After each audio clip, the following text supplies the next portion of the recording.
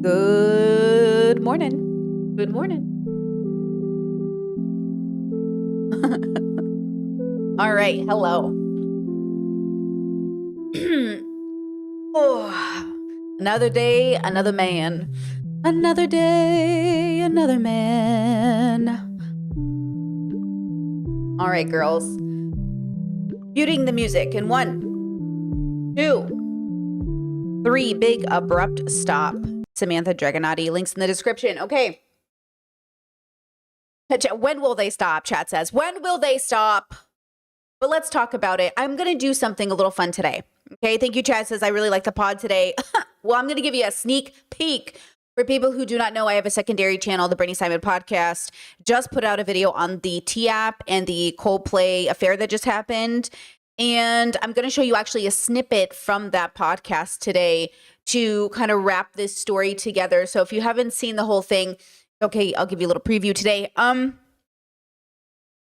get comments all the time in my comment sections in my chat from people who I think genuinely want to know, why are men like this? But more than that, as a man, how can I not be like this? Or even better, as a man, how can I be more than this? Right? And I think it's difficult because we start off the conversation with as a man. And I think that could be the end point for a lot of people, but I would recommend that you get prepared for realizing that it's not even the end. Eventually, you'll start asking yourself, how do I as a person? Before you think of yourself as a man or a woman or whatever. Because the world is set up to separate gender, to push gender against each other, men versus women, because we set the world up this way, it naturally creates competition. I hear about this a lot as a married person who doesn't compete with her partner and doesn't really utilize gender as a foundation of our relationship. Do you guys ever get competitive? Because we're both very competitive people. And actually, to maintain the sanctity of this marriage, we do not compete. Because I'm not gonna back down. And they're not gonna back down, and then it's gonna get toxic. Because competition is about winning. And since we're on the same team, we can't be losing to one another. If we're on the same team, we can't be in competition with one another. And the problem is a lot of marriages, you're in competition with one another. And that isn't even like people's fault, but it is people's responsibility to realize that society has set you up to feel like you're in competition with your spouse. Now, there's healthy competition between family, friends, opposing teams. You can have healthy competition. But between spouses, people you're doing life with, people you're relying on, I don't do that, And I think a big part of it is that my partner is an extension of myself in a sense, and I'm an extension of them. I don't compete with myself. I'm in competition with maybe my past self, but I'm not in competition with like the version of me. I'm not bullying myself into the ground. I'm not always trying to one up myself. I'm just trying to have a good, healthy relationship with myself. Kat said, I'm listening to Drew Afawalo, and she says it's so normal to fight with your partner. She calls peaceful relationships fake. Hey, Drew Afawalo's like young. What is she, 30? She's 29? Good for her if she wants to fight in her relationships, but I hate that shit and I don't believe it. I think people also define the word fighting differently. But I don't fight in my relationship because the only kind of fighting I know that couples do is toxic. I don't see people healthy fight. And if it's a disagreement, why are you calling it a fight? So I don't know what Drew means by that, right? I don't know what she means when she says that. Maybe she means that, they fight over who's a better Pokemon. I don't know. But I don't like it, right? Chess has competed in what? Like games or in life, people compete with their spouses. Like anything. You take something simple like, even something simple like video games. You compete so hard with your partner that when you lose, you actually start to resent your partner. Like I've seen it happen in people where I'm like, you can't actually care that your partner is beating you at this video game. They're like, well, I don't want to play if I keep losing to them. Because like, I'm either going to win or I'm not going to play. It's like, hey, you have a bad attitude. Okay. And then, yeah, Chet says keeping score is so toxic. And then there's the other element of like keeping score and actually like creating a difference between the two of us. Like you're there and I'm here, or even how much money you make. You compete with like, I want to make as much money as my spouse. I have to make as much money as them. It's like, no. Right? Chet says, would you mind clarifying what you mean when you say say competition in the context of relationship? Of course. So like when we think about like, who's making more money, who's getting more promotions, who gets more people to notice them, we should be competing against anybody for the record, except in a healthy context. But if it's comparison, if your competition is about comparison and you're morally valuing the comparison, that's the issue, right? So I don't do competition. We are not on opposing teams. For me personally, I don't like those kinds of dynamics, right? I think a lot of people though, and I think secular people need to catch up. I think progressive people know it, philosophically speaking, but conservatives I hate that they have the dominant say in this type of rhetoric. So I'm not a conservative, I'm progressive in case you guys are new here, but I'm even more than that. I'm philosophically a progressive, meaning that it's not just about politics because I think we exist outside of politics. I mean, in terms of how I see humanity, right? I want to liberate humanity from its own limited relationship with their evolutionary process. So there creates like this dynamic between a couple in which when you enter the relationship, you want to be a hardcore individual. You'll hear conservatives say this, but let's ignore their rhetoric. That's not what I'm saying, okay? You have to become, quote, one with your partner, but not at the expense of your individuality. But you can't prioritize your individuality at the expense of the relationship either. You have to be a team. There's no I in team, as they say. And so I think people just get like really confused. And so you'll have in really toxic, abusive relationships or more conservative ones, a person who thinks they have to make themselves small for the team. No, we just both have to be big in the same way. We just both have to have a say in the same way. We have to be on the same page as well. When you have two dominant personalities or two very confident people, or two very like headstrong people in a relationship, it's all well and good as long as you're on the same page. Because when you're on the same page, then you're just high-fiving at the success you've created. But when you're in contrast to your partner, when the values are deviating, then sure, you're going to create a lot of conflict. You're going to be fighting. You're going to say, oh my gosh, I can't, what are we doing? And I've been there. So I'm certainly not perfect. I did this in my 20s when I lived with people. We had opposing values and a lot of opinions, and it was so toxic. Just, I remember an ex saying to me, you'll never respect me until I make more money than you, which was so offensive since I've never cared how much my partner has made. Never. But see how they weren't seeing me? They were seeing some patriarchal script that they had to be following because they were a man, even though they had never really held down a job to save their life ever. So what, they're going to start now? I never needed them to hold down a job. I needed them to be responsible. And by the way, the red flag in that relationship is that this person could never follow through. Because again, it was never about them working. It was about their ability to get work if we needed it. And the fact that they couldn't hold down a job was a red flag because people fired them, which I did not know before I moved in with them, by the way. I did not know that this person had a tendency to get fired from their jobs because they didn't tell me. They had told me a different story. So when I lived with them and I saw them take jobs and get fired, I was like, oh, you can't maintain work. It's not that you don't work. It's that you can't work. Right? It's very interesting. Okay. Chat says comparison is the thief of joy, ? Exactly. Do you guys entertain competitions? Is it, how do you say that? Esque? What is this? I feel like gags. You guys playing games, Smash Bros, for example. So when my partner and I play Smash Bros, as an example,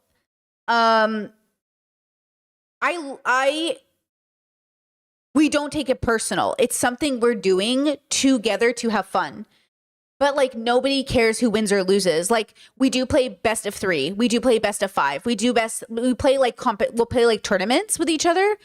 but we're not internalizing the losses. I'll give you an example. I have two friends, when they come to my house when I lived in Arizona with my brothers, and it was so fun. And I'd say, come play Smash with us. They'd be like, no, I don't want to play. And I was like, why? They're like, I'm really bad at the game. And I was like, so? Who cares if you're bad at the game? Just enjoy that you're playing. And they couldn't do it. They couldn't enjoy playing the game if they were going to lose. I enjoy everything I do with my partner, even when I'm losing in Smash. And though I do win on occasion, depending on who we're playing, I have my moments, girl. When I put in, listen to me, when my brain is 100% focused, I'm winning. But your girl gets distracted and I start talking mid-game. So, okay, this is not my fault that I lose at Smash. This is my neurodivergency. Listen, we have fun with it. You know, we're literally laughing. Now, when we play games and I lose at Smash, I do this. I do. Like, I literally go, and I shake my controller and I'm like, oh, but I'm not internalizing, and I'm not blaming my partner for losing at Smash. I'm blaming myself. Yes, chat excuses. Listen, I do get frustrated with my brain, okay? But it is me that I'm like, oh, because I'm like, I know, like, if you play Smash, you understand how my brain works. Girls, I know what I should do, but my brain just doesn't press the buttons. But listen. Okay. Listen, my marriage is not going to end because of Smash, but somebody's marriage is definitely going to end because their partner is a sore loser. Their marriage is definitely going to end because their partner is a sore loser. Now, did I answer your question? Let me know.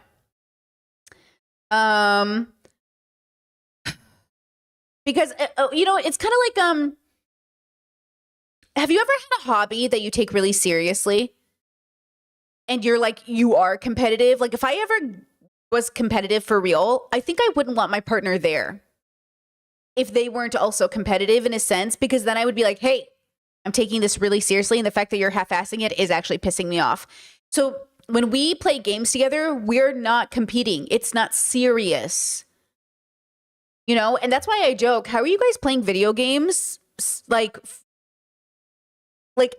to cool down, or I guess, or to calm yourselves down, unless you tell yourself it doesn't matter. Because if I told myself it mattered, like if I was a gamer on the internet and people were really expecting me to perform, I would be so stressed. So, okay.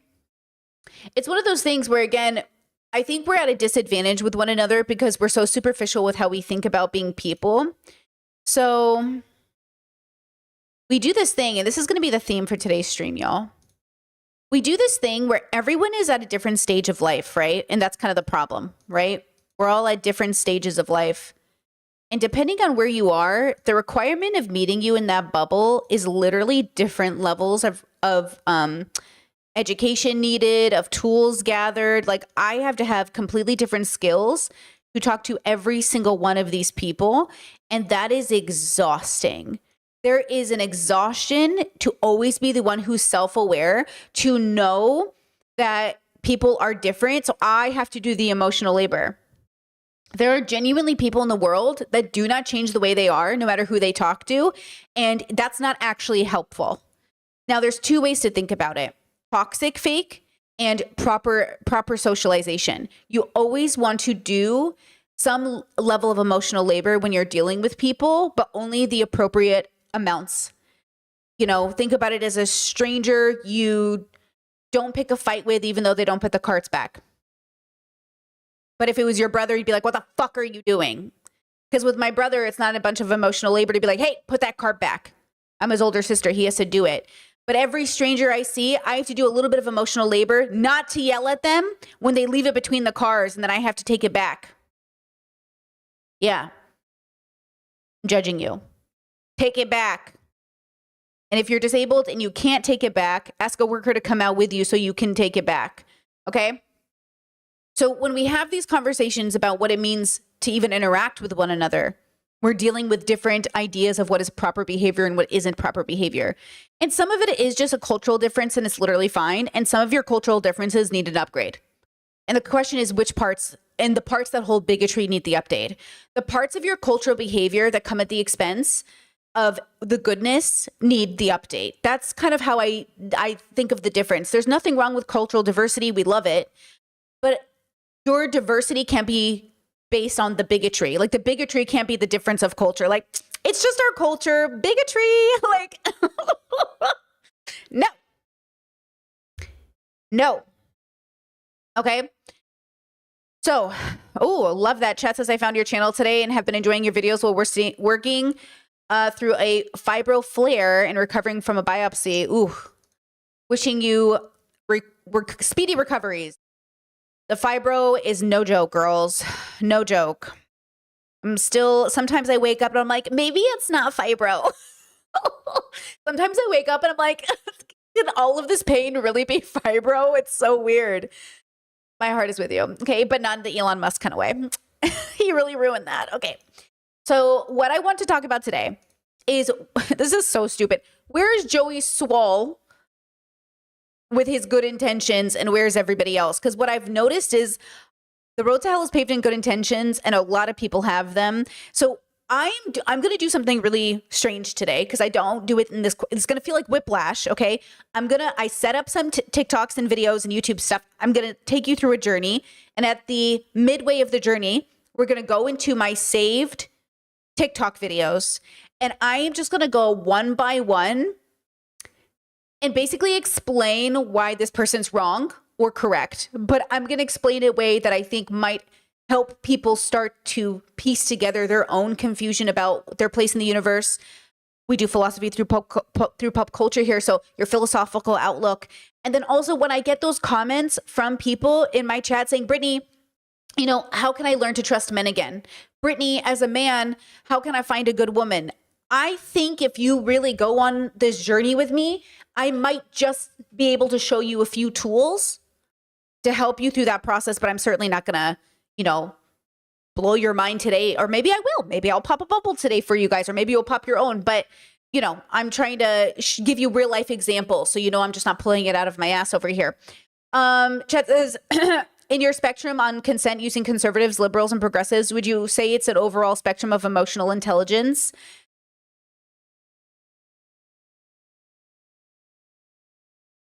Yeah, I think I only if they put it into practice.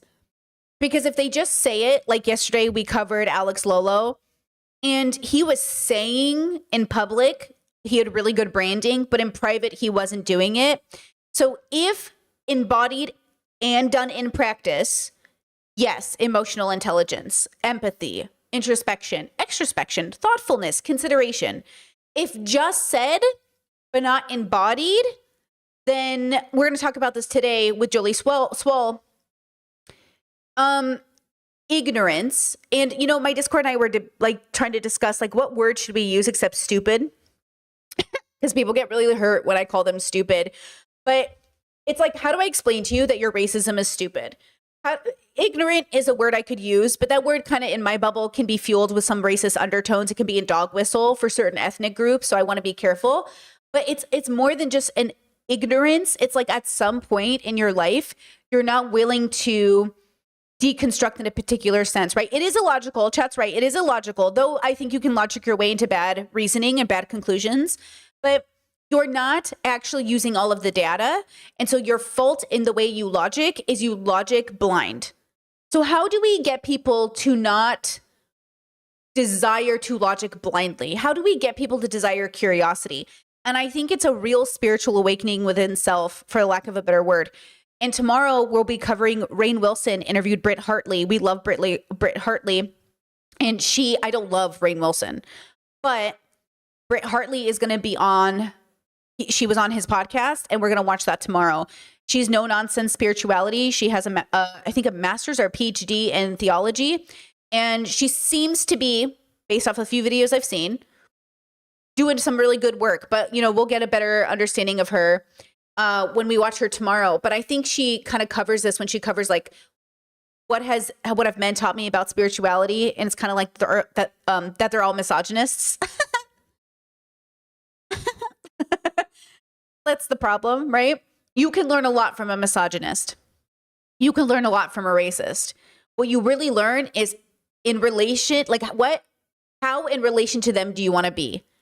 That's what I want you to understand. I think men fall for bigotry easier because patriarchy is bigotry, but because they don't know how to separate the person from the ideas, and they actually don't know how to stand up for what's right, because it's like a huge struggle for them to imagine someone so charismatic and somebody they like so much could be bad. Women fall into this too. I think right now, in terms of conscientiousness, AFAB people and queer people and certain kind of feminine people who aren't afraid of their femininity, because we hold both, but people who specifically aren't afraid of their femininity, who are deconstructing their misogyny, I think we are just a little bit more, see, what's the word here, girls? A little bit smarter, more in tune, introspective, thoughtful, considerate, more able to put a distance between us and the thing, learn what we need to and get out, build different. Thank you, chat. Okay, let me introduce you to Joey Swoll, in case you don't know who he is. This is him, right? He's a passionate advocate for fitness inclusivity.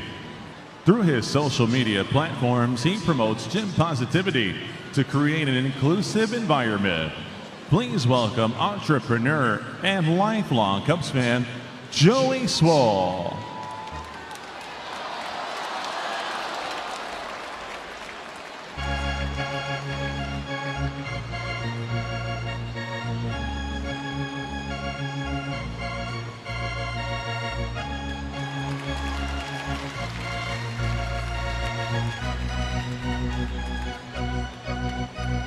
Way to the mound. Okay, so that's Joey.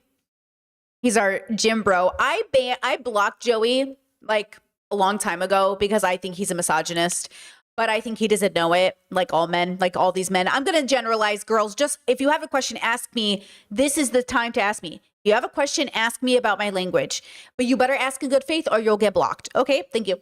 So Joey is a fitness dude. He's on the gym bro side of TikTok.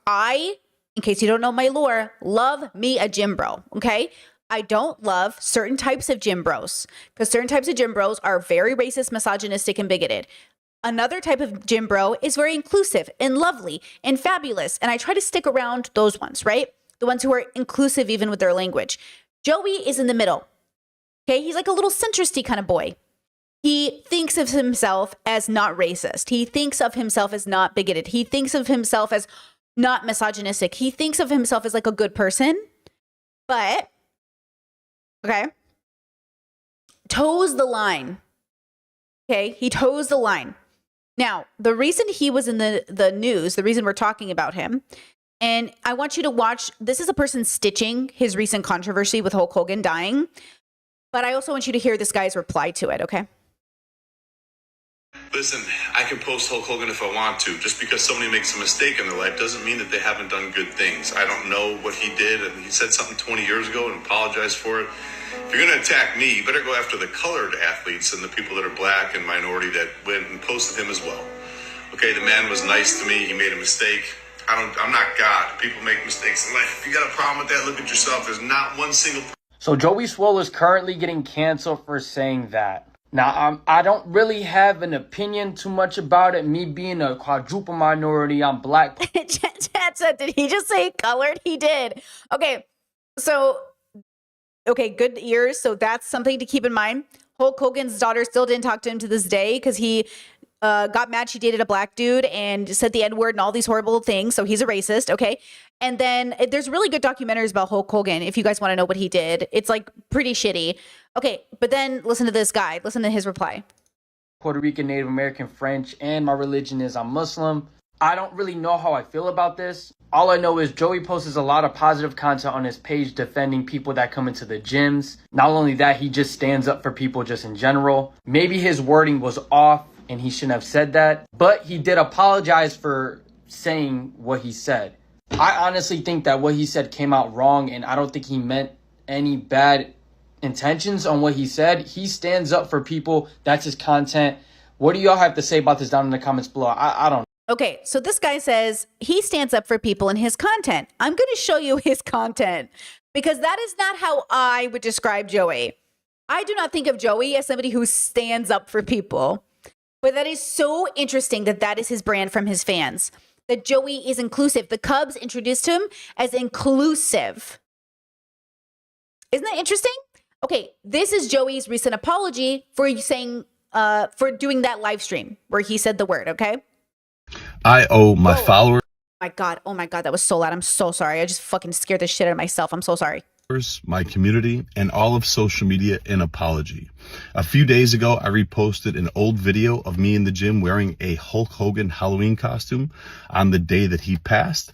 Last night in my live stream, a lot of people expressed how upset and frustrated they were with me that I had posted that. Instead of listening and understanding like I should have, I became defensive and said that I was posting to celebrate the wrestling icon, the person that so many of us looked up to as kids that we grew up with, that made us tear our shirts and take our vitamins and say our prayers. I didn't know to the extent of all the horrible things that he had done. Since last night, I have done a lot of research, talked to a few people, and learned all of the horrible, horrible things that that man has done, which is way more than just making a mistake and being human. So because of that, I have taken the videos down, and I apologize to anybody that I offended. I am sorry. Also, during last night's live stream, I used the word colored instead of saying person of color, which is a very outdated, very offensive term. A few moments later, somebody educated me and told me that it wasn't okay to use that, which I immediately apologized to everyone and said I would never do that again. So once again, to anybody that I offended, I am sorry. You know, my whole page, my whole brand is based on holding people accountable and doing better. I would be a hypocrite if I didn't hold myself to the same standards. I am human, I am still growing, I am still learning, and I promise all of you, I will do better. I have nothing but love and kindness in my heart. I will continue to try to make the world a better place. And once again, to everybody, I apologize. Okay, so, what do you guys think about that apology? I'm sorry, I'm gonna ruin it for anyone who liked it. Okay. With peace and love, I'm gonna ruin it. But what did you think about it? Okay. Well, I'm really upset. Somebody I follow on Instagram is following him, and I'm actually kind of annoyed. And now I'm like, you better unfollow him, girl. If she doesn't unfollow him in the next 2 days, I'm gonna unfollow her. I'm so picky at this point with who people I'm following are following. I even check to see if they're following Trump before I follow. If you're following Trump, Ben Shapiro, or Jordan Peterson, I'm not following nobody, okay? Because there are billions and billions of good people on this planet. I don't have to waste no time with people who haven't deconstructed, okay? So, okay, it sounds like a nice kind of apology, right? It kind of sounds like a nice-ish sort of apology where he kind of gets it and kind of doesn't. Okay, so Joey is 42, to put it into context. He says he makes content holding people accountable, and it'd be hypocritical if he didn't hold himself accountable, right? Okay. I'm going to show you the kind of content he does, just for the record, okay?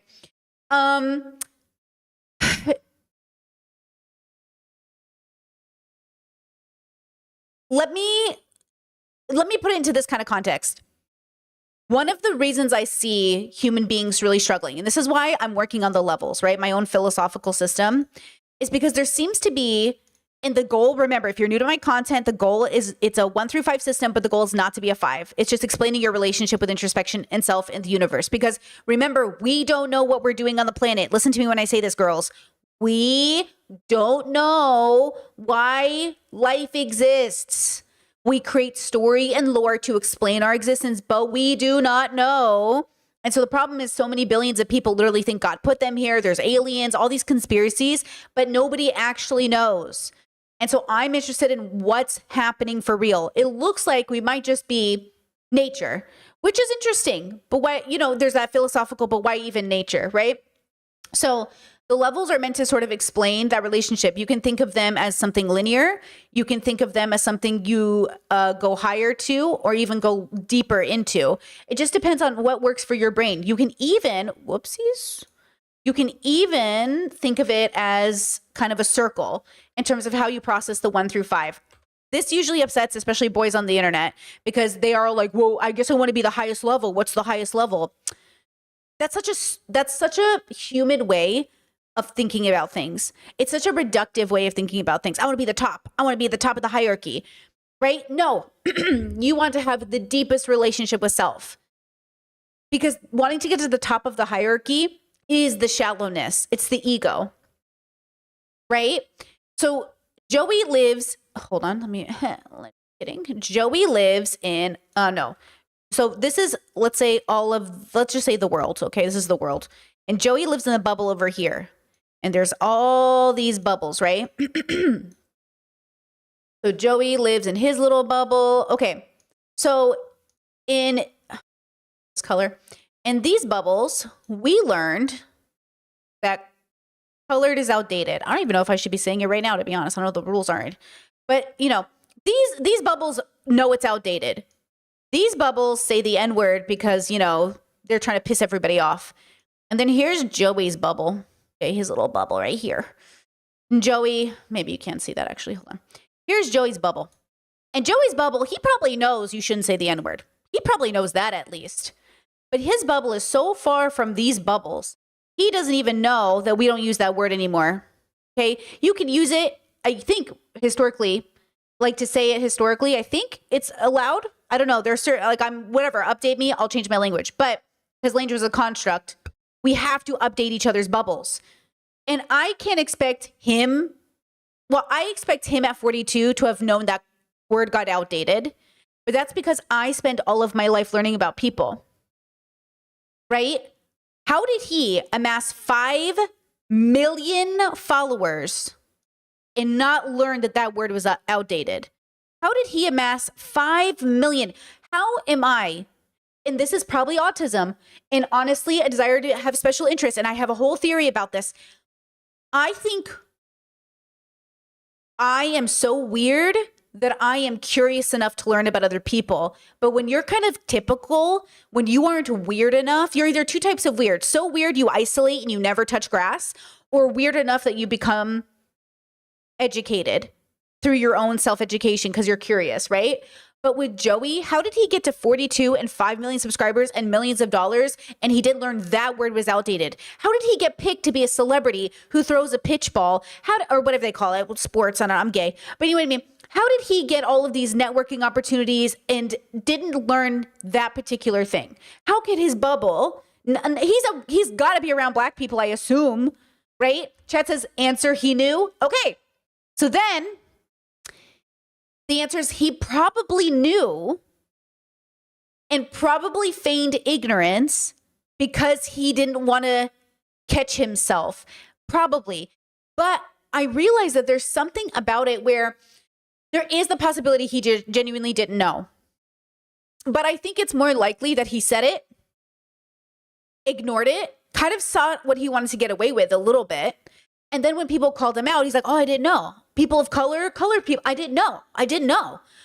But who says that word around you? Where'd you learn it? I don't think that word is not very, it was a live stream. Chad said he posted the video and then he made the video and posted it. It was a live stream. He said it during a live stream. He was talking and he answered during the live stream. But like, what? Like, no, did somebody say it and you're like, okay, where'd you learn the word? Let's talk about that. Where did you learn the word? And if you learned the word, who taught it to you in what context? Because the only time I heard the word growing up was when I learned about racism and segregation. The only time it came up is when I learned that I shouldn't say it. Only time I heard it come up was in historical context. The only time I heard it growing up is when comedians on podcasts would make jokes about the NAACP, because it's National Association of Colored People or whatever. So they're like, well, why is it called that? Okay, that's the context. So he knew the word enough to say it, but he didn't know where he learned it or where he heard it. So then I have to say, okay, feels like you're being dishonest. Now, just a reminder, his fans are saying that Joey makes videos that are inclusive and help people and hold people accountable. Let's watch some of those videos, okay? Let's watch some of these videos. So you can see the thumbnails. You can see it's a mix of content, right? Let me see. I don't want it to be too loud when I click on it. Training in an all-white gym. I was like, oh, that kind of sounds interesting. What's that mean? Come with me as I train in a production. So usually he shows a clip of somebody else's content and then he makes a reply. That's kind of like his thing. Prominently white gym in North Carolina. So here we have Ethan. Ethan seems to not like me for whatever reason. He keeps on side-eyeing me. He's upset because I put the barbell on there lopsided. So he keeps mumbling, saying little things under his breath. I can't really make out what he's saying. So I'm going to give him something to look at here. Here we got some muscle-ups to warm up. Then we went straight into a 50-pound muscle-up dead stop. Shouts out to the homie Theo. He called me out earlier and wanted me to do a no-swing dead stop muscle-up. So now we're going to use... Oh yeah, Chad says God the caption. Yeah, look at the caption. Shirts off, tripod set up filming others, but offended people look at you and plays the race card. Anytime a white man says and plays the race card, I don't know what Joey's ethnicity is. I don't know what it is. Okay. But anytime someone says, "Oh, are you playing the race card?" My ears go up. Use the barbell that Ethan seems to think belongs to him. We're going to smack on 4. And by the way, I'm not about to sit here and defend any man. So I don't know if this black man is a good man or a bad man. I just know that I'm criticizing Joey right now. Pancakes on that bad boy. I think that's like 4 or 5 Ethans put together in that bar right now. So yeah. You start this video out by saying that you're going to train in an all-white gym as if everyone in there is going to be racist and treat you badly just because you're black. Well, here's a photo of the owner, Manny, one of the nicest people that I've ever talked to. And this is Okoletti, somebody that trains there every single year on vacation, loves the staff, loves the members, loves the gym. Do you notice anything? So you're upset with that young man for looking at you, which you think is because you're black. Yeah, maybe. Or it's because you have a tripod set up in his direction, filming him with your shirt off, both which are against gym rules, and you're doing 50-pound muscle-ups, which is very impressive. It's normal for people to look at others when they do impressive things in the gym. Okay, I just want to pause it right there. Here's the parts of gym culture I really, really like. Community, friendliness, inclusion, encouragement. Things I don't like about gym culture: rudeness, hierarchies, competition that's unhealthy, looking down at people and judging them, fat phobia, all of the other things. I have a feeling, because this is Joey's brand, so Joey has a lot of criticism mostly around women who film themselves at gyms. Most of the people I know who are thoughtful ask the people around them, "Hey, do you mind if I film?" And or when you walk into the gym, sometimes, yes, I've been to gyms where people are filming already and I've just walked in, and I just keep it in mind. Like, I get it, because I don't know why people aren't understanding. We live in a world where everybody's filming themselves, whether it's to watch the video back at home so they can see their form, or whether it's to post on the internet. As long as people are thoughtful and say, "Hey, I'm going to film," like Lean Beef Patty tends to cover people's faces in her videos. I really appreciate that. The issue is that we as a community aren't communicating. We're not actually communicating. I have a feeling this gym bro, the black content creator, I have a feeling he's just as sensational as Joey. I have a feeling his content is maybe being just as, like, quote, clickbaity to some extent. I could be wrong, but it's giving that vibe a little bit, which is the type of gym bro energy I hate. Versus like what's his name? Oh my God, he's with Lean Beef Patty all the time. Jesse James West. Jesse James West, sweet, lovable, wholesome, golden retriever. Love his gym videos. Love them, because he's not these gym bros. He's not these guys, right? So for me, it feels like two dudes making like clickbaity content, trying to make views off of each other, but it's the audacity of feeling so, what's the word? Like, indignant, or like self-righteous, or like that Joey has, that I hate. That I hate it. Then you go in the caption and you tell people to find him and tag him because you want to make him famous. Yeah, that's crazy. Like, any encouragement of harassment or stalking is wrong, right? But Joey kind of makes the same content, so I'm a little confused, you know? So people can harass him. Seriously? And you know what the sad part is? You look incredible. You could do so much good, but you'd rather make yourself out to be a victim, which you're not, at the expense of that young kid and disrespect the gym that you're a guest at. Shame on you. You need to do better. Mind your own business. Come with me. Okay, so then this guy writes fatigue, right? This is racist. Like, this is a racist dog whistle, right? So let's see the replies. That's a moot point of a statement is true. Imagine if a white dude did this. Fuck Trump, LOL. It's a moot point. Like, just because your grandfather got away with dropping slurs and talking crazy doesn't mean you get away with it. That's kind of nice. It seems like people are calling, but this whole fatigue thing, you know what I mean? This is weird. But then he says, fuck Trump. This is why I'm confused. Fatigue is a dog whistle. Fatigue is now used for like black fatigue. It's like a big thing online in the boy spheres, I've noticed, because I do hop into these bubbles. And anytime there's a black person on camera, people go fatigue, fatigue, fatigue, fatigue. And I'm like, oh. And it's always when there's a black person on camera. So I'm assuming they're saying black fatigue, which is the full way to say it. So anytime I see it in a video, I go, ooh, there it is. There it is. You know, okay, let's watch another video. I wanted to show you. So he posts like really interesting content, but this one, can I just share this with you to scar you the way I was scarred? Someone posted this, said everyone has done it, just be honest. And it shows a person pooping in the shower and then throwing it in the toilet. I don't know if we've all done this, but we all know PewDiePie shit in the shower once. But Joey Swole goes, no, we have not. Okay, I need y'all to step out of the shower and just sit on the toilet. Thank you. Thank you. Okay. So he posts this girl, okay? When you see me put my phone up and walk behind me, not in front of me. That was some hating ass shit. That was some hating ass shit. Them big motherfuckers gonna walk through my video. Like, ew. When you see me put my phone up, walk behind me, not in front. So you're upset with those two people. Why? Because they walk through your video. First off, who brings a tripod or a phone setup to a carnival? And secondly, people are at the carnival to have fun, not worry about walking through your video.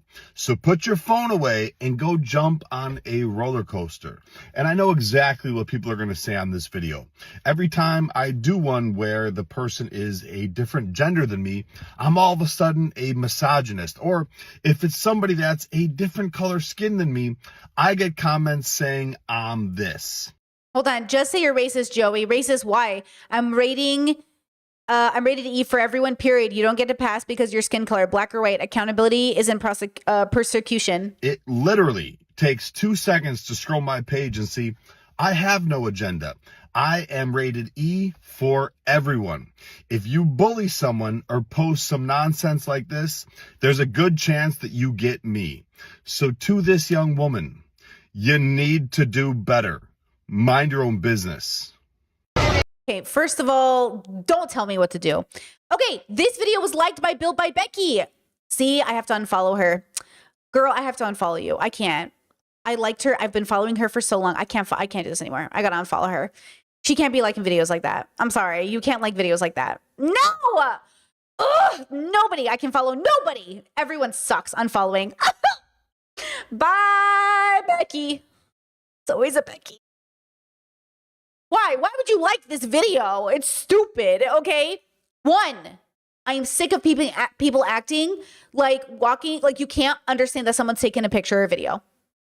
Okay, even before there was social media, if you saw someone filming or taking a video, you didn't walk in front of the camera, you rude pieces of shit.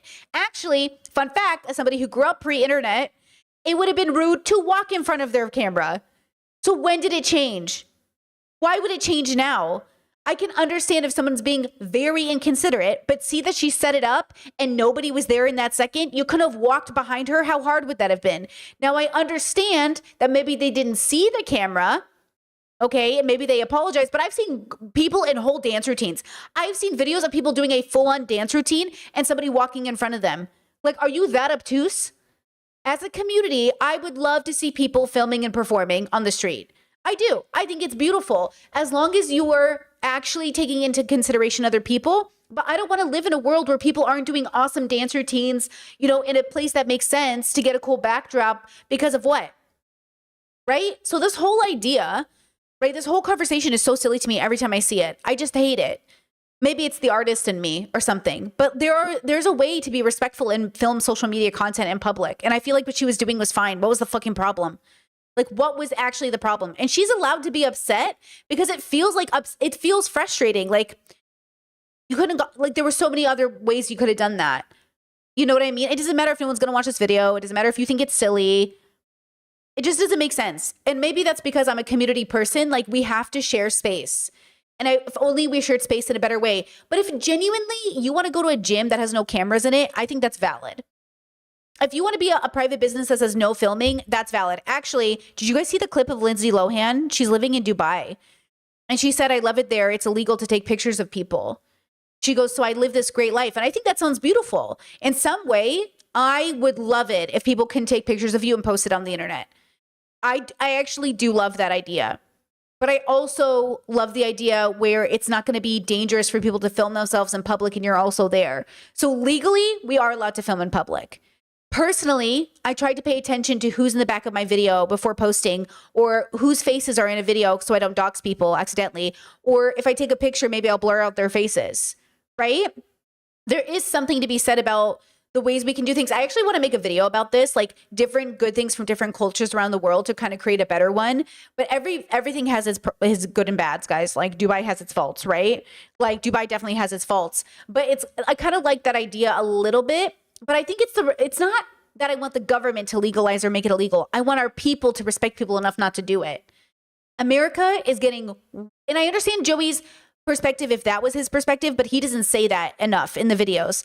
But if the perspective was, hey, I think we're getting a little too comfortable doxing people, but see how that's not the conversation he's doing?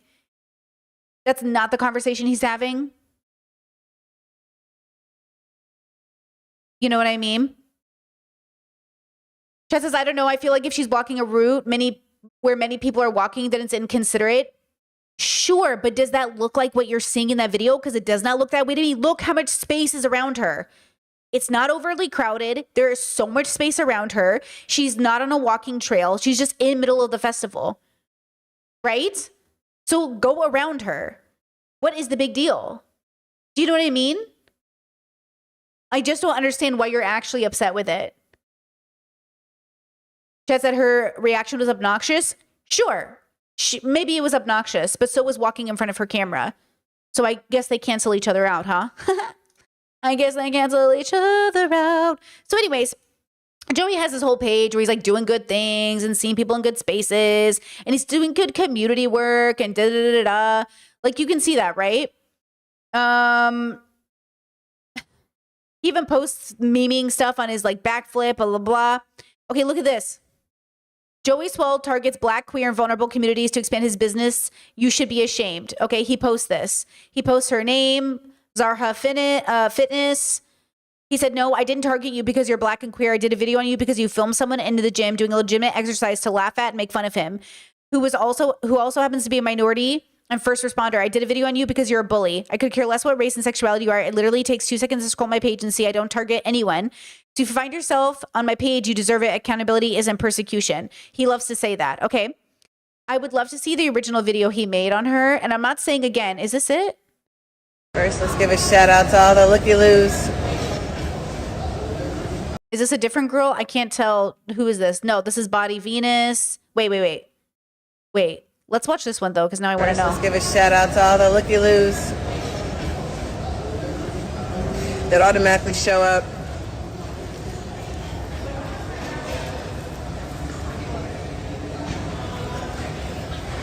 And just for the record, guys, there's nothing worse than a creeper. Like, you have no chance doing stuff like that. Just FYI, the guy behind me.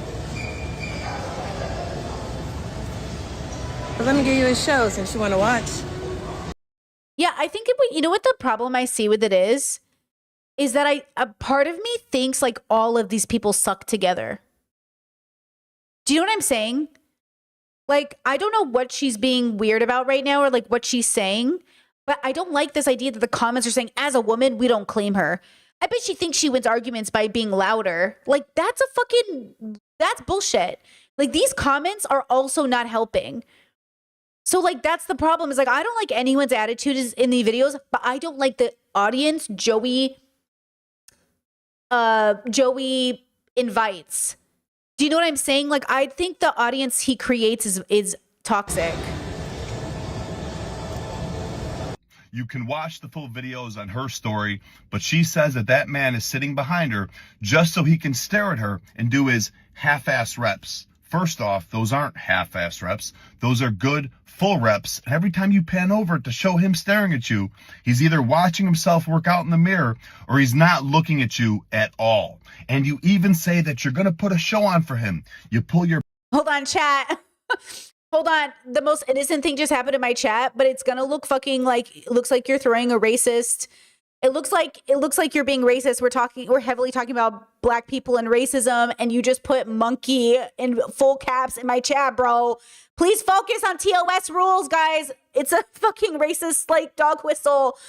Oh my God. Like, it looks really bad. And I know you didn't mean it. Somebody in chat's name is Monkey D. Luffy, which we love. But I'm just like, I'm calling it out right now because, like, it's gonna fucking Ethan's gonna clip my chat and be like, hey, what is that? I'll delete it.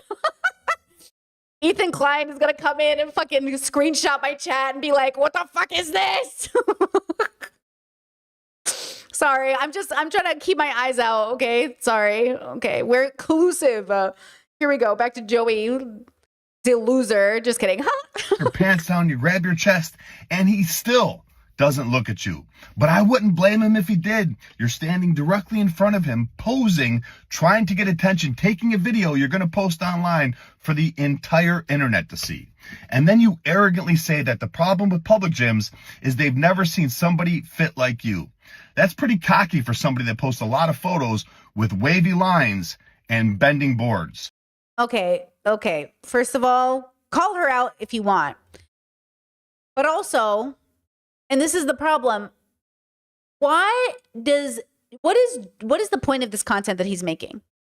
Right? Like, what is the point of the content he is making? You know, I get it. He's saying she photoshops her photos. Right? That's the bending board. Isn't that what it means? She's photoshopping the photos.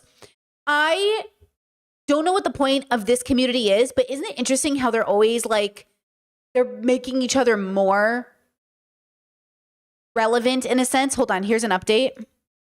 First. Oops.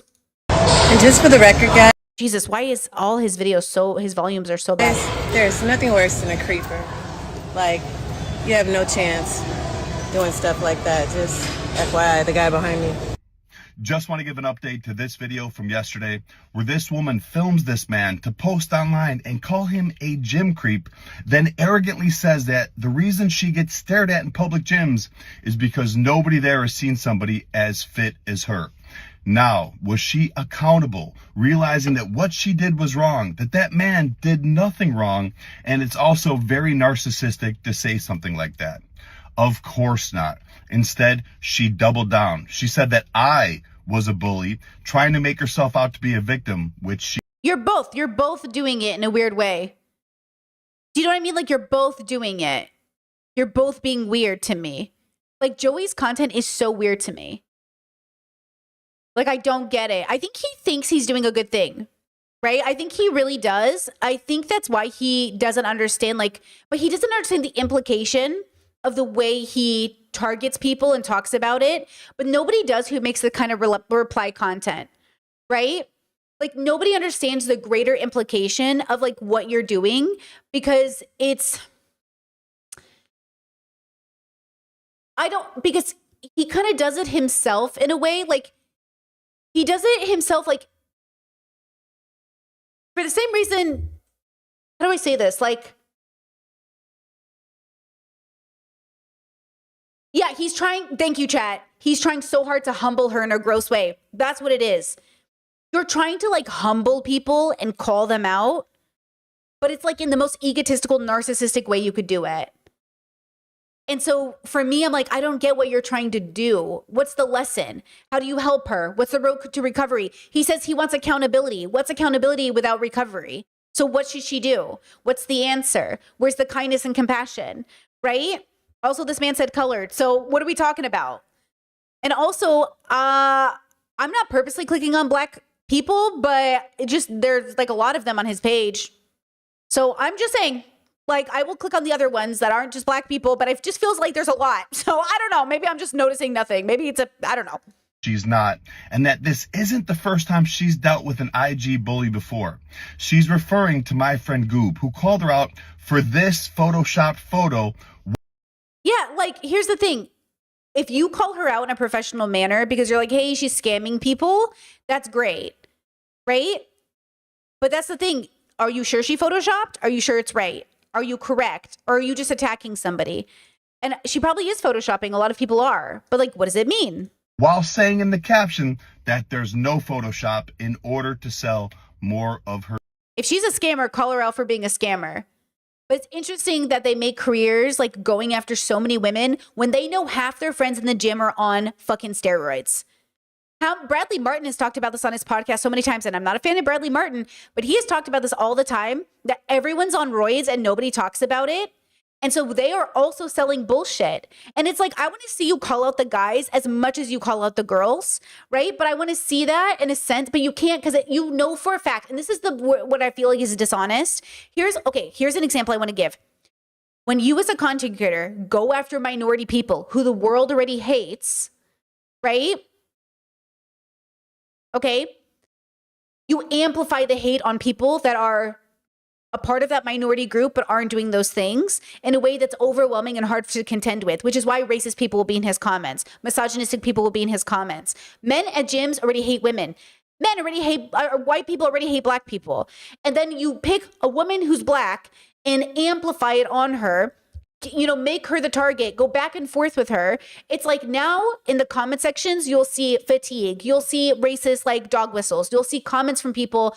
And that's the point, is like, why are you targeting this group? Why is your whole shtick going after people and holding them accountable?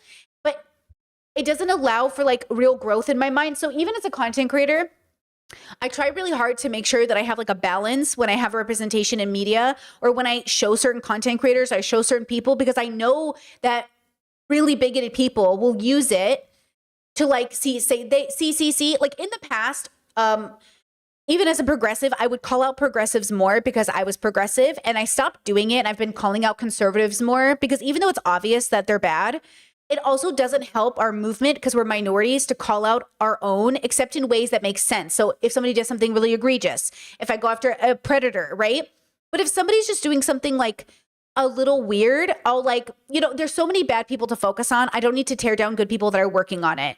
And not because they're a minority, but because they're obviously not in the bad threshold. Like, I was going after people that were like fine enough, but at the same time, it was because I wanted to improve our communities. Now, don't get me wrong, we still go after the ContraPoints, because at the end of the day, rooting for a genocide in a weird way, like through a Reddit post, is like a whole other conversation. But like, it is one of those things, right? Where I don't want people to, stay away from criticizing minorities, but I also don't want your whole page to be criticizing minorities, because then that just tells me that that's your focus. Like, you're feeding the rage from the internet that already hates these people. And it's like, why are you doing that? Like, why is your whole page about trans people? You know what I mean? Like, why is your whole page calling out trans people? Why is your whole page calling out, like, you know what I mean? I don't like it. Okay, Chess says she wasn't rooting for a genocide. That's an inaccurate take. I will ban you. I might be being hyperbolic, but ultimately at this point, silence when you know what's going on is being complicit. And at this point, if you know what's going on, and I say if to give leniency because I'm kind, you make public statements as a public person in the media in any way making an excuse for Israel, you're basically citing for the genocide. Okay? That's the problem. See, you're doing it again. Well, actually, she didn't say she's pro the genocide. She said she's anti the genocide. So did Ethan Klein. But here we are. Saying it doesn't matter if your actions contradict what you say. Nothing you say. Actions speak louder than words, kids. I think we learned that in first grade. Actions speak louder than words. Okay? Chet's the same with AOC. She definitely knows what's going on and still supports the defensive weapons. Exactly. Fuck AOC. Fuck all of them. We know that, though. Fuck all of them. We know that though. And that's the problem. Progressives are calling out these people. I saw somebody in my comment section say, something like, Brittany, but what about Bill Clinton? What about him? Fuck him too. You guys are talking. You guys think that's the problem. People come to my channel and think I'm some fucking liberal. Only liberals are defending fucking Democrats. We are progressives here. We don't give a fuck about the Democrats. Get on board. Understand the bubble you're visiting. Okay? We are not interested. We are never going to defend the Democrats here. We don't give a fuck about them. Okay? Thank you. Now do your job. We pay your rent. Okay. So, okay, hold on. I'm doing this thing where I keep clicking. There's just so many, you know. How about, okay, how about this? Here's a text reply. Men will invest $800 in a PS5 before they invest $80 in therapy. That's the real poverty. Joey says, really? During a month dedicated to men's mental health, men will invest in what gives them peace. Therapy can be great for some, but not everyone. It's a hell of a lot more than $80. Maybe playing... Maybe playing a video game lets men shut the world and their problems off for a few hours so they can recharge. So what? Girl, you just have to judge and use it for rage bait to get clicks online. Your whole page is putting men down. You even have a post up saying you're working on not hitting men. Shame on you. Girl. Girl. Okay, do we get it? Hold on. Here's one of him kissing somebody. She said yes to dessert. Wow. Haha. Here's another one. A black guy. A black woman. I'm trying not to click. Okay. Black woman. I'm trying to skip the black people. Hold on here. See, I'm trying to give Joey a chance not to be racist. It's not working. He said, this is disgusting and illegal to do to someone. Put your phone away in their locker room.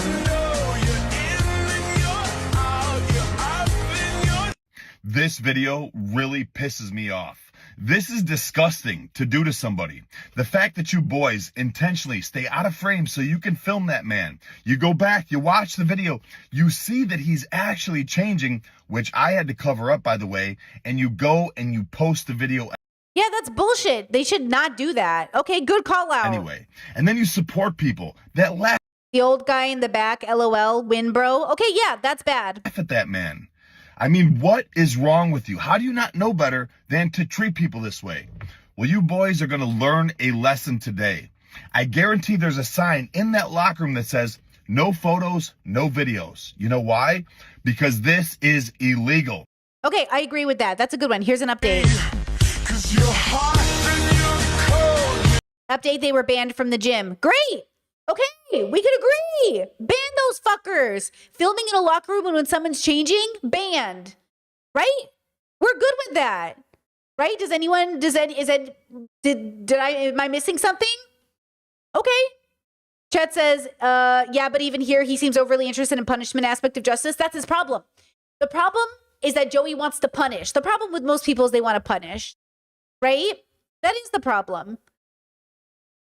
That is the dilemma. Why are we punishing people instead of like giving them tools? Still, he doesn't want to be punished for saying colored, but he's going to okay, I got it.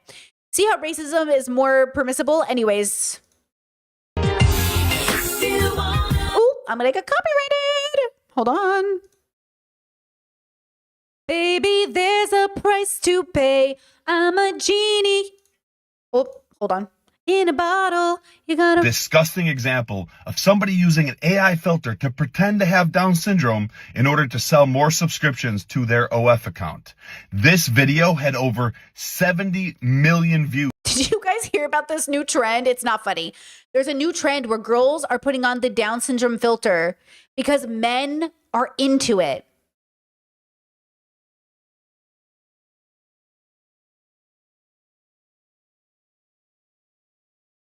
I don't know if it's disable. It's like it's a disability fetishism. It's so weird, and it's all those men. Like all of those men are into it. I think it's because they look young, but they have, you know what I'm saying? I think that's what it is. I think there's just something about the Down syndrome aesthetic that they look young and kind of innocent, but then they're in these bodies that are gymmed out. And they like it. People like it.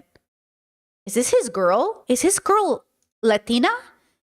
Is she Latina? What is she? Hello? Is Joey Swell Latina?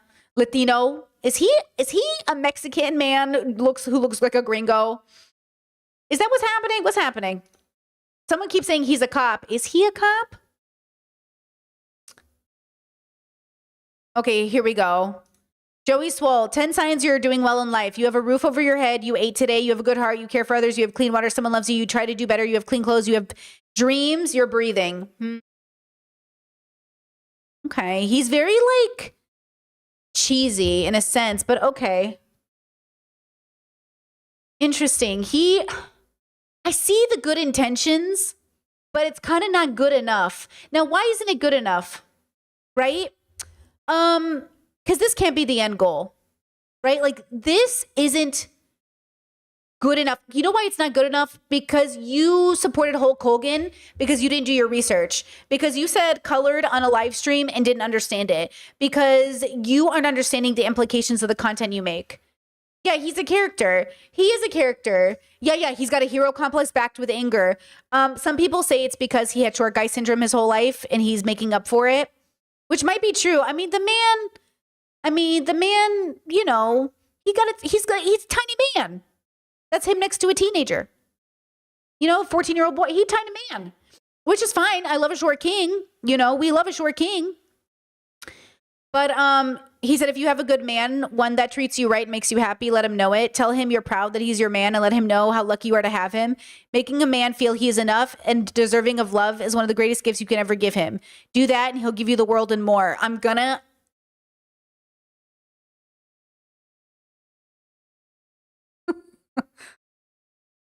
Oh, wait, is this his girl? She's not Latina. Wait, maybe she is.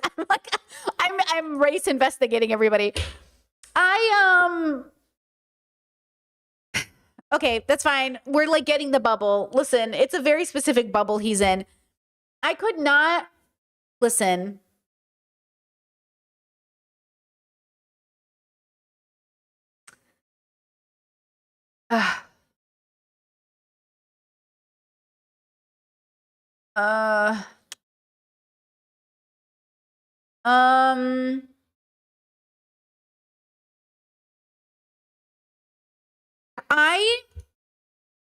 Okay, let's be very serious. There's no doubt that Joey probably went through some stuff coming up. Being a short guy in the world is very difficult because the patriarchy sees you as the bottom of the food chain. It makes you feel growing up that you're never going to be good enough. You're never going to find a woman. You're never going to find love. I remember when I told my dad that some people think like men who are 5'9" are short. He's like, what? He's like, I'm 5'10". And I was like, yeah, for some people that's too short. He's like, I'm not short. And that's true. I never thought of my dad as a short guy. I don't think 5'10" is short, right? Like I never really thought about my dad as like a short guy, but I was telling him that like, that's a thing for some people. I know some women who, in order to feel small, want a partner who's bigger than them. But I think that's the problem. That's the objectification, right? That's like the objectification that we're all kind of feeling in life, where in order to feel small, you must be physically small. You don't have to be small, baby. I'll spoon you from behind, be a little jetpack. Okay? You don't got to be shorter than me. I'll make you feel small. Don't worry. I'm 5'1.5" and I've never had a problem making people feel small. Okay? Never had a problem making anybody feel small, let me tell you. Okay? So I think what happens is that people don't understand that ultimately, like, it isn't about your physical. But I think sometimes people are so in denial of how they judge their partnerships or the way they exist in the world, right? Where they do, you know, want to look a certain way in public. They do want people to judge their relationship by how it looks. People will say, oh, well, let me see a picture of you guys together. Let me see if you look good together.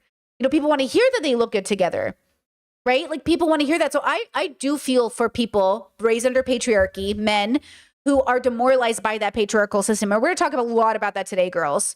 Okay?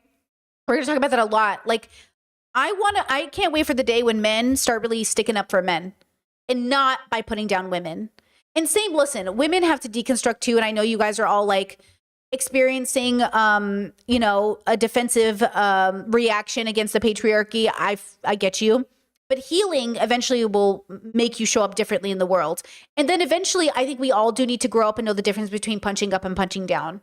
It's incredibly important that we really, as we age into adulthood, understand the difference between punching up and punching down, because it will change this whole conversation, right? It will absolutely change the whole conversation of how we exist in the world. Because until you know the difference, you won't really understand why some people get to be made fun of and why other people don't. And then why, even if we're using humor to make fun of people, we really should have serious conversations without the humor, right? Okay. Tess says, is it internalized misogyny? Like she's only small if her man is a certain height? Kind of. I think people also just see it depicted in a lot of media. The guy's a little taller. She's looking up at him.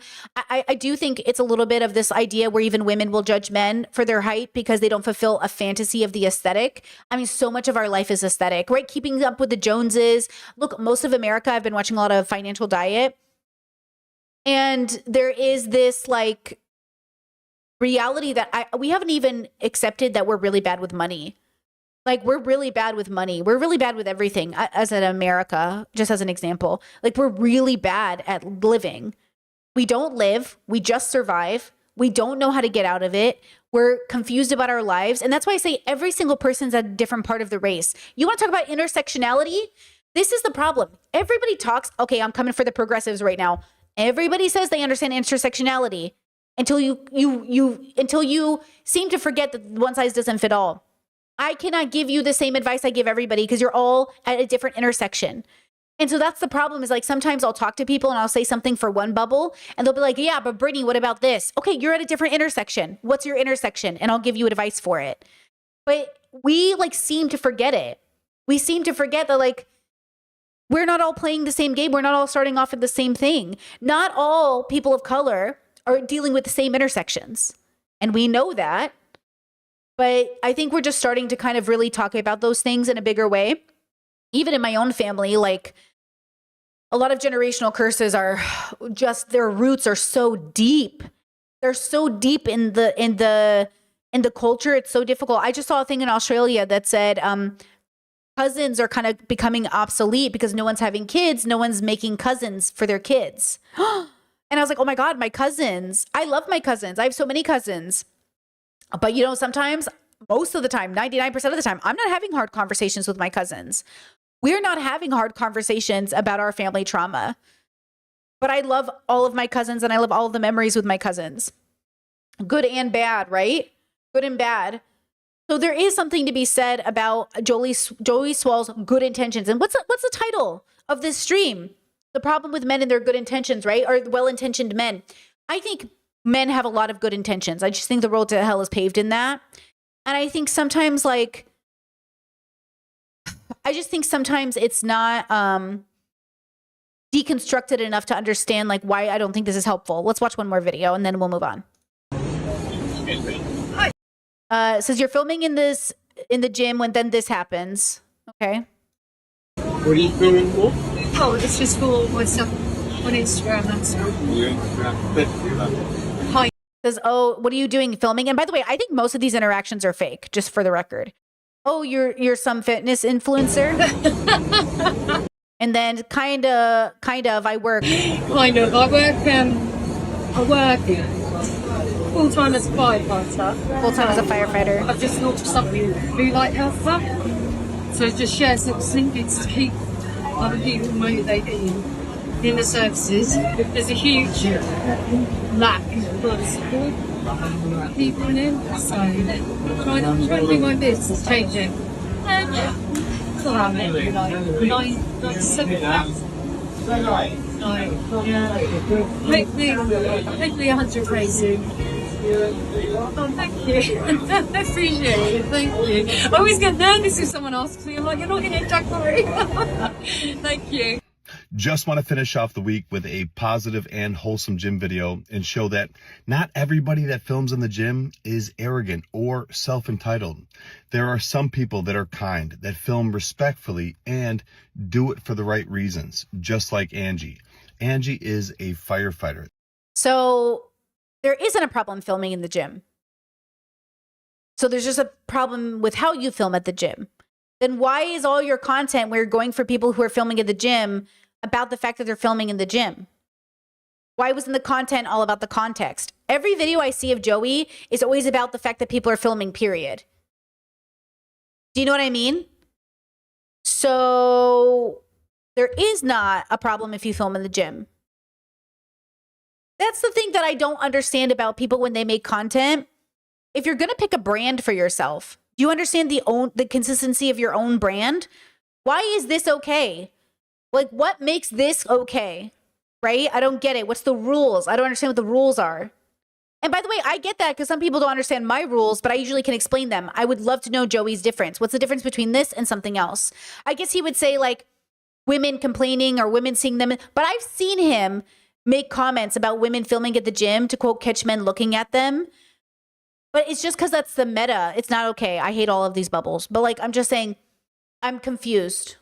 That films gym content to motivate other first responders. And as the he's very like police, first responder. He's very like, you know, like in that bubble. Boyfriend of a firefighter and okay, very hot, by the way. I love that his girlfriend's a firefighter. I love that. Huge supporter of all only good firefighters, not bad ones. All first responders. Let me just say, Angie, thank you for what you do. Okay, so his girl's a firefighter, so he wants to promote it. Okay? And she's a white woman, right? So she's a white woman who's a firefighter, and his girl's a firefighter, so he's like, okay, right? So fine. We love the firefighters, don't love police. You know what I mean? Firefighters, fun fact, are often first responders to really horrific situations, so they need a lot of therapy. Okay, so, he follows Myron Gaines on Twitter? No, we hate Joey Swallows. Chat says, I don't know about this guy. No, we hate him. He's blocked. I have him blocked on TikTok and stuff. I checked his app to see who he was following, but I didn't check TikTok because I have him blocked. Or Instagram. Where does he follow him? TikTok? See, that's what I'm saying. See? Wait, well, hold on. I got to confirm because I can't just, sorry, Chad, I can't just trust you because I got to confirm on Twitter. Fuck, I'm not. Joey, can I even check Joey Walls Twitter? I don't. Let me see. I don't know. Twitter's always like, sign in. If you want to see it, sign in. Damn it. How do I breathe? I can't see it. I can't see it. It won't let me see it. But if he's following Myron, somebody screenshot it and send it to me on Discord, please. That's all I need to know. Is he following Elon? Is he following Trump? Tell me. Because, like, that's the point. That's what I'm trying to figure out. Is, like, he seems well-intentioned, but yet he has racist language. He's targeting Black people. He often goes for women. Like, you want to be inclusive. That's your brand. But it feels like you're... See, this is why I have to have Twitter for work. I might have to make a work Twitter just so I can do these types of things. That's why I say, like, his audience is, like, it attracts, like, really shitty people. Yeah. But I can see his attempt to be a good person, but at the same time, I don't know. Here's another example. An older gentleman at the gym using 15-pound dumbbells to work out his upper body just felt like the need to have me remove my headphones to give me feedback. The feedback was to be careful of my ponytail while barbell squatting. Like, sir, Joey said, so he cared enough to help look out for your safety. I've seen ponytails get caught squatting. It's very dangerous. And oh my God, you had to remove your headphones. Is it a crime to be kind in the gym these days? What if another woman said this to you? Are you still upset and posting as if you're the victim for attention, or just upset because he's a man? You know what I'm saying? I don't like him. I don't like him. Okay? I don't like him. Also, I just realized, Discord, that I've been in the wrong chat. I posted the video to the general. Huh? Oh, she's white and Filipino. Okay. Firefighter, Filipino firefighter. Love her.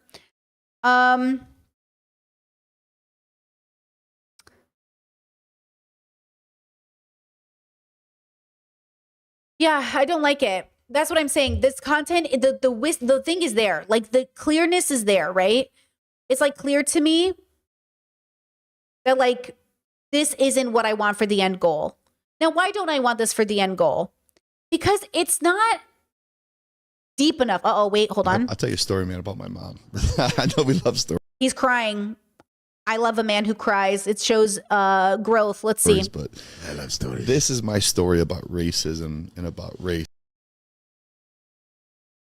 Okay, girl. And why I love my mom so much. I'm I sad. was playing baseball. Heated. This gets me sometimes, but I was playing baseball when I was maybe 12, 13, right? And I'm playing on a traveling baseball team. We're at an all-star game at this, what's called Horner Park in Chicago. It's the worst field in the city. It is beat up, broken down. It is horrible. But the best teams go to this tournament because it is the best tournament with the best teams. It's been there. It's a tradition. And we go, and we're a primarily white team, and we're playing Horner Park, which is primarily Latino and black. So there's some John between the parents. My mom never sat with the parents. She's a very pale-skinned Irish woman. So she's sitting down the left field line under a tree in the shade. Mm-hmm. And I always knew where she was because she was always the loudest supporter and loudest. She would cheer so loud for me, man, to this day. I play center field. Ball gets hit in the gap. Black kid's up to bat. Ball's hitting the gap. He's rounding second base. There's a hole in the field because the fields aren't kept. These are terrible fields. He snaps and breaks his ankle. I throw the ball into my cousin Dominic. This kid screams at the loudest. Everything stopped. The whole place stopped, silent, and all you hear is this kid screaming. Not one parent, black or white, went out there to help that kid. All of a sudden, from left field, coming down into the infield, is this little redheaded Irish woman. Runs out there, helps the kid up, carries him off the field. And she sat with him on the sideline, got him a snow cone, some ice, called an ambulance for him. You had all these parents that are yelling, jawing at each other, race, hate. But when it came down to it, to help somebody, nobody did a fucking thing but my mom. And she went out there and she helped them. And to me, that is my lesson on how I treat people and how I look at people. And that's why she's my hero, her and my dad. I'll tell you a story, man, about my mom.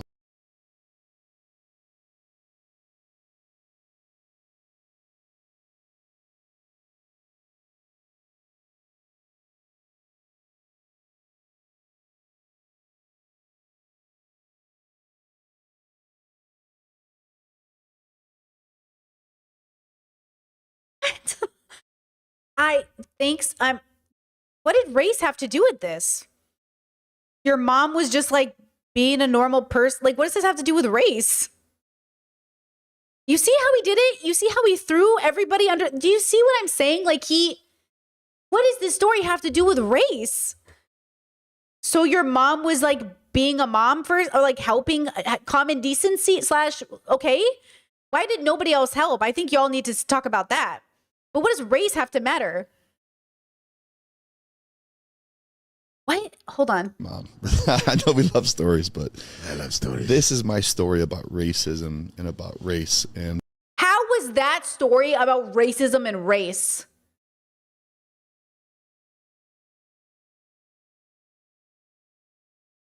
Okay, do you see why I don't like him? What? It's just... Nope, Brittany. It's just... uneducated. It's just so... What? Like, he doesn't... Like, it's... I don't know how else to say it. It's stupid. I don't know how to say it. It's, like, dumb. Like, it's genuinely, like... I feel like that story would have been told by, like, no, nobody. Who would have told that story? It would have made sense. Like, it just doesn't make any sense to my, like, but, like, you know why it's uneducated? Because he doesn't even understand the complex intersection of the racism. Like, he's not telling a story about racism. He's not even commenting. He set up a story that didn't even come with the conclusion. Chat says the white savior complex. Yeah, I think that's what it is. Both Discord and YouTube chat. Yeah, like, but also, what is this? Like, what is, you set up a premise, And the conclusion didn't show that.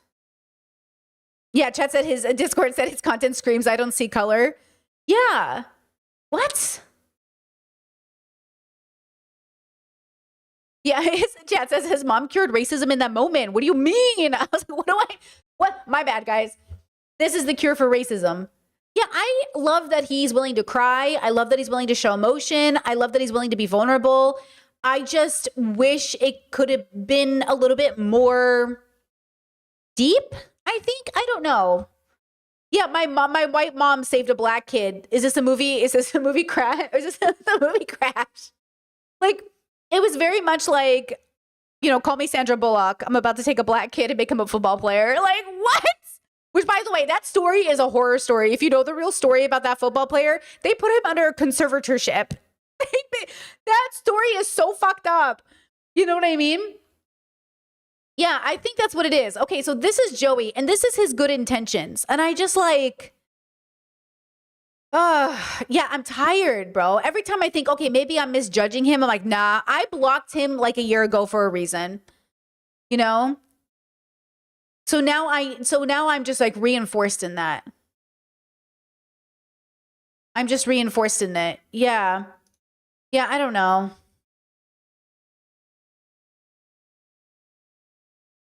Oh, makeup for the gym? Don't you come for the gays. Oh, so now he says people in the gym are not accessories for you to use for your social media content. As if this isn't literally like most of Gym Talk and people don't know he's recording and people...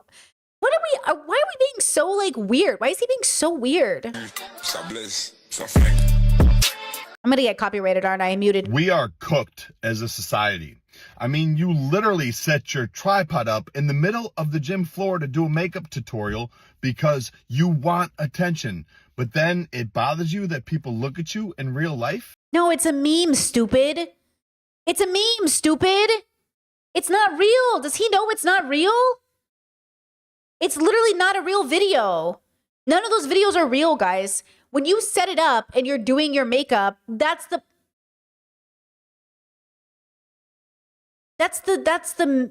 new meta. Like, that's the meta of it all. Do you know what I'm saying? Like, I don't know if people don't understand how the internet works, but you pick a trend and you do the trend because the trend is what gets attention, and negative attention is what gets... That's what most gym videos are. That's what a lot of videos are. Do you know what I mean? Like, you do something and then people watch you and then you... Like, that's the comedic... I understand if you don't like it, but does he not know that's like what it does? Like, that's what happens? And also, I bet those gym guys probably laughed and thought it was funny. You know how many people make fake fucking TikToks and you guys think it's real? Like, it's just like a trend. I live on the internet too much. This is why I know this. I live on the internet. All I do is watch content all day. And that's what I'm going to show you today. I'm going to show you what my feed is like, but not even my feed, what my saved videos are like. I could show you my feed if you wanted, but you know, it's my saved videos. I'm going to talk to you about why I can see right away when I'm seeing a scam video. I can know right away, I'm like, AI, or I can see a video and be like, oh, what is this? Because I'm so cynical. When I watch videos, I'm like, oh, what is this? It's not a real video. But that's why I'm like, why does the world believe these are real? It's not a real, like, Andrew Tate is not real. He's not making real content. Like, that's what I'm trying to say to people. The world is so stupid. I love you. Not you, my audience, the world. Just like, it's not real content. If your content is basically all talking points, you're not making real content. You're just saying the things you know will make you go viral. I'm a detransitioned trans person, and I was a boy for 5 years, but now I'm back to being a girl. Let me tell you my story. How many detransitioners have the same fucking script? Because they know it's easy views, bro. If you, like, it's not real. It might feel real. You might think it's real, but it's just because they know, because they're not thinking about it. They're latching on to a trend that's being put in place that they know is like quick views. There was an AI conservative girl. I cannot believe anybody even fell for it. I was like, I saw her and I was like, oh my God, they have an AI conservative girl. And people on TikTok were like, I can't believe I love this girl. She's AI. How do you not know it's fake? And it's because I'm keeping up with the technology stuff. But I don't know if other people are. So let's talk about that bubble stuff, guys, because I think it's really important. Also, I need you to know it so you can calm yourselves down. Remember Free Palestine, but you remember they were showing fake food drops for Palestine, and I knew it wasn't real. The moment I saw it, I was like, this is not real. Nobody is fucking dropping food in Palestine, but now they are. Jordan dropped food in Palestine. People just dropped food in Palestine, which is crazy that we even need to airdrop food to Palestinians, by the way. And P.S., just trigger warning, I will have Palestinian content to show you today, so just breathe. But I saw a video, I think it was like, they said it was China or something, and I was like, there ain't no fucking way this is happening.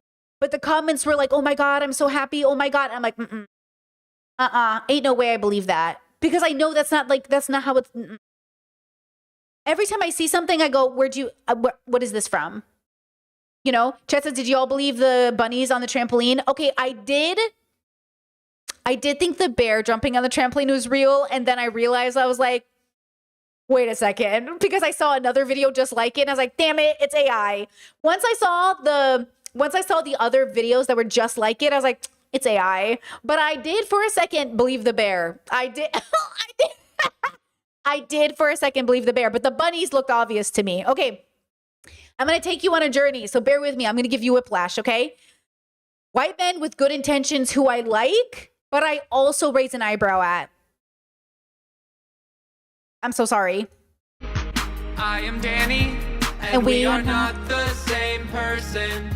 Hold on, you got to hear from the beginning. I am Drew, I am Danny, and we are not the same person. We may have similar lives, we may have similar wives, but we are different nonetheless. I am Drew, I am Danny. So I don't mind Drew and Danny. Danny Gonzalez, Drew Goodwin. I don't really watch them like that, but Gooden. I don't really watch it like that, but I like them because they're kind of like neutral, right? They're like, oh, they're kind of sweet. They're kind of neutral. They're the most normie of all normies who've ever existed. Okay, but I sometimes watch their videos, but I don't like watch them like that. You know what I mean? Okay, I want to show you something about them that I think is interesting. This is, oh, let me move the video over. This is Drew's channel. And if you go through Drew's channel, okay, this is like his most popular videos. Here's, oh my God, you remember this? Look, leaving the YouTube bubble. Look at this. Okay, 18 million views 5 years ago. Hey, guy. Lily Singh's talk show is bad. The jokes aren't funny, but her delivery makes them even worse. What did The Rock say to the flower? Okay, bloomer. Oh, this was so bad. Lily should have stuck to her racist videos.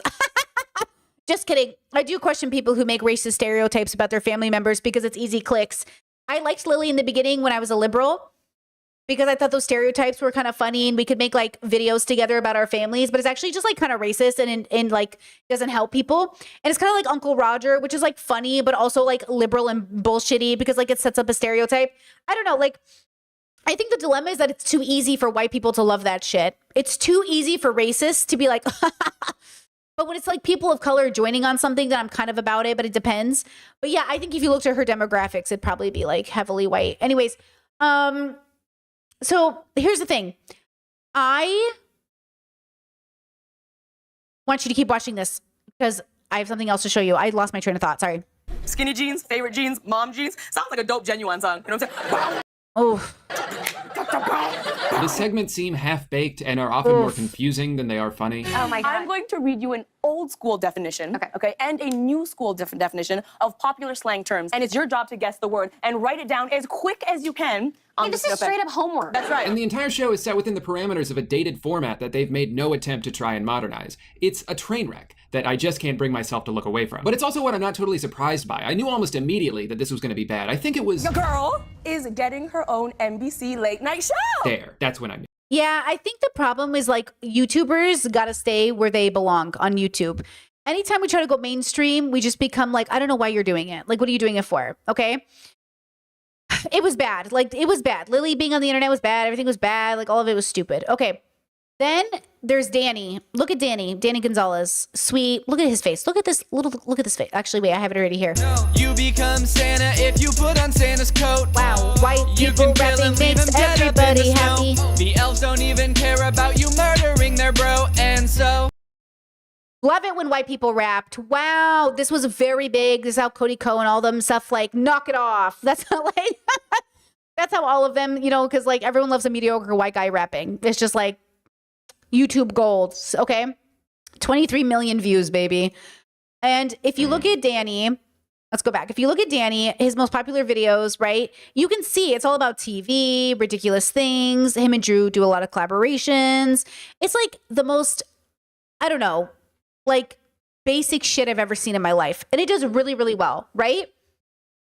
I tried to Google in their search bar, Palestine, Trump, trans, anything that was like marginalized, and nothing came up.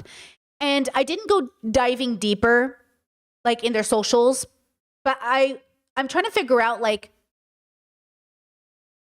even though these are like the sweetest boys on the internet, I also raise an eyebrow that like, that's interesting to me that like I can't find it. Oh, but Chet says, I'm pretty sure they did a charity stream for Palestine. I love that. Right? I love that. But I wonder, okay, stay with me on this theory, because I'm not saying anything bad about them. I don't have any tea on them, no receipts on them, nothing negative to say about them, right? Like, I am not coming for Danny or Drew, to preface this. But they inspired me to think of something. And I was thinking about this idea of like how weird you get the more you talk about injustice. Like, how weird you get, the more you talk about marginalized communities. The weirder you get, the more you have a sense of justice that gets louder, right? Just as I think they did Creators for Palestine. Love that. Love that. Okay, I think that's great. Like, I think that's wonderful. I'm glad to hear it, okay? I couldn't find it on their channel, so maybe I just missed it. But I've been wondering about this idea of like, I wonder if we feel weird. Like even Joey Swall going after people on the internet feels weird to me. But I wonder if like there's a proximity to like understanding the division of the world and focusing on it that makes you fall into two different camps. Like going deeper into bigotry or more into liberation, but both alienates you from the Dannys and the Drews. Right? There's something about Danny and Drew that feel like, I'm going to use this word, but it's such a bad word. Normal? Yeah, chat says, I think you're unable to be a normie if you talk about problems. Thank you. You get it. Thank you. You get it. Exactly. I think the moment you talk about problems, you're not allowed to be a normie. Yeah. And I was wondering about that. Like, why? I think about my branding all the time. I will never be family friendly, right? Because I will never not be able to say something. And I am that annoying girl that's like, actually, that's racist. Actually, giving transphobic. Like, yeah, I'm definitely one of those people that's like, actually, you know, and I think that that's something that I've been paying attention to. Like, I am so, I mean, even my friends are like that. Like, we'll be hanging around and someone will say something, I'll like, you know, we kind of like, I can't tell you how many times my hand goes, explain that, explain yourself. And I've been thinking about that. Why is that the case? Chat says Charlie does open opinion content like that and he's super normie. Charlie is popular, but he says nothing when he talks. Charlie is brain dead. He well-intentioned, but like never says anything. That's why he got so much heat over the Sneeko thing, because he doesn't say anything. He doesn't take a stand. He doesn't say anything. It's so shallow. But so he's normie-ish, but he's still appealing to the least normal community in the world in a sense, right? But they don't talk about it. They just mention it. No one's talking about it, because it's the reason why philosophers and professors have the least views on the internet unless they're Jordan Peterson. Because ultimately, if you're actually getting to the root of problems, nobody cares. Nobody actually wants to fix the issues. They want to amplify, make money, and make them worse. That's it. And so all of these people, they just talk about it enough to get their audience to do all the work and all the emotional labor. They give nothing. I feel like when I watch like content like that, it feels like, you know that sound when someone's dancing, but it's like squeak, squeak, shoes on the floor, squeak, squeak, squeak, squeak.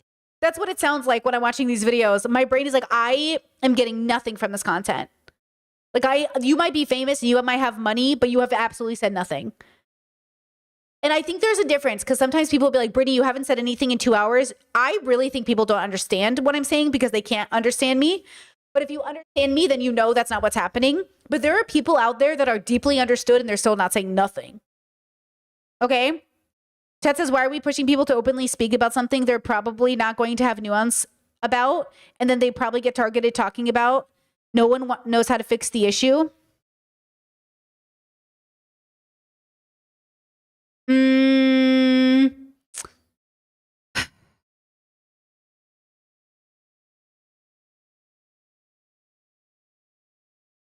Okay, there's like 2 layers to that. One, anytime you say, why should people have to speak about problems or issues? You are contributing to the problem, right? You are contributing to the problem. You have to decide, do you want to be somebody who's contributing to the problem? Okay, so all those people that are like, I would protect a Jew if I was where Hitler was. It's like, no, right? From human to human, we should speak up against bigotry. Leaders have a different position of when they speak on topics. Yes, YouTubers should not be people we look to talk about political policy, but they should be people we look to as our neighbors, right? You said, I agree, important people in positions should be responsible to speak about it. No, okay. There's a difference between, okay, guys, there's twofold here. Your neighbors are qualified enough to be anti-bigotry. You are qualified enough. Every human adult, not children, every human adult is qualified to speak about bigotry. They are not qualified to speak on foreign policy. Okay? Right? Different. Okay? And I'm not saying, Chad says they do though. They had the stream for charity, ? Okay, did you not also hear me say that I'm not coming for them right now? I'm just using them as an example. I'm not going to respond to you anymore because you're too stupid. I can tell. I'm not engaging with you. Okay? And I know you might say, oh, Brittany's being mean to me. It's because you're being stupid. I already qualified this conversation and I already made it clear that I like Danny and Drew. So I was being nice to these white boys. Don't make me block you. Okay? I was being nice. I don't have a lot of patience today, guys. We're really going to move through this. It's going to be stressful. Okay? I don't have time for you. Listen, lock in. Okay? Lock in. When you are normie, you get to ignore the bullshit. And when you are normie, you are complicit in the problem. Okay? And you're complicit in the problem because you get to feign ignorance. Like using the word colored on a stream because you didn't know better at 42, but you have the audacity to be like, you know what I mean? Like, come on. So we have to be able to say, how did I get to 42? How did I get to 42 and not know not to say colored? What happened? Like, what happened? That we should be more critical. It's not good enough to just say, oh, my bad. No. We need to figure out how this happened because that's crazy. Okay? Someone failed. Chat says, I still say he knew. Oh, I think he knew too. Okay, now, yesterday I put out a podcast where I talked about the T-app and I want to highlight this guy that I think encompasses all of the problems that we're facing when people say, Brittany, how do I as a guy really learn to be a better man so I can find a good woman? Or, hi, Brittany, how do I like deal with my trauma around men? Let's talk about this. And then we're going to use TikToks to really get into it. Okay. So I'm going to show you a few minutes of my podcast from yesterday. So I'm going to mute my current day self and I'm just going to let this play so you guys don't get confused about my 2 voices. Okay. And if you haven't seen this whole video, I'll go ahead and link it in the chat because you definitely should watch my podcast channel. Okay, here we go.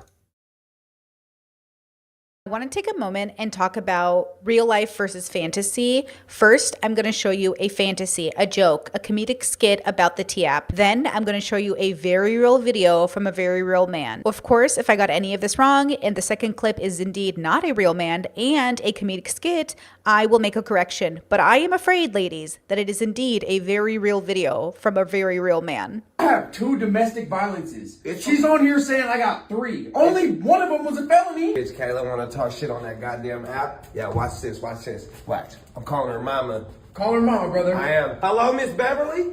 Your daughter's a fucking whore. Oh, don't date him.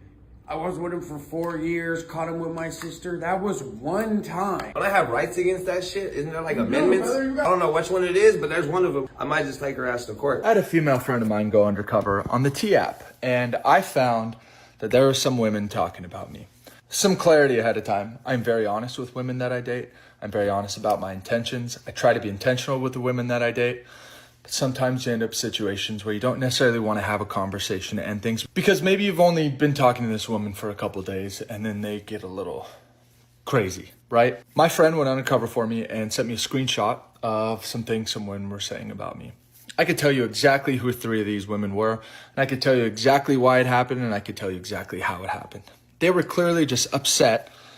They felt that they got slighted. I was honest with them. I was respectful with them. One girl on there had said some pretty foul shit about me. I called my lawyer. I said, hey, is there anything we could do about this? This is defamation. This is entirely untrue, et cetera, et cetera. He said, they're posting as an anonymous user. You can't get anything from them, and you would probably have to subpoena the app. Boys, when we come out with the coffee version of the T app, y'all are cooked. 100%. There needs to be something that is not so much of an echo chamber. I feel like a lot of the women on the T app who are upset, and I know this is going to upset some of y'all, it's an echo chamber of women just playing the victim. And like, sure, I understand there's moments where that app is probably extremely useful. I'm sure some women have caught men cheating. Fucking leave them. You shouldn't be with them anyways. At the end of the day, boys, we gotta unite. I genuinely started to doubt myself, and I kept thinking, this has to be a skit. This has to be sarcastic, right? But then I looked at his TikTok and I checked out his other videos, and boys, we did it. We came up with a T app competitor, and it is called BoxScore. Boys, it happened. The T app database has been leaked. The lack of critical thinking is absolutely insane to me. I made a video about the T app, and it is all mostly women being messy in the comments, not asking questions, they're just piling on, shitting on men. I would imagine that's exactly what the T app is like, and you guys are proving my point. Okay, hello, this is Editing Brittany. This was so outrageous of a video from this man that I had to make a reaction video of it really fast because we have to talk about this, and I'm just shocked that someone can post this on the internet and not understand why women put you on a T app. I hope I don't get in trouble for this, but I've done some unhinged shit to get my hats on celebrities. There's one celebrity in particular who I go down rabbit holes on their TikTok, and I just am a huge fan of them. I won't tell you who, maybe you could figure out who it is. They were doing a review of their apartment in New York on TikTok, and they posted screenshots of the original listing. And I thought to myself, I wonder if I could screenshot this screenshot that they are posting, reverse image search it, and find the original listing for this apartment when it went live. Because this was only like a month later, 2 months later, right? So I screenshotted it, I reverse image searched it, I found the address, and I found what unit it was. What are we talking about? So he stalked. He stalked. Is he admitting to literal stalking? He sells hats. That's his thing. Why is he posting this? Why is he bragging about this? And then he wonders why 3 different women had stories about him on that T app. I then put together a promo order for this person. I put together like 20 hats in a box for them. And I hand wrote them like a very sweet, cool, thoughtful letter, put design into it, customized. A sweet, thoughtful letter about how I stalked you in order to send you my merch. This is why it is so dangerous. As a public figure myself, everything feels like a risk sometimes because of men like this. How is this not the scariest thing you've ever heard? Like, excuse me? He thinks because he's a nice guy who just wanted to send merch, he doesn't process that he is sharing information for weirdos and creeps to figure out ways to harass and stalk people. You're doing everything a creep would do. It doesn't matter that you only sent merch. The promo box that we put in there for them. And sure enough, like a week later, I see on this person's story that they got the package of hats. And as they're unboxing the package of hats, they said, I'm not sure how you guys got my address, Og11, but thank you so much for the hats. Oh my God. Don't know how you got my address. Oh, he's even mimicking their behavior as if they looked like really confused. And this is where I hope that celebrity, that person, like takes note to be more careful in the future because of weirdos like this. We got 3 story posts out of it. We were posted on their Instagram 2 or 3 times. We were posted on their, they wore the hat on their podcast, and it was fucking awesome. And it can be, it's like kind of creepy. I'm aware. No, you're not. Okay, that's even worse. He's admitting to the weirdness. He's admitting to the stalking, and he's saying it is weird. And I did go too far, but I got 3 stories out of it. What? I'm not going to utilize that address for anything else besides to just like send hats. Be careful of what you post on the internet, I guess. Oh, so now he's like, be careful what you post on the internet, but also let me share this story to my fan base so they know how to also be stalkers. I'm a pretty normal guy, and I just want to get hats out to people, and just grateful to be able to have cool hats that people like. But I guess be careful of the stuff that you post on the internet. Girl. I know it's a little unhinged, forgive me, but... Girl, literally, what are we talking about? So look, obviously, this T app has a lot of disadvantages. I'm going to go over that. But obviously, it originated with, I don't think from the original creator, because I think he was just out for money, but the girls who originally joined, I think did have good intentions, and things do get ruined over time. But it's because of people like this that people even think to have a T app. And again, I have problems with this whole bubble. I think everyone in this bubble is probably very unhealthy, needs a lot of therapy. But can we be blamed for being concerned about men like this when this is what we're talking about? How is this appropriate? How is it appropriate? Make it make sense. And I want to say that, and we're done. Thank you for coming to my podcast show. If you guys want to see that podcast, links in the chat, links in the Discord. You can check out that full podcast that I made yesterday over on my podcast channel. Girl, what was he thinking? Make it make sense. Okay? Make it make sense. This is what I'm saying. So this guy gets over here and he's like, okay, I'm a good guy. I'm a good guy. So I got my female friend to go undercover, okay, to stalk these women that said bad things about me, but all three of these women were crazy and I can talk about it. Okay? And that's the problem. The problem is this guy is the problem, but he doesn't see it. He doesn't understand how he's the issue. And if he thinks he's an average guy and this is what an average guy is, then we have a reason to be concerned about men, right? And I think that's what I want people to do. I want you to understand that if you want to be known as a good person, regardless of your gender, then you have to be thoughtful about the positions you're putting people into. You have to be thoughtful about how we're having these conversations. You have to be thoughtful about what position you just put that person into. What in your mind, okay, thought, hey, I'm going to reverse image search and find this person's address and send them my merch. Like he says, you know, I'm just a normal guy, but I'm sure like someone could use this for something bad. You did use it for something bad.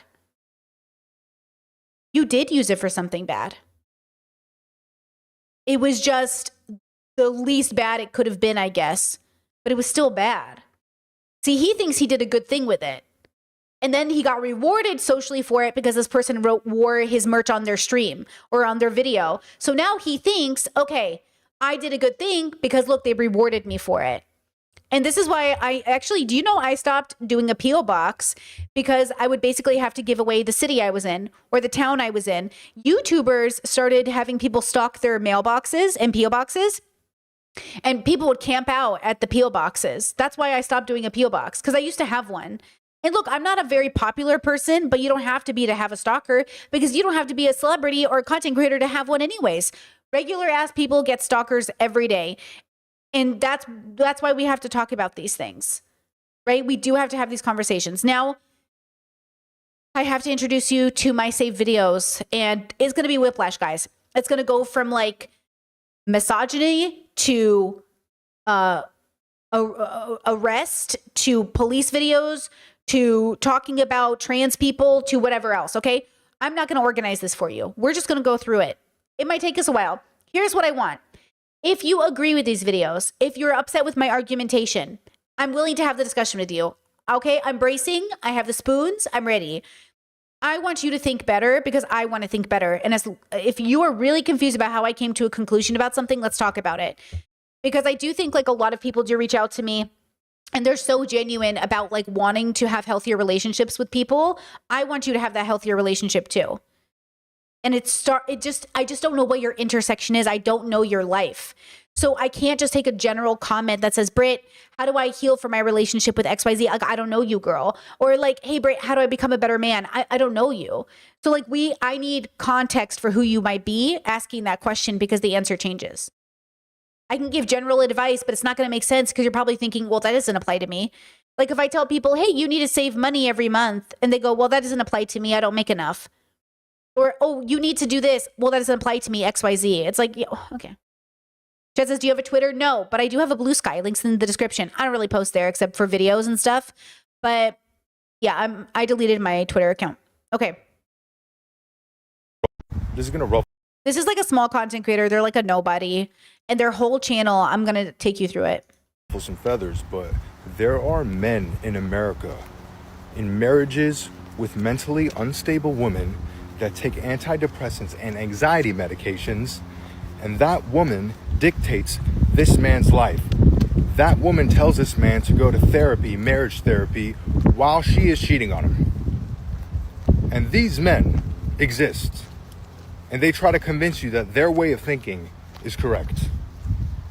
Get out of here. Who is he talking about, right? According to his chat, you know, it's not very many comments, but people are like liberals, pussies, betas, da-da-da-da-da, right? Okay, so you get a vibe from him, right? Automatically, I see him. He comes across my feed. This is the video that comes across my feed, and I go, I know who this is. What do you guys see from him, right? What's the vibe? Okay, the vibe is bald head with a beard, which, by the way, love. Very Middle Eastern of him because, you know, that's, you know, all my brothers lost their hair pretty early. So I do love the look, but the look tends to also be associated, to no fault of the person's, you know, no fault of their own, to be associated with also the manosphere. He works out. He goes to the gym. He says, this is going to ruffle some people's feathers. Okay, I know he's clickbaiting. Then he titles his name is Don Prince, and his biography says The Villain. Oh, the villain. Okay. Oh, the villain. Okay, so let's talk about it, right?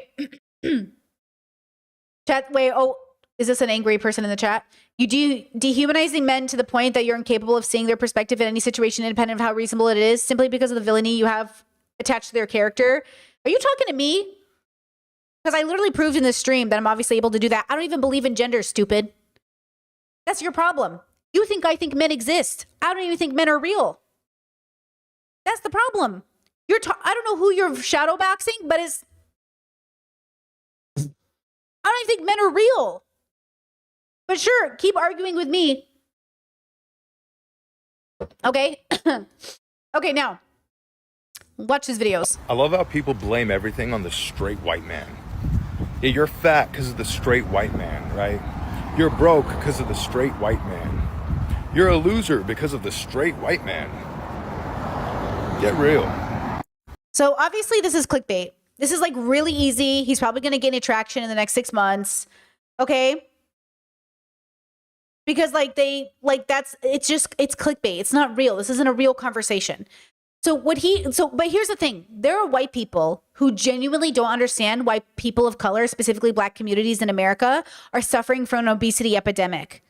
They don't understand food deserts. They don't understand like the way that things have worked in the United States. They don't understand segregation. And to be fair, you know that saying, everything makes sense if you don't know anything. Like all conspiracy theories will sound true if you don't know anything, right? And I do think people really believe these things because they're stupid.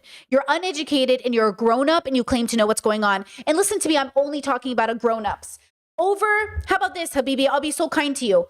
Basically, if you're over 30 and you still say this shit, you're stupid. I'm giving you 30 fucking years to be less stupid. And look, we're all stupid.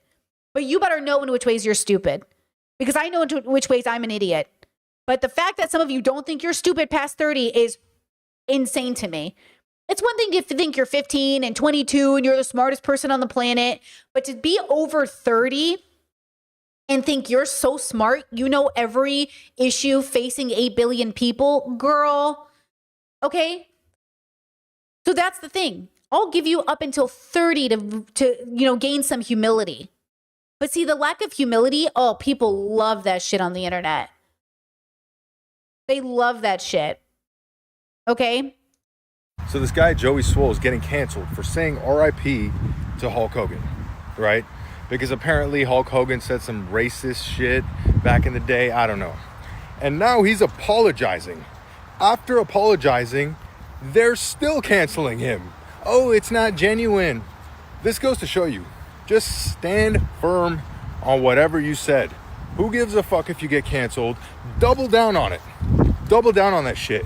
Because the whole world is going to be against you. And then you're going to apologize and they're still going to be against you. You only got yourself. So this guy, Joey Swole. Bro, Chad said I'm convinced his AI, he might just be. So you know what's funny? He might just be. The account that replied to him was fuck Democrats. Why did he apologize? He should have known better. It's never enough with them. I also saw, I don't have Facebook, but when I Googled Joey Swoles, everyone on Facebook, the headlines were he quits because he got pushed out by the woke mob. I think he might be AI. I think you're right. I think he actually might be AI because the conservative girl I see on here, she looks the same in every clip. He does the same thing, but let's keep watching. Is getting canceled. So the woke mob is triggered because American Eagle got this girl Sydney Sweeney. She's blonde. See how he's commenting on every single trending topic. He's using the most reductive language. That's why, look, if presidents have to do speeches between 5th, 6th, 7th grade levels because adult voters are so fucking dumb and we don't know it. Okay. The fact that people, oh my God, you know what comment I get all the time? And with peace and love, y'all. I didn't even go to college like that. But the fact that people will come on my videos and be like, oh my God, what's your educational background? You sound so smart. I read books, guys. Americans, you need to read books. Like I read. That's it. Like my vocabulary isn't even that good. My partner makes fun of my English all the time. I literally know like 10 words. And people literally, the feedback I've gotten my whole life is like, oh my God, you must have gone to school for something. You don't have to go to school to be well-read, guys. And I'm an idiot. I know that's what I mean. I know how stupid I am. So when people, I know how much I don't know. And so the fact that these people are on the internet so sure they understand what's happening when they don't even understand food deserts, like girls. Blue eyes to do ad. Here's the thing. You guys had Lizzo a couple years ago, right? And that wasn't enough. How about just don't be ugly, right? He's raging, right? He's like trying to piss you off. We gave everyone an opportunity. So what I mean by that is, it's like you guys were the kids that didn't know how to play basketball and the adults were just taking it easy on you, letting you shoot for free. That was happening. We're going back to normal now and you guys are mad. Get a life. So, okay, he's rage baiting. He's going to get the progressives and people to have this conversation, blah, blah, blah. Girl, Justice Britt, I keep thinking of you when I see people idolizing the Osbournes' marriage. That marriage was abusive. Oh my God, girl, what did I say the moment I found out he died? Good, bye, bitch. He was literally arrested for trying to choke her to death. Bye, bitch. That's what I'm with peace and love. I don't wish death upon anybody, but when he was 70, he lived a good life. Listen, all these people, okay, and apparently he was a Zionist, so fuck off. That's the thing. Y'all are mourning people. You don't even know they're strangers. These people were infamously abusive my whole fucking life. They're one of the most toxic families who ever hit the television. And you're all sitting here like, oh my God. It's because when people die, people all of a sudden forget all the shit they've done. No. Bye, bitch. Okay? With peace and love. Bye, bitch. Hopefully his kids will do better. So the person you are today does not have to be the person you are tomorrow. Damn, bro. Deep. You can change yourself. This comment says, take your own advice and stop being a fucking idiot. If you are the chubby guy that is unconfident, that doesn't have to be you tomorrow. I mean, yeah, great universal advice, bro. Let's be real. Most women hate their friends. Have you seen those videos of the fridge protecting the snacks? It's really funny. Actually, the funniest thing is when the girl you're talking to actually likes you and is into you, and the friend still tries to cock block, and it doesn't work, and they just get so embarrassed. What? Right? What is he talking about? Well, that is unfortunately the what fridge? Truth, right? And I'm not saying this doesn't happen with men a lot. I think men are more so stupid, especially in the States. They're just dumb. So, for example, they would just go out with their he means the fat friend who steps in for their friend is uncomfortable. Oh. their homie's ex, which is disgusting behavior. That makes you a worm. But they're just stupid.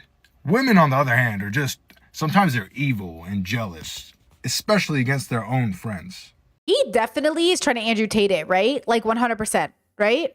Oh, Discord said, never forget those racist comments from the Osbournes. There you go. I don't remember what they were, but I'm sure they were horrible. I believe it. Okay, friends, fridge protecting the snacks means a fat best friend protecting the hot friend from being chased after. Oh my God. Ooh. Okay, look, I want to talk about this in relation to the T app. Listen, I said in my podcast, I would love us to break those generational curses so none of our kids have to be on a T app in the future. Because being on the T app is bad. Not maybe for its original intention, though, created by a white man who co-opted black AAVE or black queer culture in order to build an app in San Francisco and get you guys to get on it. So just FYI, pay attention to who looks like he's got your back, because like it wasn't even an app made by women. It wasn't even an app made by queer men. Like, well, not people of color, queer men, but it was a white guy who knows his orientation, maybe he's gay, who put an app together, quote, for his mother. You know what I mean? And I'm like, why'd you call it Spilling the Tea or the Tea app? Or why'd you like co-opt this language? Or what was your thought process through this? You know, I get it. Some people start a business and don't think about it. But I think in this day and age, it's okay to say, like, you should think about it. Before you do something, you should think about it. Before you make that brand name, you should think about it. You know? Like, we have to think about these things, you know? And I think people just don't consider the world they're in or the bubble they're in. So this guy's in a bubble. We know the bubble. It's so obvious. Everything is scripted. Everything is obvious. Like, everything is so clear, right? You're not normal. Oh, this is him with hair. Most men are failing in their lives. Nah, I like him better bald. See, I like him better bald. Get rid of it. You don't have enough of it. Get rid of it. I like it bald. I like a bald man. I like a bald woman. I like a bald non-binary. Most people think See, this looks like AI as fuck. you have to have it all figured out, right? Oh, this person has it all figured out. He's got to be AI. He's giving AI, bro. You know what's the funny thing? I've been through the worst anxiety or depression. And I'm saying that. And I never took medication. I've been through fucking horrible times. And you know what? Bathing in your depression and anxiety and telling people it's okay doesn't fix it. You know what does? Moving forward and living life. If you actually think about it, if you sit down and say, okay, I'm depressed or I have anxiety, and you go in that loop, if you actually have been depressed or have had anxiety, you will know about this loop, right? Then what does it do staying in it? What does it do taking medications? You are putting a bandage on an open, blistering wound, right? And then you're telling people that's okay. People on medications for mental health should not give advice. You're taking medications for it when you could overcome it naturally, all right? That means you are not strong. Simple as that. So,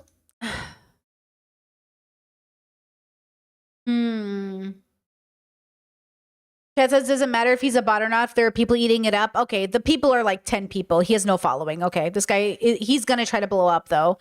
He has 7,000 followers, okay? And, like, he's just following, like, a very specific script. It's so silly. I will say this. I'll say, okay, this is really what I want to talk about. Bring out the paint. So, okay. We all live in a bubble. Okay, let's call this planet Earth, though. This is like the planet. So, okay, and then outside the planet, there's like the universe. Okay, the universe.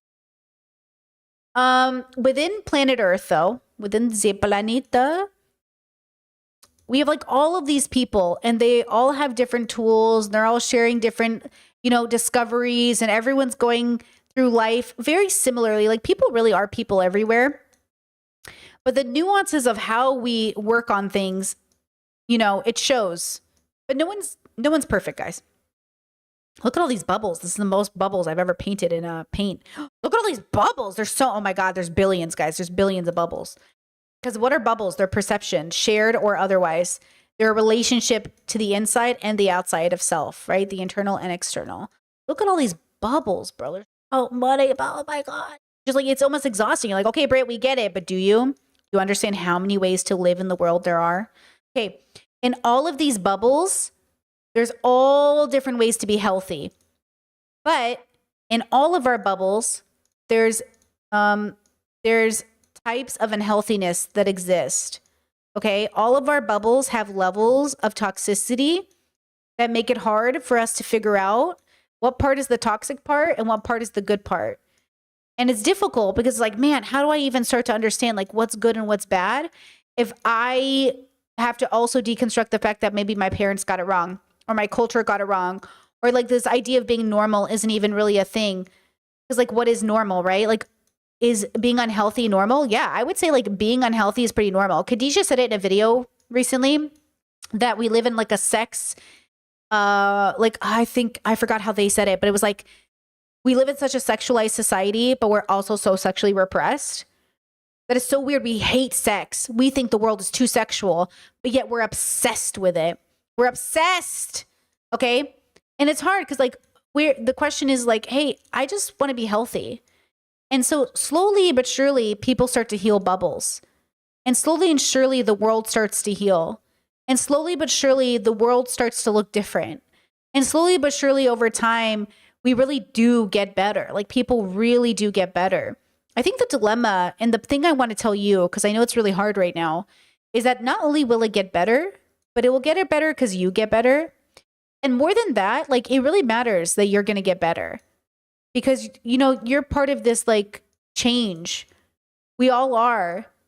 And this is why we have to accept that everyone's on a journey and that people have to do problematic things. But it's really, really important that we call it out as long as we also give a path to redemption. But if those people aren't willing to seek that redemption, then it's okay to also give up on them on an interpersonal level while still making sure they have food, water, and shelter because everyone should be fed and clothed and universal health care should be a thing. Okay? And what happens is we have like the Joey Swalls and we have the Myron Gaines and we have the, you know, even the Trumps or whoever. We have all these people. And the truth is that they probably will never be better in the way that that would actually like get them to real liberation. They'll probably always be like a little bit too damaged because even though they claim to have good intentions, which I think Myron's a total grifter, but maybe Joey Swalls does, you know, maybe they won't deconstruct. Remember, he has a girl. Myron has a girl. Women are dating these men. The question is, when you go home to that man and you guys are having a conversation, do you really think like this is the message that you think is the end result of us deconstructing and doing the work? Because obviously it's not, okay? And so we have to accept that like some people will never change. I think like some people will never change, but I think most people are probably going to get better with the right information and the right tools. The dilemma within this bubble, and the problem with what's happening is right now there's a huge, and this is what's, okay. So there's a phenomenon that's happening, as you guys know, where men and women are deviating in the gender binary. Okay. Men are going more conservative and women are going more liberal. This deviation doesn't just include men and women. Okay. There's non-binary people. Okay. There's like insert gender identity here, people. There's, you know, there's people who don't even identify with a gender. You know what I mean? There's all these other people who don't just fall into like the simplicity of this bubble, but also more than that, it's not literally men and women, right? Like some men are going more liberal. Some women are going more conservative or stayed conservative, right? Like, you get to decide what this looks like, but I think the political terminology is fucking people over. Because some people just don't want to be a progressive. They hate it. Okay. And maybe you don't want to be a conservative. Okay, fine. I think we need to start from the basics again. I think we've forgotten basics. And I know we don't think we do because we think we've already arrived. But like, do you understand racism bad? And somebody will say, yeah, I understand racism bad. But then they'll do a racism. Okay, we need to go back to the basics. Racism bad, yes? Yes, okay. What does racism mean to you? And then we'll have the conversation. The dilemma is the adult in the room, because kids are kids, but the adult in the room has to be able to understand in a really embodied way that there is no end to deconstructing racism because a part of being a person is that we evolve how we show up in the world and how we're racist. It's why people can't understand how Israel is committing a genocide because the Jews were Holocausted. They can't understand how could Jews Holocaust other people. because they think it's Jewish people doing it instead of the Israeli government, which is so distinctly not the same thing and so important. You know the difference. But why does the difference matter? Why does the difference matter? And why do Jewish people support it? Because no one's ever actually embodying a deep understanding of what's happening. I saw this TikTok. Hold on, let me see. If I can find it. Yeah. The reason why This is so, yeah. Gaza is such an the reason why Gaza is such an outrage is not because what is happening to Gaza is the worst thing that has ever happened to humanity, or is the worst thing that is happening to humanity as we speak. Sudan has been at the 5th stage of starvation for a year. Gaza just got to the 5th stage of starvation. What makes Gaza so gruesome, so awful, is that it is televised. The world cannot pretend like they don't know anymore. It's not somewhere isolated in Africa where the few with black skin that are able to get out is screaming at the top of their lungs, hoping that somebody will hear them. Everybody knows about Gaza. Gaza is a case study on what human beings will do when it is unquestionable that people are suffering immensely. It is the hope that Africa has been holding on. It is the hope that Africa has been fighting for, that if we could just get people to pay attention, if we could just get people to see our suffering, if we could just get people to see us, then it will be over. Gaza disproves that directly. It severs the hope of millions of people for so many generations. That's why Gaza is so gruesome. That's why Gaza is so awful. It televises children, babies being eliminated in the worst ways ever. Their pictures, their videos, everything mass scale. Everybody knows, everybody's seeing it. And this is the best the world can come up with. That's what makes this so bad.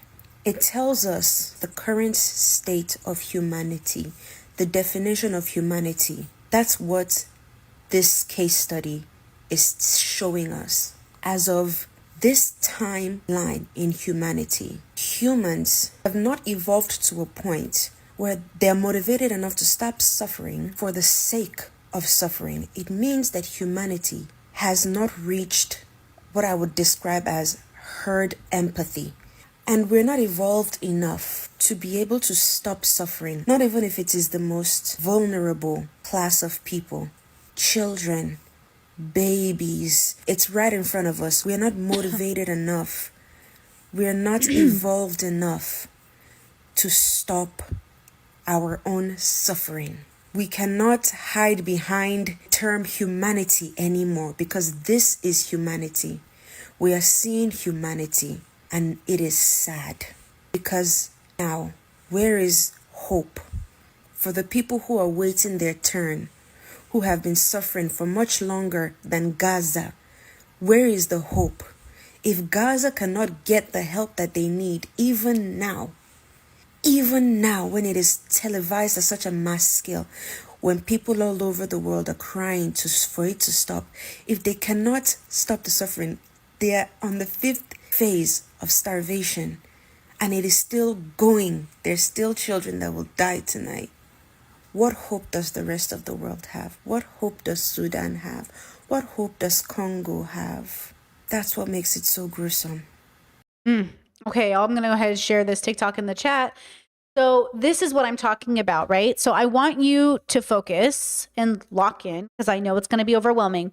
First, I'm also looking for content creators that are talking about Congo and Sudan in a way that can be trusted. I am so ignorant to the situation that I cannot tell what is like propaganda and what isn't. So if you guys have links or suggestions of who I can watch, please let me know, especially in the Discord if you want to post some stuff, because you know, with Palestine stuff, I can kind of see the dog whistles. I can see the bullshit. I can tell like who's bullshitting and who's not. But with Sudan and Congo, I feel like I'm so susceptible because I just don't know anything about it. So if you guys can give me some people to watch, that'd be really great. I am watching Al Jazeera, which has been helpful, but like especially content creators would be great. But otherwise, I love Al Jazeera. Like they've been really helpful. Okay, so I want you to focus on this, and thank you for that, chat, because that's I think I have some Al Jazeera videos to show you today. Okay. Okay.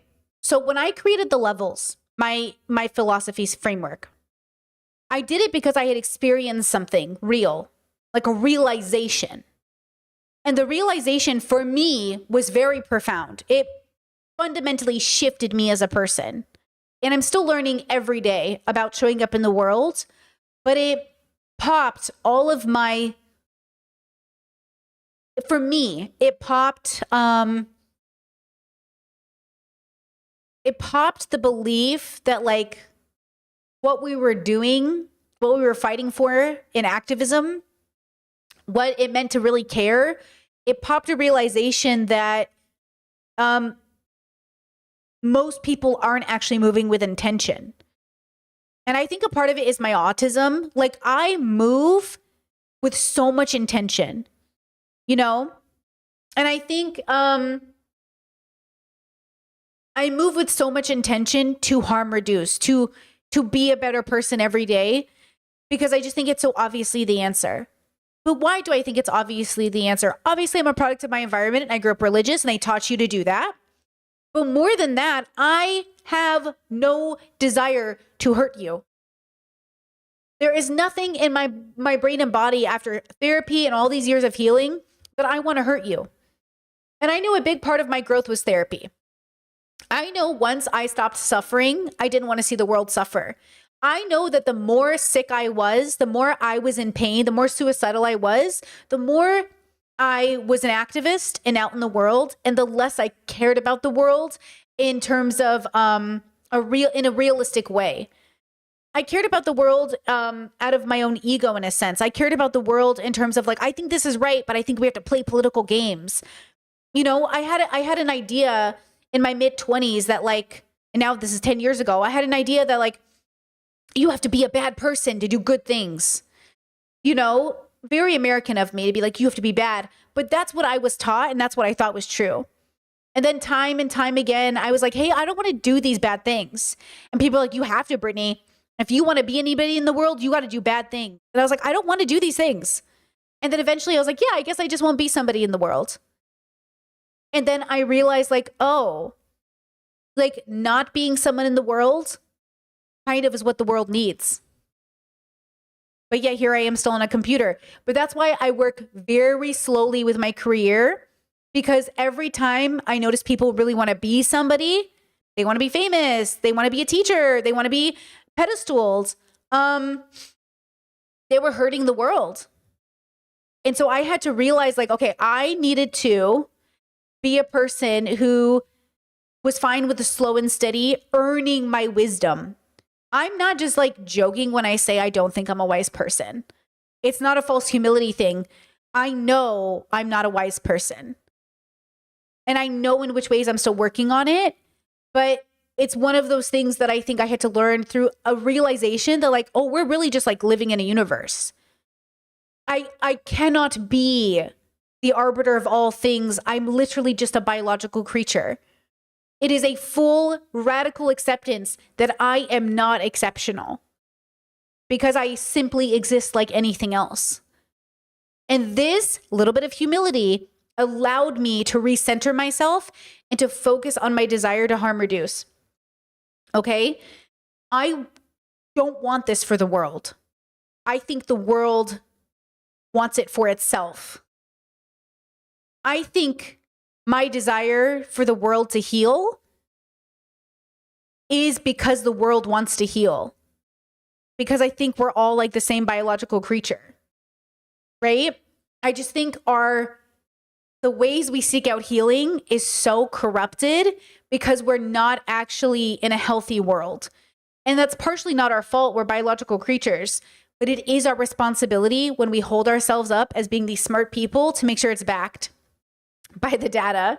So this guy, this AI guy, whoever this is on TikTok, When he says like, don't take medications for your depression, do it on your own. When I told my parents I might have ADHD, they're like, don't take pills. Right?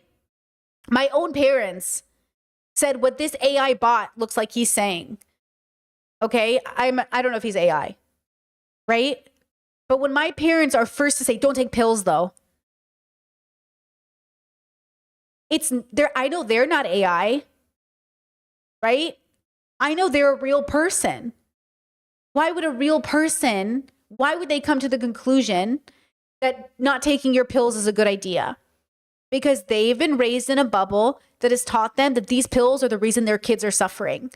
I saw a TikTok today that made me laugh. He said, wait, did I save it? Hold on. I don't think I saved it. No, I did. Okay, wait, hold on. Hold on, let me show you this. Did you guys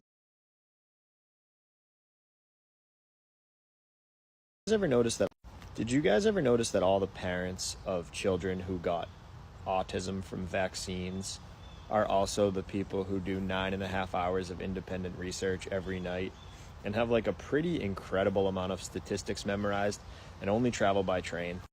Did you guys ever notice? Okay, I was dying. I was like, that's so funny. That's my parents.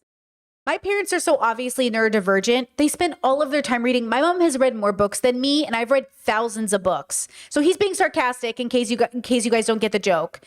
He's being super fucking sarcastic in case no one, because some of the people in his comment section missed the joke. So the joke is, you think your kids got autism from a vaccine, but you're their parents. Spending all of these hours doing independent research and being obsessed with knowledge and only traveling by train. It's a joke because they won't get on planes. My parents won't take a plane. My parents do everything possible to not get on airplanes. And there's no real reason for it. They just want to be, quote, inconvenienced. But my parents will road trip 42 hours one way to go see my brother and his kids. I'm like, girl, get on a plane. Get on a plane. It's crazy. Anyway, okay. And my parents are mad I took the COVID vaccine and blah, blah, blah, blah, blah. Listen, I don't know. And this is why I say, like, just because you're autistic doesn't mean you're a good person, okay? Just because you're neurodivergent with a sense of justice doesn't mean you're going to use it for the right thing, girls. Okay? So it's one of those things where I want better for society, but I had to recognize, like, we are really evolved animals and we're evolving in a direction. So what this girl said is, like, we haven't evolved to have herd empathy. We haven't gotten there yet. We're very far from it, but it starts with you and me. And I need you to reinforce it inside of yourself and don't become ugly because the world is ugly. The moment you become ugly, you reject the natural evolution towards that herd empathy.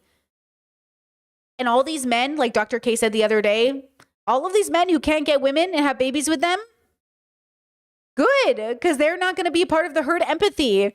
Like, that's why I'm saying stop making babies with these horrible people.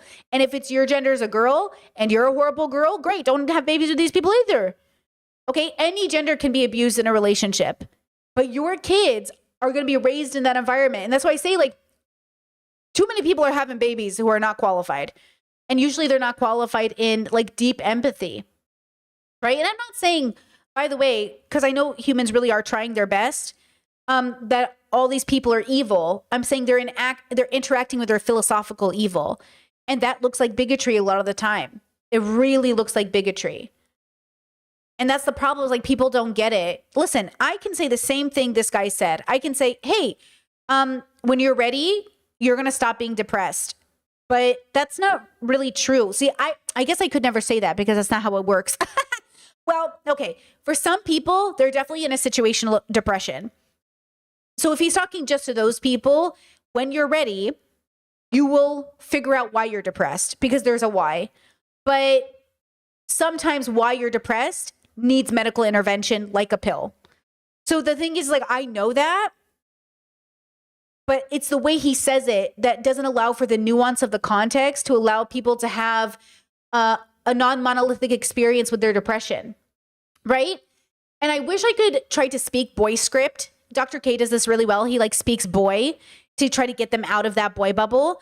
But when I do it, it just alienates the audience I really want, which is girls and non-binary people and genderqueer people and inclusive boys, like deconstructed men. And like, I can do it. I can do an interview with a boy and try to speak like a boy. But the dilemma is like, I need them. I don't want to. I don't want to talk to conservatives about why Black people, you know, why saying 13% is racist.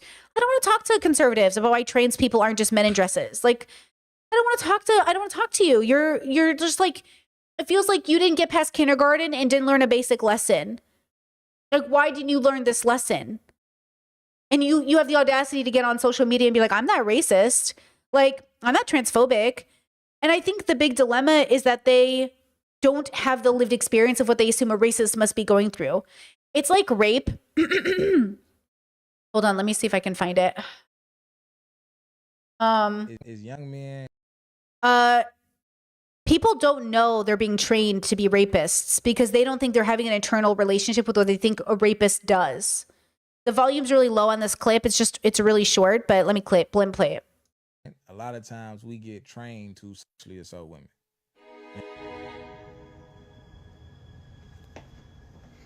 Okay, so this guy in a podcast says sometimes we get trained to sexually assault women, and this guy goes, like, who's we?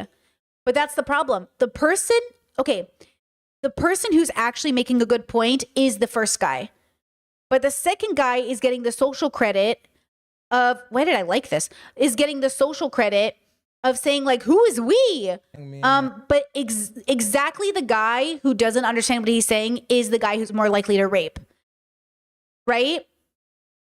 The guy, so I get the we joke, but the guy who's saying, like, hey, yeah, as a society, we train people to disregard people's consent and to feel entitled to their bodies, that's rape culture. Yeah, that is rape culture. I'm so happy to hear him saying that. That's a big deal.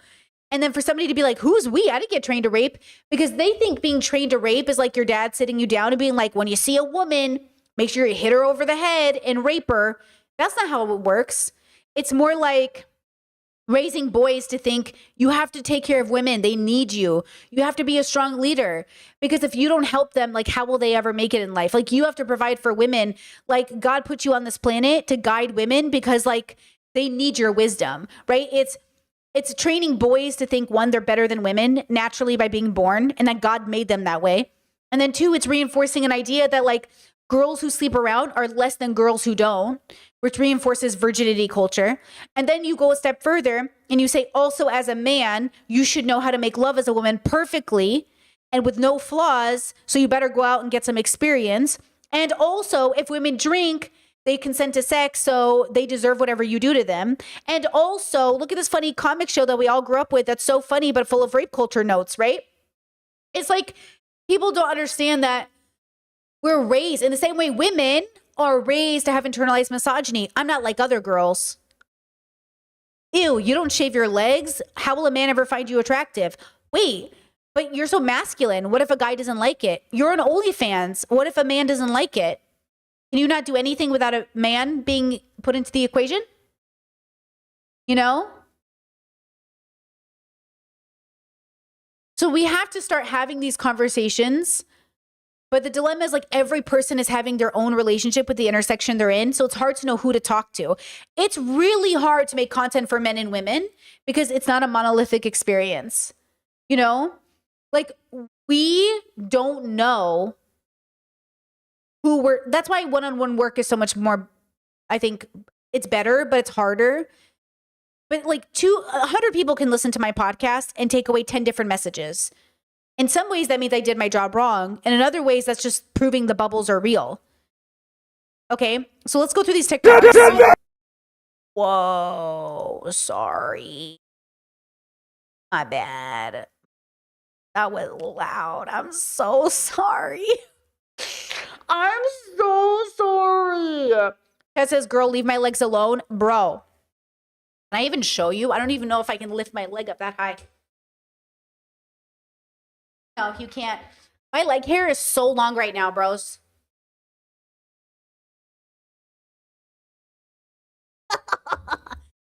Listen, okay? I don't even think you can see. Maybe you can, but if you can see it, my leg hair is so long right now. Okay? Listen, I'm never criticizing your legs, let me tell you. I'm here for hairy legs, hairy armpits, hairy crotches. Pussies don't get it. Okay, now, this is a video. He was an American citizen. ICE arrests, okay? I'm gonna whiplash you into ICE arrests. Let's go through these TikToks, okay? And I want you to understand as we're watching this, where are the men who are standing up for men? Because this is patriarchy in motion. Punishment, okay? Punishing people, and specifically punishing men. Men love to talk about how men are the most victimized in culture, and then they forget to add because of patriarchy. Instead, they add because of feminism. Feminists want you to leave us alone, stupid. Leave us alone, stupid. Leave us alone. We only have to deal with you because you keep opening your fucking mouth. Leave us alone. Stop coming for our bodies. Stop coming for our rights. Stop being homophobic and transphobic and racist. Leave us alone. And they're like, hey, they're like poking us. They're like literally poking liberal progressive feminists. And they're like, hey, you're annoying me. Stop annoying me. And I'm like, you're literally poking me. Now, it's not a monolithic experience. I'm sure there's some shitty people out there who happen to have those labels. But in a deconstructed sense, like, leave us alone, okay? Look at this video. The guy they arrested at the Home Depot in Hollywood, he was an American citizen, 37 years old, and they thought he was an undocumented. This is Pod Save America, which I'm not a big fan of. It's a little too white boy for me, but there you go. Immigrant who was just another day laborer at the Home Depot, and he was working at Home Depot but getting his doctorate, and he was like, what the fuck are you doing? As he's, you can see him, he's filming it. Also, the guy that they dragged away, sitting in his truck, smashing the window and then dragging him out, and then when the guy's filming it, then they tackle him, and then they're bragging about how many bodies did we get today? 31? Oh, that's amazing, we got 31 today. Trump's really riding us on this. That's crazy to be like, how many bodies did we get today? How many men did we arrest? How many fathers did we take from homes? And you know what's crazy about this video? Hold on. I think what's crazy about these videos is like a lot of the time you'll see a lot of women standing up to people and yelling at people.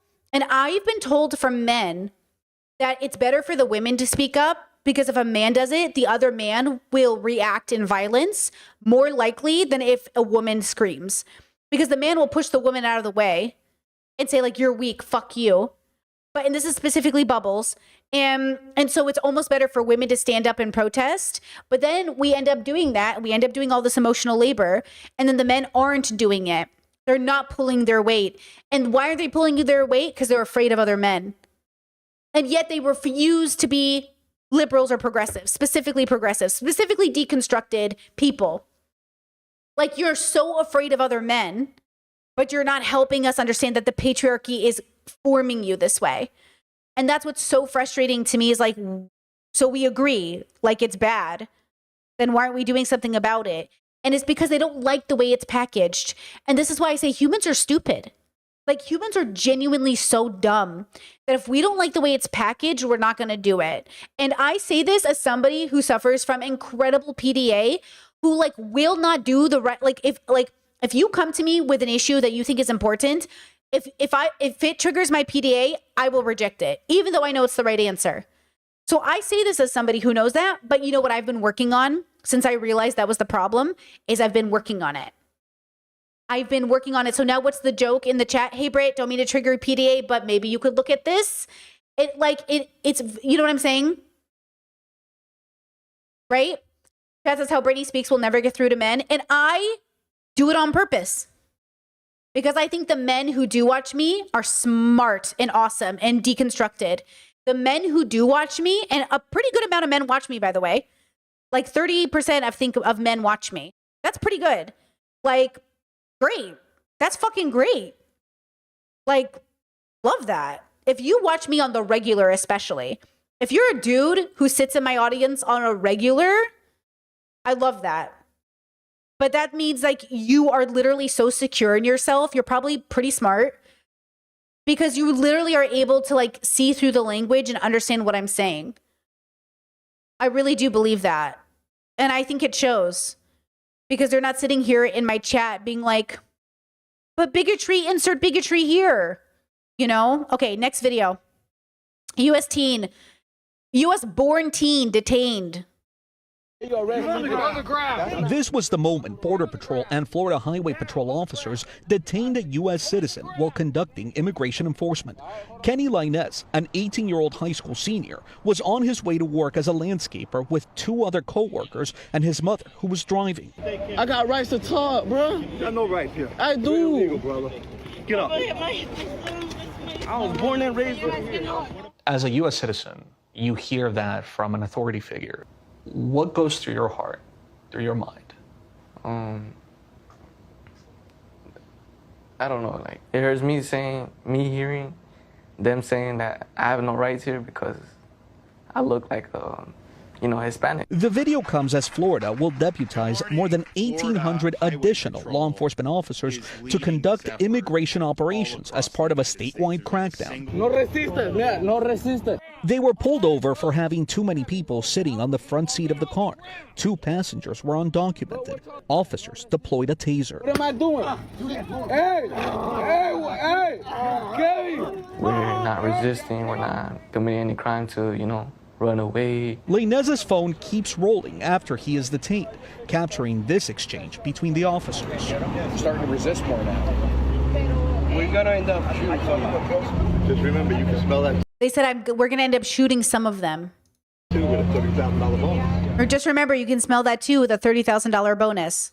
Laws are just, they're no longer being respected. They're no longer being upheld. Mariana Blanco is a director of the Guatemala Maya Center, an advocacy group that opposes Florida's new crackdown. Deputizing these agents so quickly is going to bring severe consequences. Florida Highway Patrol did not respond to a request for comment. So, okay, so here's what happens. Progressives will say free Palestine and save these men from getting kidnapped. And conservatives will say, fuck Palestine, though some of them have, quote, changed their mind, and they'll say, fuck these people, right?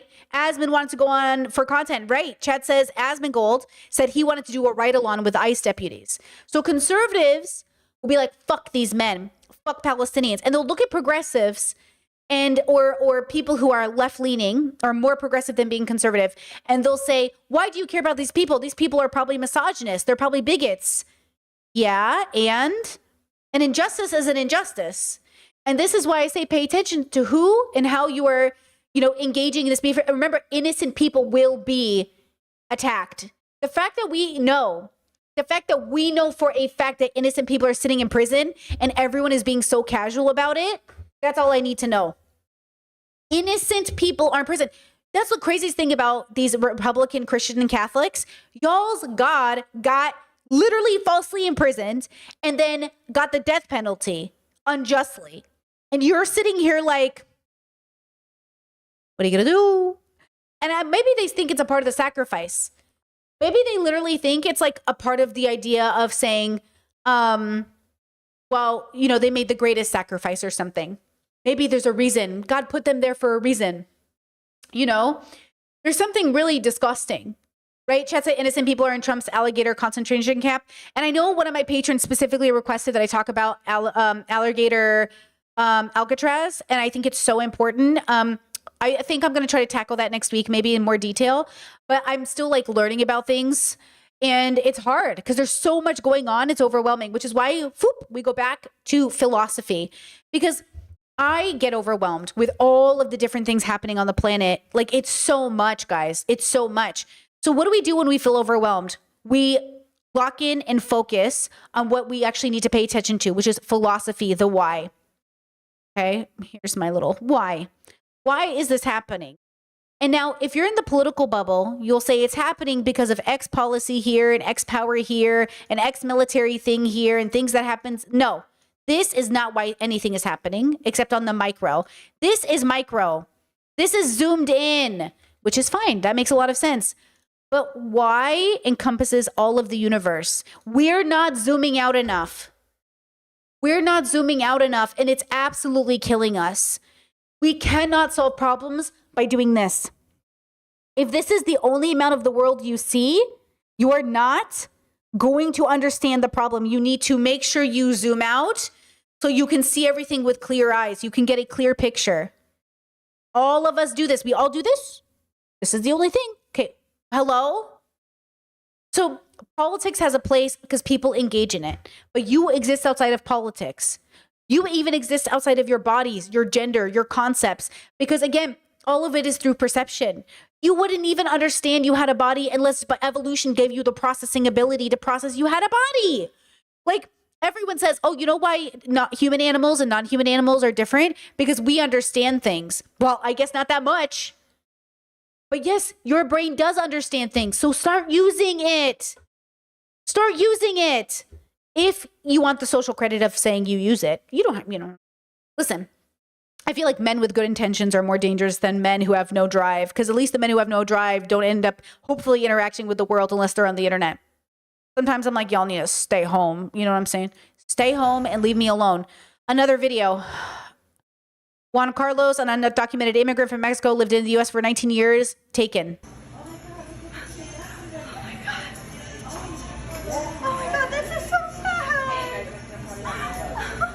Deportees are trying to start a new life in Tijuana.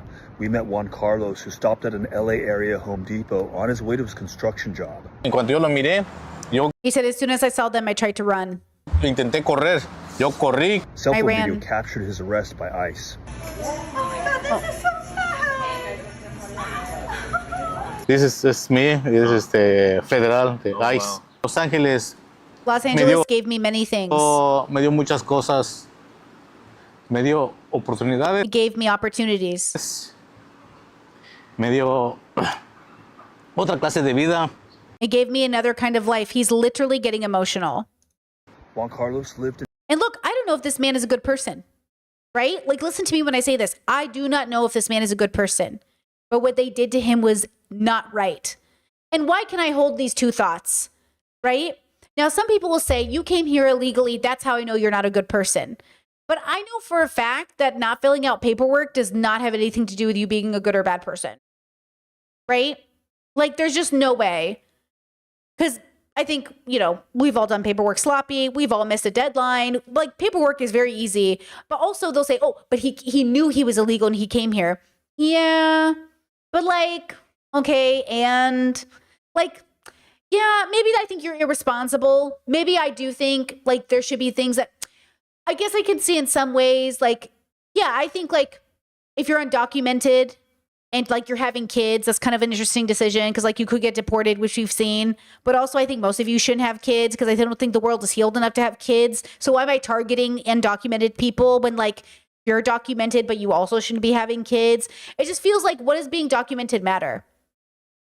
Like, what does the documented part matter? And also like, why is it so hard or so easy even for them to be here? But also, why is it so hard for people to be here? I thought we wanted more babies, right? So like, who cares that they're undocumented? And yeah, it's a minor defense. Who cares? A rapist is in the White House. I think we have bigger problems. But it's like you're judging people for the wrong reasons. And it is because they think they're literally better than them. They literally think that could never be me. And because it could never be me, you deserve what you get. And this is why philosophical work is so hard, because you have to zoom out to understand that applies to everybody. Every single person on this planet is living an existence that any one of us could have had. The only difference is our ability to pause, stop, and do something else. So until you pause and do something else, you're just another one of those people. So when people look at people and go, couldn't be me, right? Couldn't be me. I get it, but do you get it? Do you get it? So it's a combination of prejudice and racism and bigotry. And this is why I say we have got to revisit bigotry. We've got to revisit racism. We keep I think we do in some ways talk too advanced for most people. But listen to me when I say this. It's really hard to always talk like a 7th grader. And look, I know people are going to be insulted, right? They're going to be like, oh my God, I can't believe you Bernice thinks conservatives talking to, like, it's not me, it's statistics. Most people need you to talk to them like they're fucking middle schoolers. And just like middle schoolers, y'all are brats. Just kidding. Shout out to my middle schoolers. But you know, it's hard being a middle schooler, okay? So that's the problem, is like, so you need me to dumb down my language, which is fine, to have a conversation with you because you didn't learn this lesson, but you're 50. You're 50. And then there's some part of me that goes, okay, look, I'm just going to need you to peace out. So Chad says layman terms. Can I tell you this right now? My partner tries to help me with this all the time. I don't know how to talk that way. I don't know what I'm saying that you don't understand. I act, not you, my chat, but when people say, Brittany, like, I can't follow your vocabulary. Fuck, like, I don't even know what I'm saying. That's the problem. I don't know what words I'm using that are too hard for people to understand. So when I say toxic masculinity, I think I can get it. Okay, that's too hard for you. Let me do it a different way. When men engage in behavior that is a part of like a relationship with their masculinity that ends up hurting other people and just ends up being unhealthy, we want to stop that behavior without getting rid of the masculinity. Okay. So you like, do you know what I'm saying? Because they don't want to do the work, we have to do the work. Now, of course, that could make a lot of sense in some ways. Someone's supposed to do that work, okay? I saw this TikTok. Okay. Unfortunately, the only path to liberation is having empathy for dum-dums. Yes, you're going to have to learn how to speak the language of people who you think are stupid, and you're going to have to force yourself to have empathy for them and put yourself in their shoes and determine, how would I act if this was my worldview, if I was raised this way and I did not have access to the same resources that I do now? You know what I'm saying? You are going to have to put yourself in their shoes and understand how the fuck this came to be, because their existence and your existence are tied like this. How is American Eagle? Hold on. Chad said healthy masculinity exists and we don't talk about it enough. I mean, we do. People just don't want to hear it because often we talk about it in relation to being a woman. Men don't want to see a healthy masculinity only displayed in like what they perceive as like feminine, queer, or specific kinds of people. They want it to be in the way they see it. I'm sure they probably think Joey Swole is like positive masculinity or something, right? Now, I think that person is saying the right thing depending on what role you're playing in life, but I think that's what you do philosophically. You empathize. That's what I do. I can see every person is making exactly the decision they think is right. I think everyone is doing the best they can. But I'm telling you right now, it's not good enough, and you do have to have boundaries because you're only going to be here for about 70 girls, 70 years, girls. You're only going to be here about 70 years. And then that's it. You're going to die, and none of this will have mattered. But if you have the values that your life matters, especially enough to tell other people that their life matters enough not to kill yourself, okay? If you're going to tell people not to kill themselves, you had better show up. Okay, if you're going to tell the world not to be suicidal, you had better show up, and you had better prove every day that life is worth living, and you better fight for a world that you believe in. Otherwise, you don't get to open your mouth about suicide. I really believe that. Don't be out here telling people not to kill themselves, and then you tell them their whole existence is a waste, or you tell them there's nothing to fight for, or you tell them the world is doomed. You better not. Okay, you need to show kids who are watching you that there is a reason to stay alive. Young people are watching you right now, and you need to remind them that life is worth living. So I don't want to hear you advocate, okay? Unless you are showing up and reminding people that, like, yeah, life is worth living. Life is worth living. Okay, whatever that song is. Okay?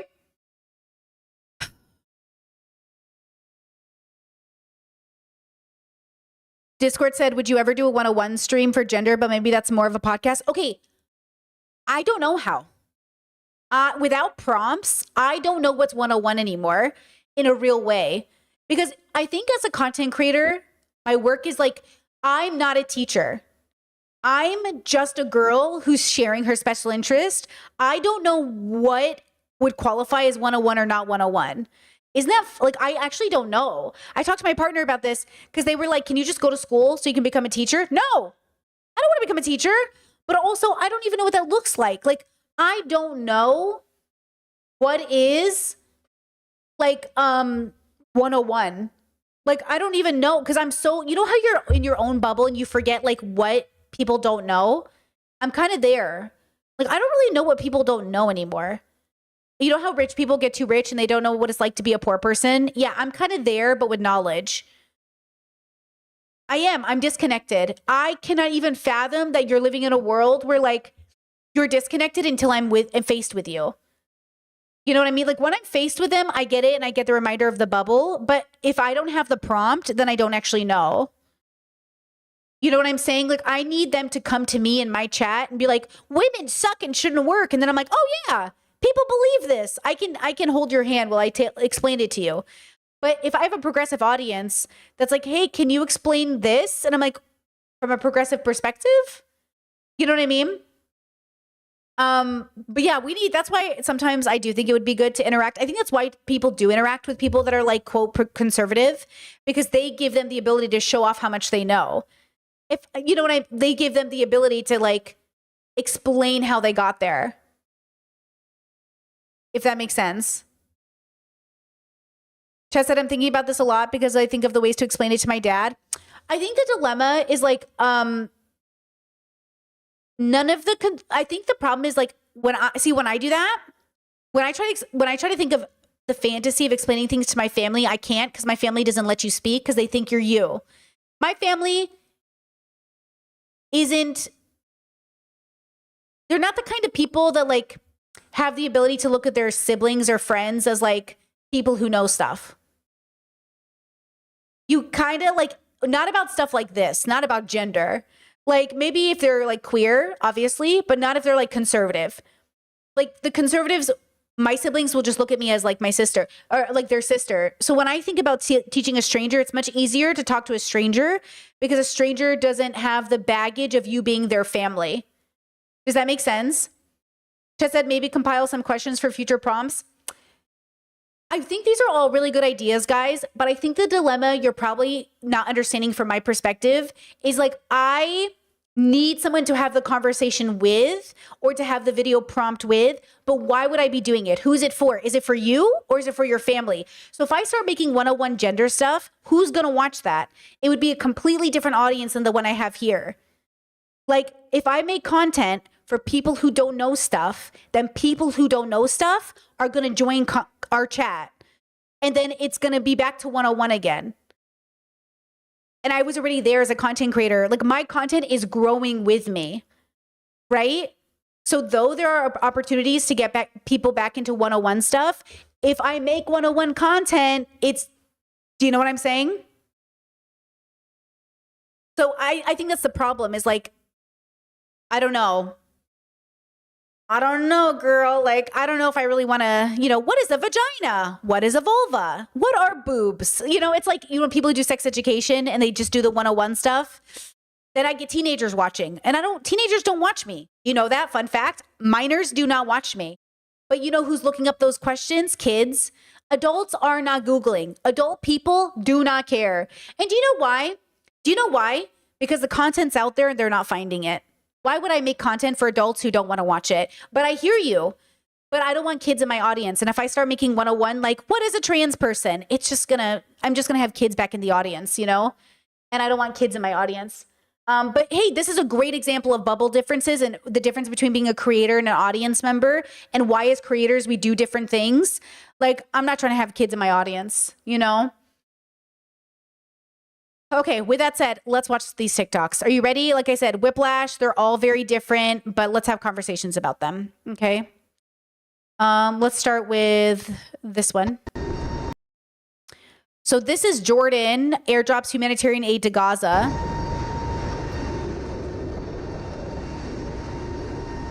We are literally throwing food from a plane to starving people on the floor, on the ground. Like, we are literally dropping things to starving Palestinians because Israel won't let food and aid in until, now this is how they're letting aid in. Do you know what I'm saying? This is the craziest shit I've ever seen. This is so crazy that this is what grown-ass adults, this is the best. This is the best humanity can do at the moment. This is our best. It's better than before, but oh my God. Oh my God. Can you imagine your kids are starving to death? Okay, and guys, I can't guarantee that the next video I won't show is like a baby in Gaza. So like just trigger warning ahead of time. I don't know where it is, but it's somewhere in this pile of videos. Okay, this is crazy to me. That this is what we're doing. And no adult in the room is like, yeah, no. Like humanity has to do better as a whole. But it really is a testament to all of us to radically accept that this is where we are. I need you to radically accept it so we can change it. You know? It's important. You know? Discord said, interesting. My dad has actually shown me enough growth over the years to where I could see me explaining things to him and him considering it and eventually internalizing it. That's beautiful. I see it with my parents too. But it's not with the, like, I see it with my parents too, but not fast enough for me to. Eventually, I think it's getting too slow. It's coming to the point where I'm like, you're moving too slow. I've been teaching you this. It's like a kid who hasn't, like, okay, it's okay to repeat the class like once or twice, but now we're on our 5th repeat of the 6th grade. Do you know what I mean? And I've been doing it for 30 years. You know? I definitely have moved, like, I hear you. Discord said I've been an advocate in my family for many issues and I've gotten family to move more and more. I have too. But I'm 36 and it ain't moving fast enough. I'm 36. It ain't moving fast enough, girl. That's what I'm absolutely, and you should keep doing it. But it's not fast enough. And because it's not fast enough, I'm about to close class. Okay? Next video. Honestly, fuck slavery. Yeah. Hell yeah. If we never brought them over here, we wouldn't have to deal with them now. Fuck. Oh, bro. Honestly, fuck slavery. Yeah. Hell yeah. If we never brought them. Okay, stupid joke. I hate it. Now, why am I showing you this video? This guy probably thinks he's like really clever, right? Okay? Super clever. Okay.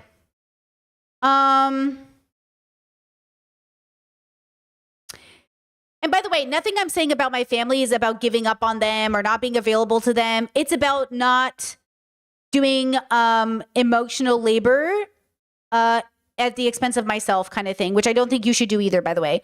You should continue advocating. I definitely bring it up in conversation with my folks, but ultimately, like, you got to also let go of the fact that, like, they might not move fast enough. And if shit hits the fan and they're on the wrong side of history, that's it. It is what it is. Okay, now, why is this not funny? He says, right cause, wrong reason. Ha, ha, ha, ha, ha. Look at these comments, bro. Do you see it? Yeah, you see them, right? Hold up, let him cook. Your friend is making a valid argument. I've always thought it. He replies, laugh emoji. I mean, he ain't wrong. Laugh emoji. You can be an a-hole, but still be correct. Fair. He ain't wrong. Haha, laugh emoji. I think because we're both transparent, we will agree. Nah. Oh, they think because we're both transparent, we will agree. Nah. I mean, don't get me wrong. I love them. I have nothing against them, but I can't keep defending them. And then laugh emoji. It's like your friend. So they're laughing because, like, you're finding out your friend is racist at the weirdest time. It's like your friend. It's like, I love them. I can't keep defending them. It's like, oh, like, you know. It's like, what is happening here? But then it's like, oh, I mean, he ain't wrong. Who's not wrong? The racist friend? So it's comedy that allows racism to be either something funny or oh yeah, my friend is racist. I should do something about that. It's like, it's making light of the bigotry. So why do we make light of bigotry? And again, it's because it doesn't come in the form we expect it to come into. Gotta move my stool here. It doesn't come in the same form we expect it to come into. Our racist friends don't look like the scary kind of racists. Even if they did go to that parade that one time. That's not me. I'm just referencing a funny joke, you know? It's like, oh, my friend doesn't look like, my friend's not homophobic in the sense that they wouldn't kill somebody, right? I used to think this when I was young. I used to be really lenient, and I think it's important to recognize where people are. But I used to say, like, you're not homophobic if you have gay friends. But obviously we know you can be homophobic and have gay friends. In the same way, we know you can be racist and have people of color friends, or like whatever race, insert race here that you've decided to be racist against, you know? So it's like bigotry, life doesn't look the way we think it does. It's why people doubt there are rapes. It's why people don't think they've been raped, even though they know it felt like horrible, because it didn't look the way they thought rape was supposed to look. We think the same reason Palestine, people don't want to accept that it's a genocide equal to the Holocaust, because we think the Holocaust looked like the way we learned about it. The Holocaust was happening for years, and nobody would have intervened if it wasn't politically savvy. Like, we are horrified at the Holocaust now, but when it was happening, it looked the same way it looks right now to Palestine and the other place, Sudan and Congo. It's the same. It's not going to look different. I don't know what you're waiting for to happen, but this is it, Habibis. And then people will say, well, if this is it, I guess it's not that bad. Like, you're missing the point. This is it, and it's bad enough. But people will say, oh, we're so desensitized. We've always been this way. I don't think we are uniquely desensitized to violence. I think we've always been this way. We give humans too much credit to think we were better before. We give humans too much credit to think like, oh, this new generation, they're the worst, they're the bad ones, but before we were better. No, we've always been this way. And it's because it doesn't feel the way we're told it should feel. All these men who say they don't move off feelings, you're absolutely moving off feelings. Because you get to play the hero in your head that would kill Hitler, and you get to be the guy who doesn't understand there's a genocide in Palestine, and you get to be both people. You know? That's what's crazy. That's what's crazy. Okay, hold on here. I'm still here, right? Chat's being weird.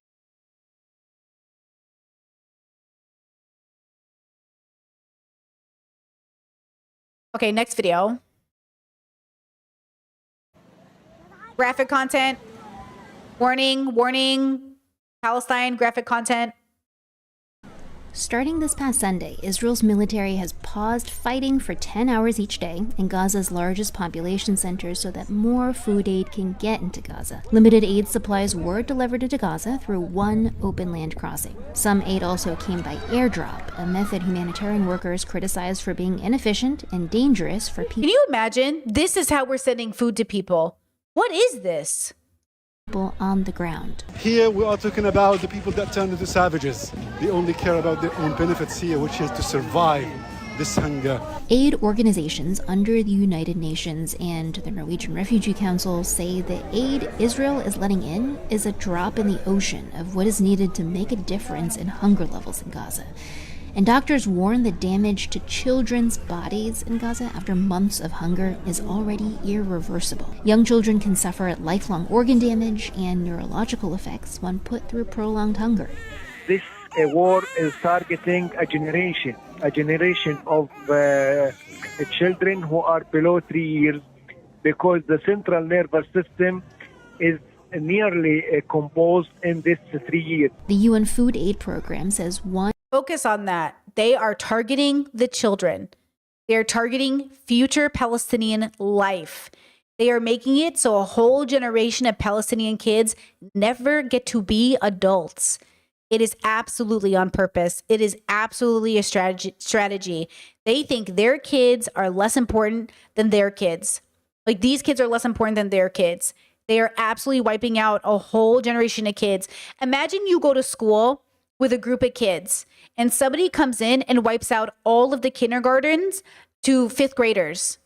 Okay? From K through fifth, wiped out. And then imagine you graduate from senior class and none of those kids end up growing up with you if you go through like a K through 12 school, like a charter school. Okay? And imagine none of them get to see the future. Imagine you go to high school, freshman through senior, and all of the freshmen are killed. All of the freshmen eradicated. They never get to go on to be like leaders in the world. They never get to go on to be anybody. 1 in 3 of Gaza's residents is going days without eating. And remember, Habibi, this is what people don't get. Half these babies can't even eat real food. You know, you're not supposed to give your babies solids before a certain amount of time. Like, you have to be very careful with what you're feeding your baby. Your babies need nutrients that are specific to them growing up. This is all very intentional. And the weirdest part about all of this is some people in these areas, they still have to find food, water, shelter. These are just the people in the tents. You know, there are people who still have to pay rent and go to work and pay bills while this is happening.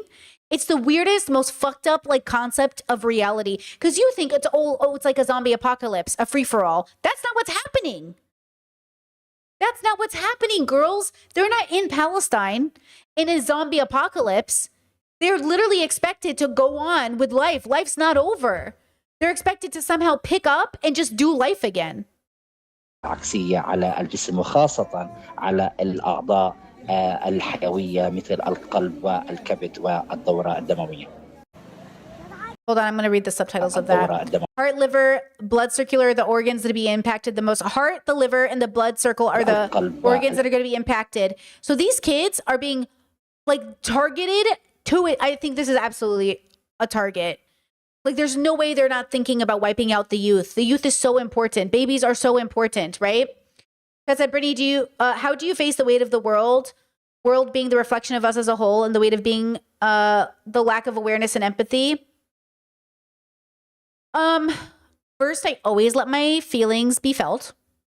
I always feel my feelings. You know, half the time when I cover Palestinian stuff, I end up crying and needing a break. It's also part of the reason why I don't cover it all the time, because I actually physically, like, I'm impacted so deeply in my body. Like my body, I mean, they do say chronic health is impacted in AFAB people the most because we internalize all the trauma from the world.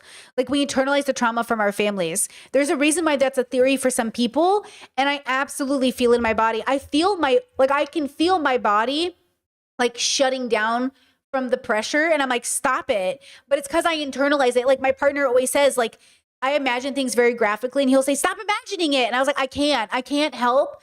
But like I get transported into people's life. And that's why when men say like, oh, Brittany doesn't care about us, she can't be empathetic towards us. I am so deeply empathetic to your struggle, but it is so dark and evil where you live. If I step foot in there for too long, I will kill myself.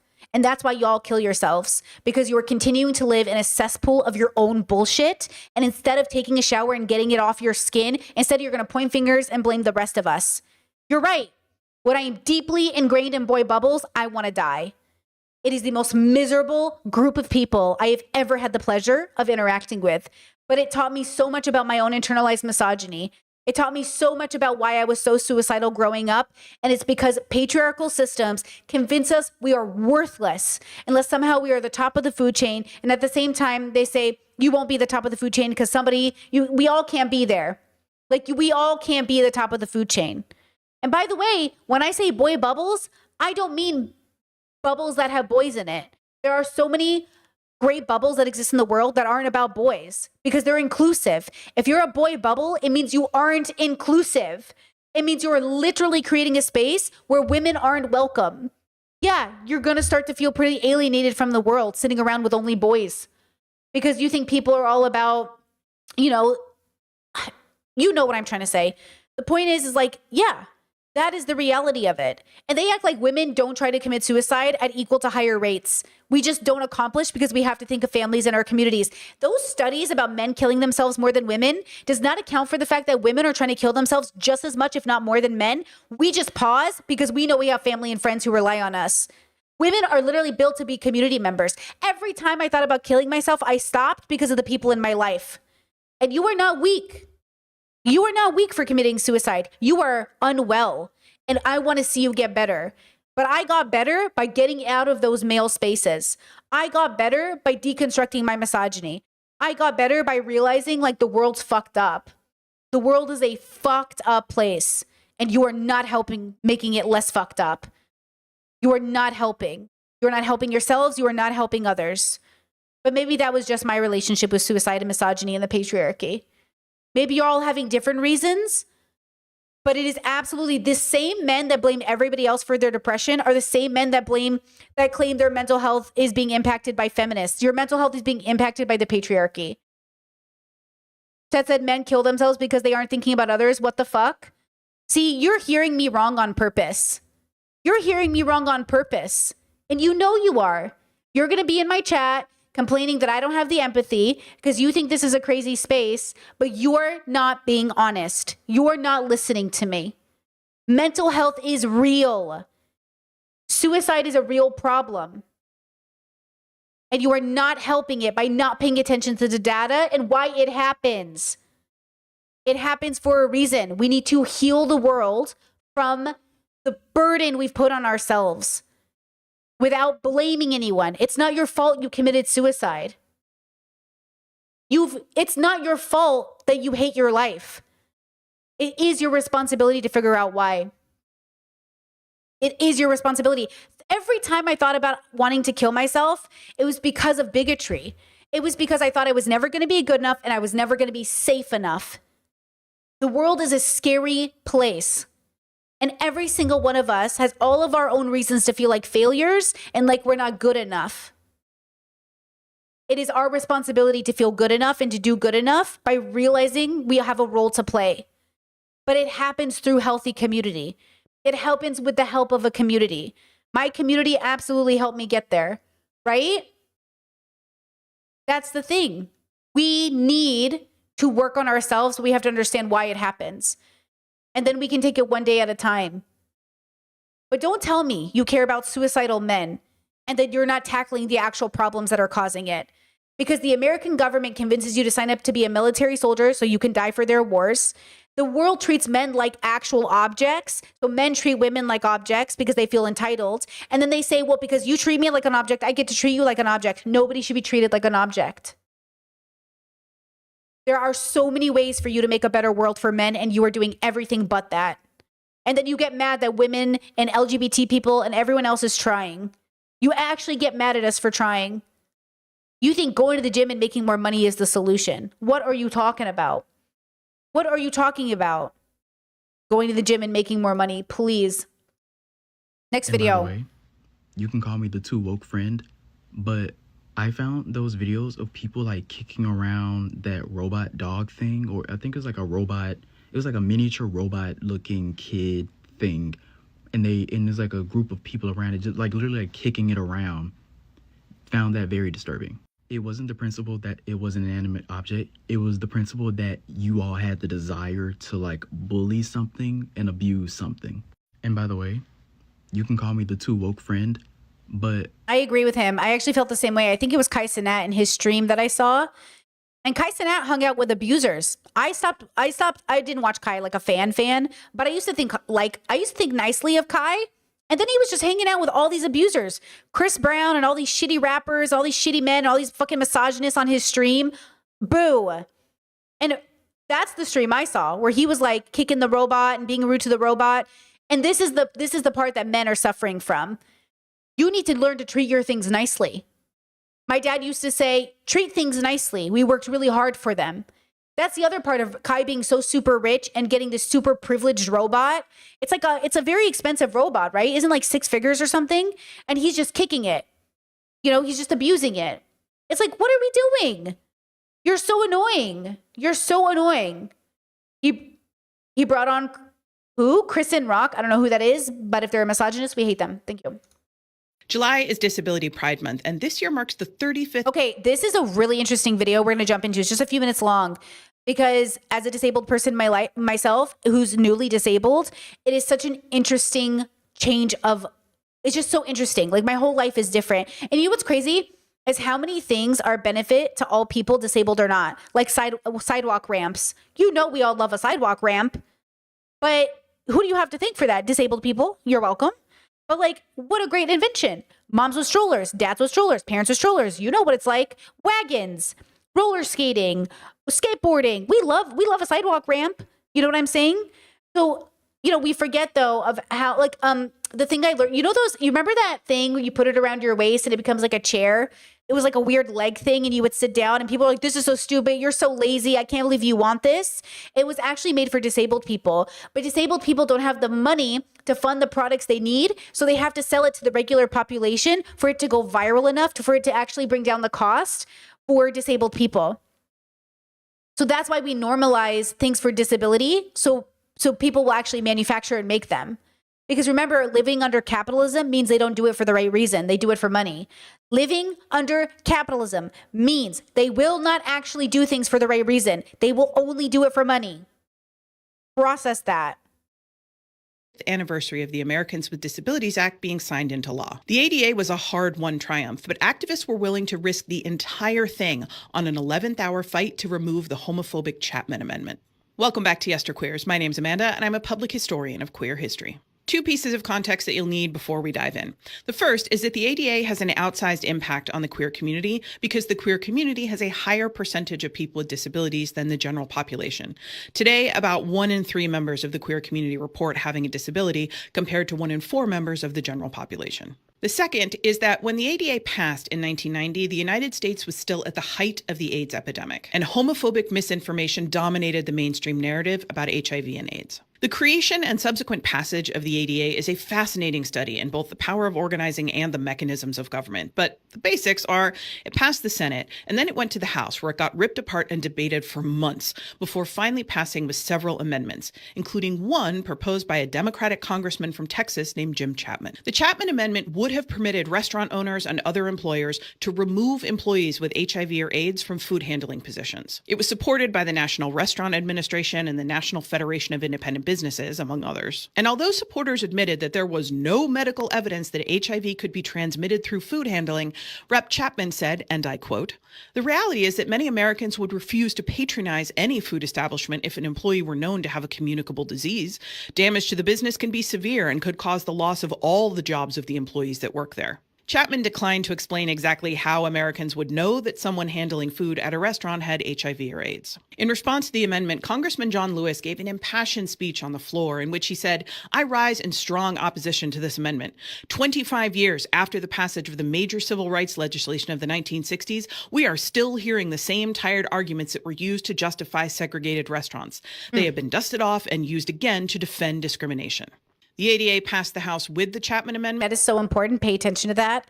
It always looks the same, even if it's packaged differently. If you know it, you know it. It's always the same argument. It's always the same script.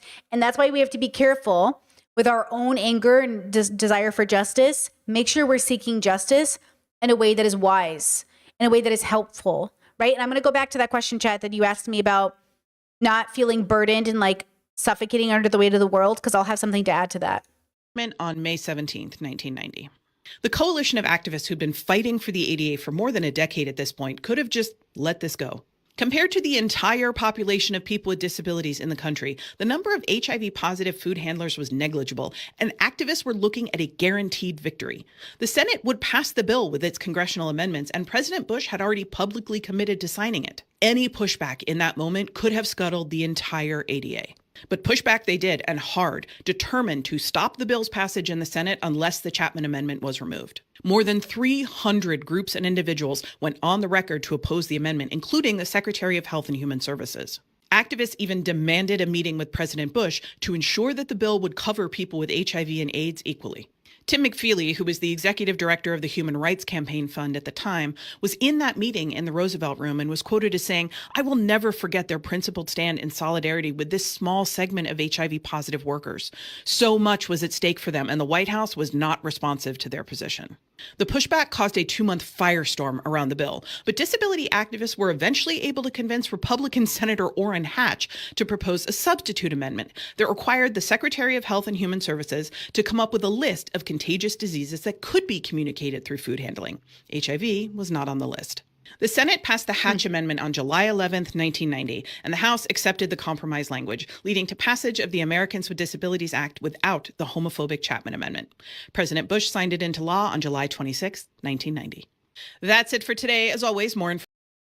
So things that stand out to me, again, I think, and it's interesting because like men really have been in charge. Men really have been making these policies a reality for us. And I think a lot of people have like good intentions, but like the road to hell is paved in those good intentions. So maybe if you're not educated or you're confused about like HIV, or you're confused about like medicine, or you're confused about vaccines, or if you're confused, you're going to push legislation that like is at the risk of vulnerable communities. But more than that, it's when they know better and it's malicious that it's scary. And I have to tell you, at this point, they've all been in office too long not to know better. At this point, you're too old not to know better. And that's not to say they literally know better. And hear me out when I say this. I think old people don't actually know better. But I think that's kind of the point. That's the issue. They don't know better. And we're just letting them get away with it because they're, quote, older than us, right? Young people also don't really know better because they're kind of too young to know anything. But yet, both groups have a lot of wisdom to share with each other, which is why we have to have a symbiotic relationship to build. But ultimately, the way that I maintain my sanity in the world is because I radically accept. And I know I've said this 1,000 times, but guys, it's so important. You know how embodied this is in my life. I really think we're evolved animals. I really think I'm just here and then I'm going to die. I really don't think there's a God. There's not a moment of my life I spend thinking God is real. There's not a moment of my life I spend not open to the idea that something else, like there might be a new discovery of what it even means to be a person. I just do the best I can every day. And then I accept I will die. I am preparing for my death. I'm preparing for it to come tomorrow. I'm preparing for it to come in 30 years. But like, I am always thinking about dying because I know it will happen. And I am fully ready for that. And I am only doing what I'm doing because I know I'm going to die. And even in my marriage, we talk about death all of the time. Probably because like we've had enough people die. We had people die this year. I went to a funeral this year. You know what I mean? Like, you know, people die. Like things happen. And it's just a matter of when. And I think that people have to understand that. And so there is like a deep-seated fear I can feel, right? And I'll talk about it because chat says I had an experience where I envisioned myself in the shoes of a true crime victim in a way that felt very real. And I actually ended up having a seizure. I'm not even kidding you. The other day, who was the clown who kidnapped children and murdered them? What serial killer was that? I was imagining myself as a child. The other day I was trying to imagine it. And I was like terrified. My very being was so terrified. Gacy, thank you. I was terrified. And I just thought, oh my God, to be a baby, to be a child, like to be a child and to be taken. It just like, oh, like my whole body, I felt like there was a hand on my throat. I couldn't even, you know, it was so scary. And that's just another person. That's just like a person, another human being who can set that amount of terrifying fear in an adult woman from just the thought of it. Just the thought of it, and I am terrified. Now, a big part of me really believes that's my biological experience. I think my brain is actually reacting because I'm so good at imagining, but I think it's my biological experience because I know it's not happening to me. The same way when I turn off all the lights in the house, I go, ooh, and I like, ooh, and I get scared and I run towards the bedroom and my partner laughs. I know there's nothing in my apartment. I know there's nothing in my apartment, but my body, it literally is so scared. It's so scared. It's like, oh my God. And I'm like, huh? And then I run and I jump into the bed and I jump under the covers. Do you know at night, I can't take the covers off my body because I'm terrified a monster's going to come and pull me down? Even though I'm so logical, even though I'm so introspective, my body is not convinced. My body is so convinced I'm going to die. I'm going to sweat under those covers, girl. But I'm going to sweat under those covers and I'm going to die. And I'm just saying like my brain is so ready to protect itself. All I can do is like, you know, all I can do is remind her that like, just, okay, listen, girl, because like if there really is a predator, we can't be like squealing and running around. But a big part of the reason I overreact is because I know there's not really a predator. But my body is so scared, you know? It's so scary, right? So there's something about it. There's something about it where I just don't think people understand like how terrifying it is what we do to each other. It is terrifying what we do to one another. It is a terrifying experience. And I would just love it if the world stopped trying to be a little bit like terrifying every day. But bigotry is terrifying. Like it is a terrifying experience. Transphobia is a terrifying experience. Just to verbalize to somebody you are trans is a terrifying experience when you know what the consequences could be. Just expressing who you are, it's a terrifying experience. And yet, and stay with me here, and yet, most of us wake up every day and go about our day every day. Most of us get to wake up and go home and come home and we're good. Most of us are living pretty good lives, even if they're hard. Most of us are not being kidnapped by killer clowns. or, you know, being killed in the street. And that is the hardest part for our animal experience to process. Like, it is so hard to process that, like, in one part of the world, there's a genocide. In one part of the world, like, somebody right now is being kidnapped.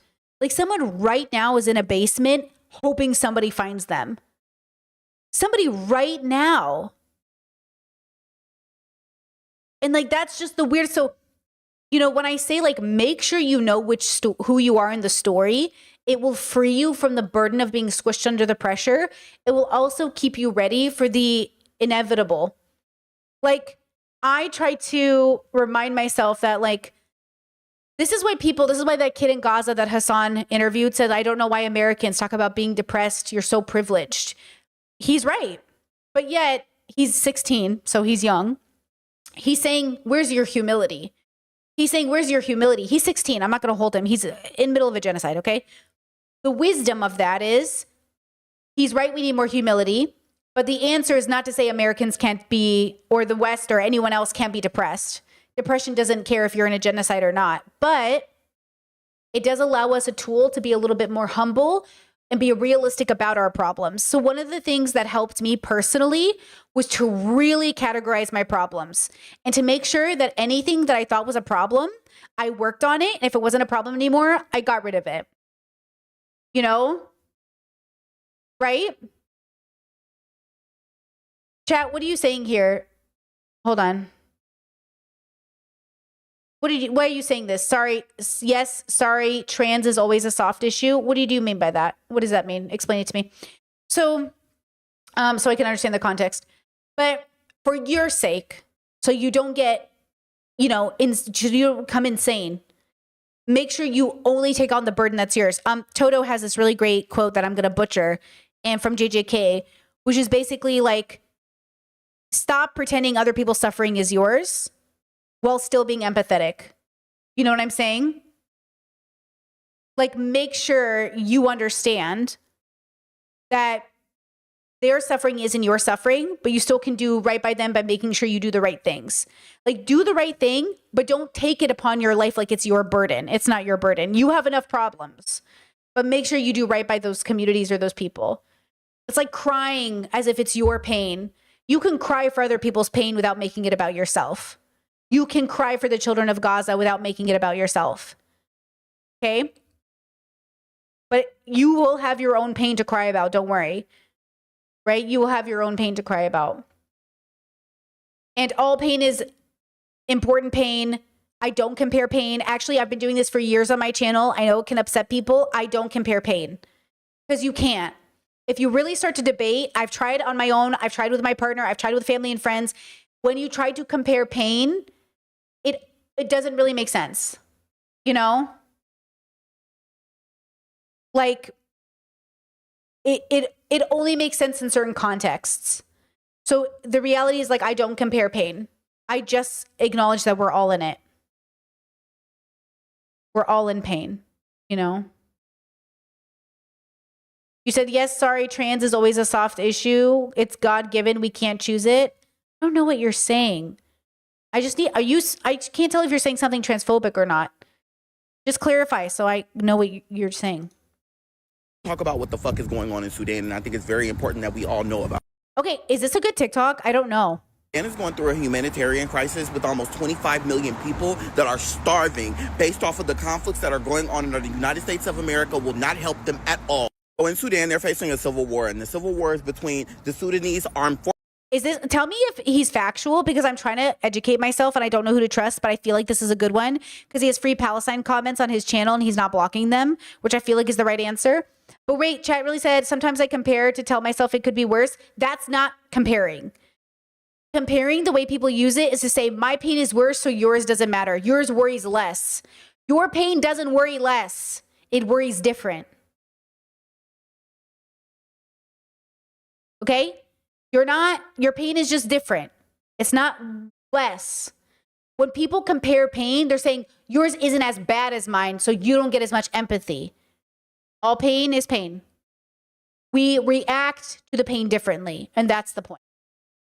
Forces and the RSF, and it's been going on since 2023. The places that's been the most affected are Khartoum and Darfur. I hope that I'm saying that correctly. If I'm not, I am completely sorry. Very, very important to note that these smaller scale battles that they were having back and forth in Khartoum literally could have been prevented and stopped. But unfortunately, they kept going and they kept going and they kept going. More women, more men, more kids were being killed on a day-to-day basis to the point to where famine happened. That's so heavy.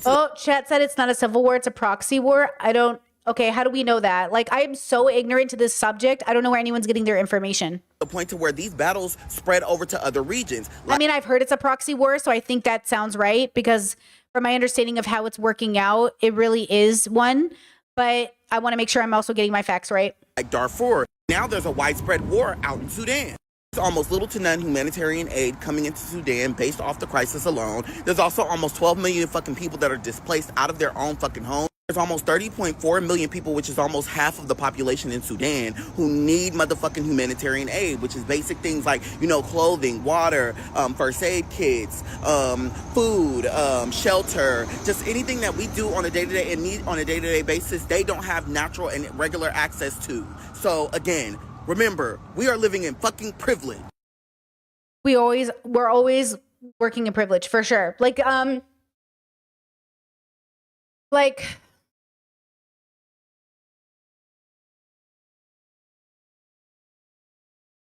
Okay, yeah. Al Jazeera is reporting it's a proxy war. Yeah, from my understanding, no, I don't want to repeat it because I know it's going to be wrong. I'm going to say it wrong. I'm not educated enough. But yes, from my understanding, it is a proxy war. That's what I'm getting to. I won't try to speak on it because I know there are better people who can probably speak on it, but I want to, Okay, so we are privileged. If you live in America, you're privileged. You're literally in the superpower. You're literally in the superpower. You're literally privileged. Okay? This whole what's this show? What's this little bird show everyone talks about? You're in the top, baby. You're just in the bottom of the top if you're not rich. But you're in the top globally. Okay? What's this thing? The little I sacrifice myself, whatever. Okay. You're in the bougie place globally. But yeah, we are the capital globally. But Hunger Games, thank you. But when you zoom further in and you look at your life in America, and America's the only bubble, well, now there's definitely people who are in the capital and people who aren't. Then you zoom into your family dynamics, and there's definitely people who are in the capital and people who are not. And that's all of life. All of life is humans socializing into constructs that create conflict because we are conflicted within. We are conflicted. We're conflicted. And so we hurt the world because we're battling ourselves. And so we're battling the world. And why wouldn't we be? So it's about radically accepting that, really radically accepting it. Realizing this whole idea, okay, one of my biggest bubble pops, my bubble pop into 4, my level 4 in my philosophy system was a really embodied realization that all of it really is a choice that we're not making because we don't actually have the free will we think we do. But it is still a choice. I remember I was debating with somebody who's a determinist, and they were they were talking to me about an ethical dilemma. And they said, I don't understand why you're mad at this person for being a serial cheater if, we don't have as much free will. I was like, well, just because you don't have the access to the free will doesn't mean you're not responsible for the actions. And they were like, yeah, but they don't have any other choice. Yeah, them not having any other choice in the moment does not change the fact that you can hold them accountable.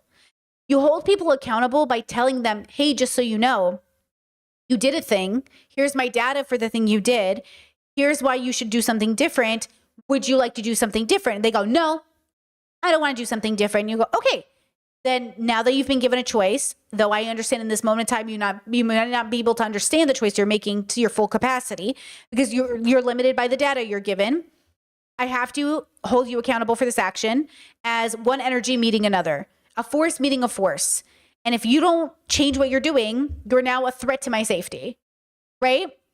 So I agree. I can agree with the idea that we do not know how much free will we really have if we live in a world where people are don't take pills for ADHD, but they don't really know why. Why not take pills for ADHD? Why not help yourself out? Why not do things? Why not, they don't even know why they're doing what they're doing, right? It's oh, Brittany, how do I find a person I really love? How do I know this person is for me? I don't know. Talk to them. listen to them, actually understand them, know yourself well enough to actually have a conversation with someone and realize, like, I don't want to talk to you forever. Listen to me when I say this. I want to have a conversation with my partner every day forever. I love talking to this human, but it's my human. It's not your human. So you can't think, well, I want Brittany's partner. You can't have them. They're taken. But more than that, they're not going to get along with you because they're my partner. Okay? They could have been someone else's maybe high compatibility partner, but too late, bitch. Okay? The thing is that we think we want what other people have instead of understanding that, like, we want a connection and a bond with people like this person. So instead of thinking like, I'm going to steal that man, I'm going to steal that woman, it's like, why are you even stealing in the first place? Unless it's food and medicine, why are you even stealing? What is that? That's not good. And you're only stealing because you're in a bad position. We shouldn't even be stealing. In an ideal situation, people wouldn't steal. And so in not ideal situations, we have to make justifications for not ideal situations. It's just interesting that people would rather they would rather explain away a rape than people stealing baby formula. Like, they will explain away racism faster than people stealing baby formula. You know what I'm saying? Okay, hold on. Let me see. Yeah, Chet said also disregarding your own pain when it's there doesn't allow you to practice compassion towards yourself and often results in shame. And it makes you a bad community member because you're going to do it to other people unknowingly. You're going to say, well, I don't get pain when I'm on my period, so maybe you shouldn't get pain. Or it's going to be like, well, yeah, I get cramps too, but like, I just suffer through it, so you should too. It's like, it makes you a bad community member to not acknowledge your own pain. Okay? And yes, what motivates you to get up and do stuff anyways, that's dependent on you, girl. That's why you are custom. You're a custom made. I can't give you a one size fits all answer, right? Yeah, Chess says American privilege is like white privilege. It doesn't make your life perfect by default, but it gives you advantages that other people don't even have. Even if you don't notice it. Yeah, I think that's what it is. Chess says, what determinist imagines they can argue someone out of a POV? That is impossible. Well, you know, everyone's a little bit of everything. Everyone's a determinist or believes in free will, like when it's convenient. We don't know, girls. We don't know what we're doing here. We only know that we're only doing what we can. And it's not as much as we think. You would think with everything we have, every possibility we could do, we'd be able to easily avoid bigotry and a genocide. But no, this is the best humans can do. This is the best we can do. And I want you to accept that first. Accept that this is the best we can do, so we can figure out how to do better. But this is the first and foremost, you have to accept. Just like when you say, like, the first step is accepting you have a problem, you gotta accept we have a problem. And then we can go on, you know? Then we can do something else. No? Chat, don't write Matrix built in my chat. I hate that fucking shit. It's not a Matrix. It's just people. Okay, don't write that conspiracy shit in my chat. Next video. Do you like Charlie XCX? Oh, I can't get enough of him. Ben! Do you like Charlie XCX? Oh, I can't get enough of him. Ben! So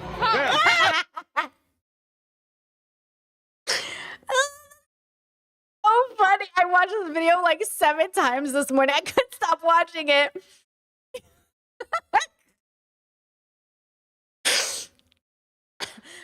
What a gay icon. What a gay icon. Okay, was that a little break? Woo. Oh, that was so funny. I laughed so hard watching that. We should have done it for years rather than stop talking. So Londoners react to UK's move to recognize Palestine, a Palestinian state. So that's amazing. I'd love to see this happen around the world. It's one step closer. About it, but we shouldn't make it conditional. It should just be, we recognise the state of Palestine, end of. Yeah, I think it's right to recognise Palestine as a legitimate entity, but whether it'll make any difference to what's happening on the ground, I don't think it will. He should probably go on further and proposing sanctions for what they're doing in the West Bank and their continued expansions. When men generally use religion to argue over who owns what bit of land. It's normally women and children that suffer and die. We should have done it for years. I think that's interesting that they did that. I wonder, I hope it helps, but I wonder. I mean, I think it's a good step in a direction, obviously. In the midst of ongoing crisis, as we pay attention to everything that is unfolding in Gaza. So this is the Sudan as well. This is crazy. Like, guys, we're talking about 25 to 30 million people in need of humanitarian aid. Like, I can't even process those numbers. I just wanted to show you this beginning video because we're not gonna watch the whole thing. It's a little too long. But just that idea, because we should do like a whole stream dedicated to this topic. I really want to do one because, like, listen to that. 25 to 30 million people. Like, my brain, it's short circuits. It like doesn't work. It feels like too big of a problem, but it's not going to get smaller, right? It's just going to get bigger if we don't do something. We got to do something. Okay? And that's why I say I look at the younger generation. That's why, by the way, Israel is targeting babies, because the next generation always does something. Young people always contribute to making the world a better place. Young people are always a part of the answer. Always. Even if they keep saying Gen Z is more conservative, it doesn't matter. Guys, focus, lock in. It is propaganda when you say, oh, Gen Z is becoming more conservative. Everyone is conservative. Every single generation has been mostly fucking conservative. Being a non-conservative has always been the outlier. It will continue, but it doesn't matter because even though we're a minority, look at the way we have y'all using our language. Look at the way y'all are like toxic masculinity, trans people. Now you know what non-binary is. I know it's slow and steady, girls, and I know it's scary, but our big fucking mouths got it so you are now saying non-binary. Keep it up. Keep it up. Okay? Keep it up. Every young generation is the next, because the next young ones who know what's up, they're going to inform everybody. And we're all going to complain. And we're going to be like, I don't like your new word. I don't want to say it. I don't want to say that word. And then all of a sudden, everyone's going to say it. That's how it goes. Next video. I don't want to survive. I want to live. I can't stop Andy from growing up, but I wouldn't miss it for the world. I never look back, darling. It distracts from the now. The boring stuff is the stuff I remember the most. Because you are the special. But today is a gift. You're as beautiful as the day I lost you. You're my good boy. I finally had a reason to win. You. I will never stop fighting for this life. I'm a dog too. I can't lose you two. I'll never be good, and that's not bad. Anyone can cook. Kitty has to go. I will not let you kill my mother.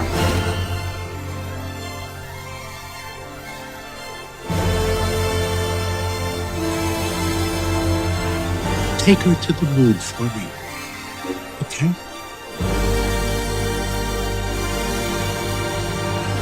Mama Coco, please, don't forget it. Look at me. Look at me. I'm right here. Don't go. Stay with me, Eugene.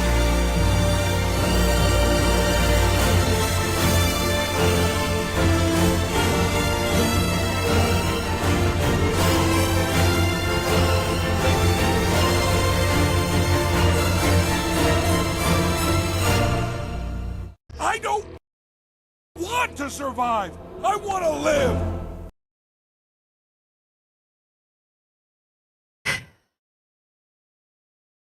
I think this is a universal human experience.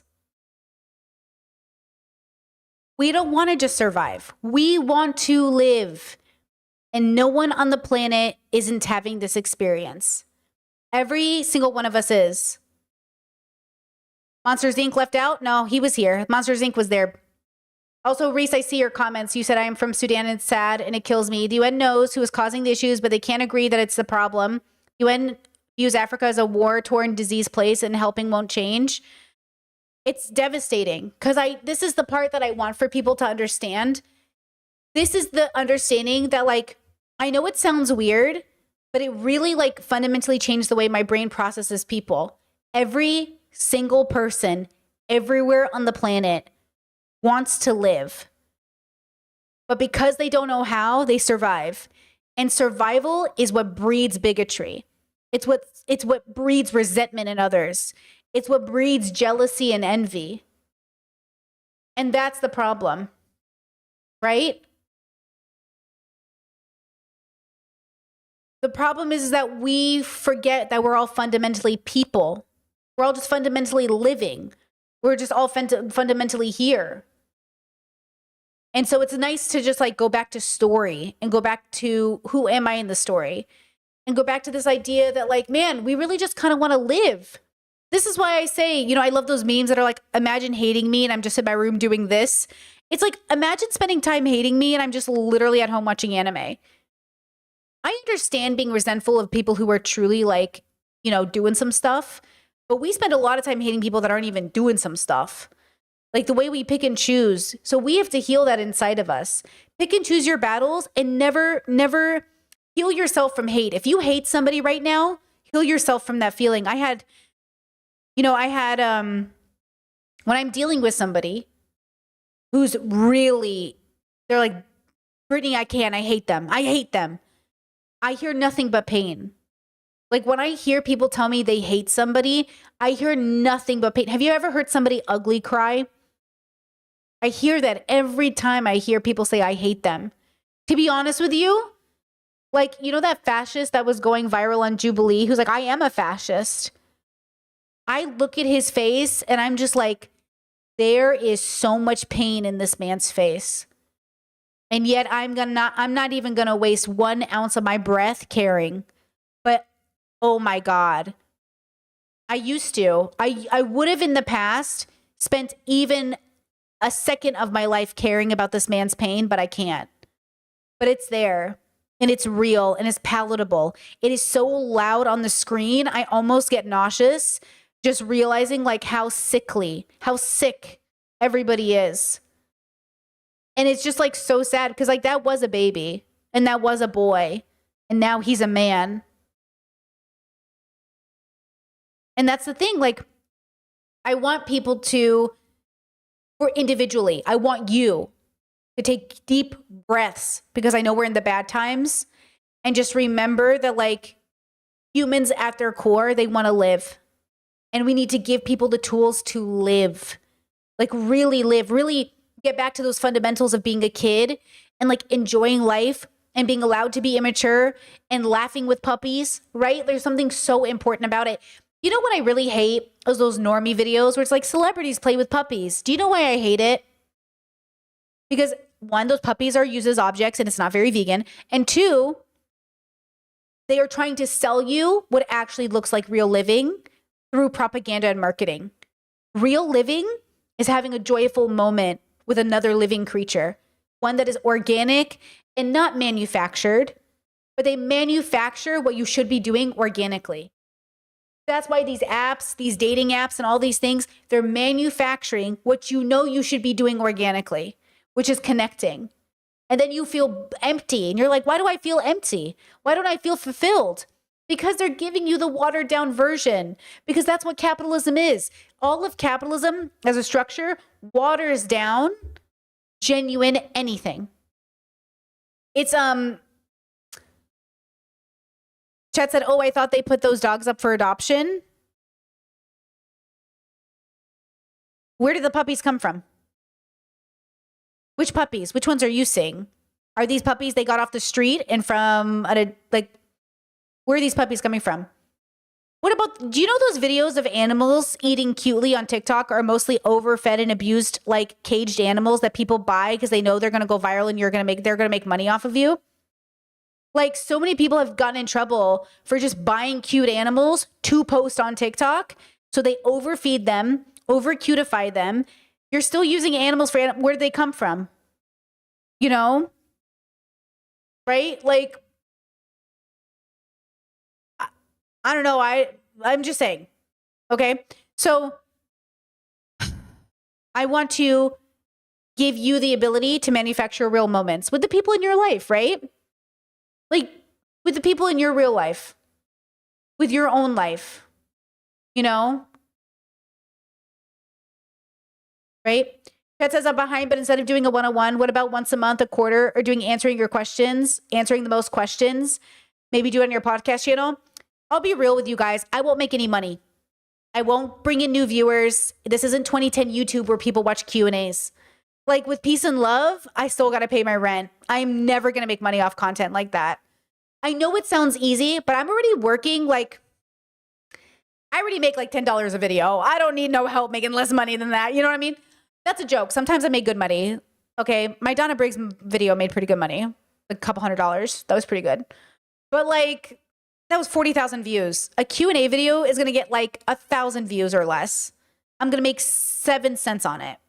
Like, remember that like, I still got to, you know what I mean? But that's why, oh, by the way, I don't know if you guys know this. That's kind of why I have a Patreon. I have a Discord 101. That's kind of the place to do it. Like, I don't know if I overshare as a content creator. See, usually content creators wouldn't answer all these questions like this, but I'm a streamer. So we end up answering them. As a streamer, there's no reason to do this. Like as a content creator, this isn't going to make you money. It's not going to help you. And you're just going to take spoons away from making content people really want to see and you really want to work on. I wouldn't know what to do. That's why I'm not going to do it. Because I want to live. I don't want to just survive. And I'm living right now with the content I'm making, but I appreciate your faith in me. But yeah, I wouldn't even know what to make. Okay. I thought the video was I love this video. pretty funny. Yeah. And like matcha was trending, but I didn't expect it to be like this. People are sharing. Chat said if you didn't need to make money, what content would you make? The same content I'm making now. But okay, I don't want to, let me rephrase it. I don't want to make a 101 video. I don't know what it is. Let me rephrase it. I don't want to make it. I don't know what it is. I don't even know what you're asking me to make. Let me rephrase. I don't want to do it. I just don't even understand it as a question. Because the only people I know who do 101 videos are educators. And I'm not a peer educator. So I don't want to do it. You're asking the wrong person. You know what I mean? Like, I don't even know what that means. Because the only people who do, I'm not an educator. I'm just cute and smart on the internet.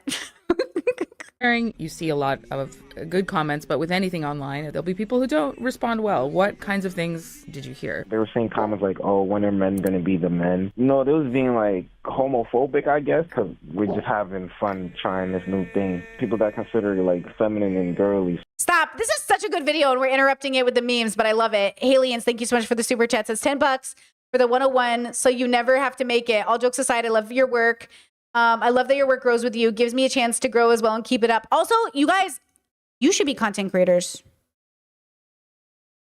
I'm serious. If you see a need, fill it. If you think you have it in you and you think of a video that someone's not making that you wish they made, that like you know something about, you know what I'm saying? Okay, let's start this video again because it's so cute. I thought the video was pretty funny. Yeah. And like matcha was trending, but I didn't expect it to be like this. People are sharing. You see a lot of good comments, but with anything online, there'll be people who don't respond well. What kinds of things did you hear? They were saying comments like, oh, when are men going to be the men? You know, they was being like homophobic, I guess, because we're just having fun trying this new thing. People that consider like feminine and girly. So I responded by making more videos of us trying other things, just saying like, oh, we don't care. We're going to do what we want and we're going to have fun regardless. Black men and boys deserve to be joyful. Like, we're not menaces to society or, you know, those stereotypical things that people think of us. We can be strong and soft. We deserve to be in many spaces in society and, you know, uplifting all these spaces as well with our joy and our presence because we bring a lot to the table. You know, Black boy joy to the world. Okay, this is so cute. This is why I say, like, I care about people who happen to be men or boys. But this is what I want to see for them. I want to see them joyful and happy. I don't want a man to walk down the street and always feel like people are afraid of him. But in order to change how the culture sees you, like, not you Black people, that's not your responsibility. Okay. But men as a whole, their reputation, the loudest people in your community cannot be Andrew Tate. Okay? It's different. The difference is the world also has to let them. The world has to let men be non-threatening. The world has to open up a space for men to do this. Women have enough internalized misogyny that I know for a fact, like we saw in the tea app, they were spilling tea about men being too gay. That's not tea, girl. That's your homophobia. And this is why I can't get behind a lot of these women. A lot of these women are also very transphobic and homophobic. So I, like Chad said, I love that he mentioned homophobia. That is a green flag to me. That means, sounds like an ally, if not a friend. He might be a friend. You know? And other people calling them feminine and gay, like whatever their gender, like that's a part of the problem. And it plays into racism. We know transphobia and homophobia. It fucks up, like, this is what I'm saying. Like, everyone wants to, I'm protecting women, I'm protecting men, I'm protecting this. You're working off in the best way, in the most good faith, you are working off bad data. And the worst faith way, you are actually ruining the chances for any of these people to have good lives. It's kind of evil, the way we raise kids. Somebody said in chat the other day that we separate boys and girls from like elementary age. Yeah, it's kind of evil the way we do that. It is kind of evil the way we raise kids looking at the other as the other. Yeah. Yeah. It's from the age of 3. That's so evil, bro. And we do it so naturally, but it is evil. This is why there's this fear. Look, I used to go to queer gay clubs all the time. I always use unisex bathrooms. You know how many times I've peed in with men? And it wasn't like I was asking their orientation. It's not like they were all gay. Some of them are bisexual and pansexual too. I mean, some of them were straight. I've never had a problem like peeing in the same restroom as a man. I've never even had a problem using the men's restroom. I remember I've been to so many conferences, and like if the girls' line is too long, I'll go into the boys' bathroom and be like, I'm a girl, can I pee in here? And if nobody's there, I pee. And if somebody says like, no one's ever denied me, but all the guys are like, are you sure you want to pee in here? And I was like, I gotta pee, and the girls' line's too long. And they'll let me pee. Right? I ask, I like open the door and I don't go in. I just like, hey, I'm a girl, can I come in? And like, I've never had a problem. Or I'll go into single stall men's bathrooms. Like, what am I not going to use the man's single stall? Like, please. Okay. So it's kind of one of those things where I would love to live in a space where we felt comfortable around each other. But why aren't we comfortable around each other? You know what's crazy? If the conservatives spent as much time, you know what I mean, actually looking for predators, actually looking for child predators, actually trying to get people away from like, you know what I mean? If they used any of that energy instead of towards these marginalized communities, we would solve it. We would solve so many problems. Because we're too busy fighting you about trans people, we're not actually paying attention to predators. You know, the other day, we were talking about Alex Lolo, and you were talking about Alex losing his job. Just remember that we actually don't want predators to lose their jobs. Because I don't know if you know this, in, I think it was California, I don't remember, where they had the, I think it was Cali, they had a rule about sex offenders not being able to live within so many feet of a school. It sounds like a really good idea, right? Except all of housing is built near schools. And so these people ended up being unhoused, which meant their crimes couldn't be tracked, which means they couldn't be tracked, which means they actually ended up doing more crime. So we have to house predators. I know you don't like it. You got to get over it. It's about harm reduction. It's not about it's not about making you comfortable. Okay? And I don't want to hurt these people because I don't want to become ugly. But I also don't think we have the systems in place not to punish people. Right? Like, I don't know if you guys have ever gone down the prison bubble, but it makes me want to die. When I think about what happens to men in prison, I want to kill myself because of how disgusting it is. It is so gross. And I'm talking about everybody there. I'm talking about it's literally like the worst thing I've ever, like, it's so bad. It's so bad. And we're just sitting here, again, just like ignoring the fact that humans are treating each other like this. Not to mention when Katrina happened, people abandoned prisoners instead of letting them out, and they drowned to death. They drowned. You let men drown. You want to talk about the fucking Patriot? Fuck you. Oh, pretty? Calm down.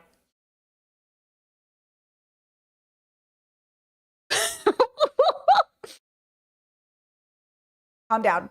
Listen. You want to talk about caring about men's lives? People left men to die in prisons because they didn't want to release criminals. So they let them drown. Men screaming on the top of their lungs, please let me out. What about the fire that broke out in that prison? And you hear the men screaming, please. And you just watch people burn to death.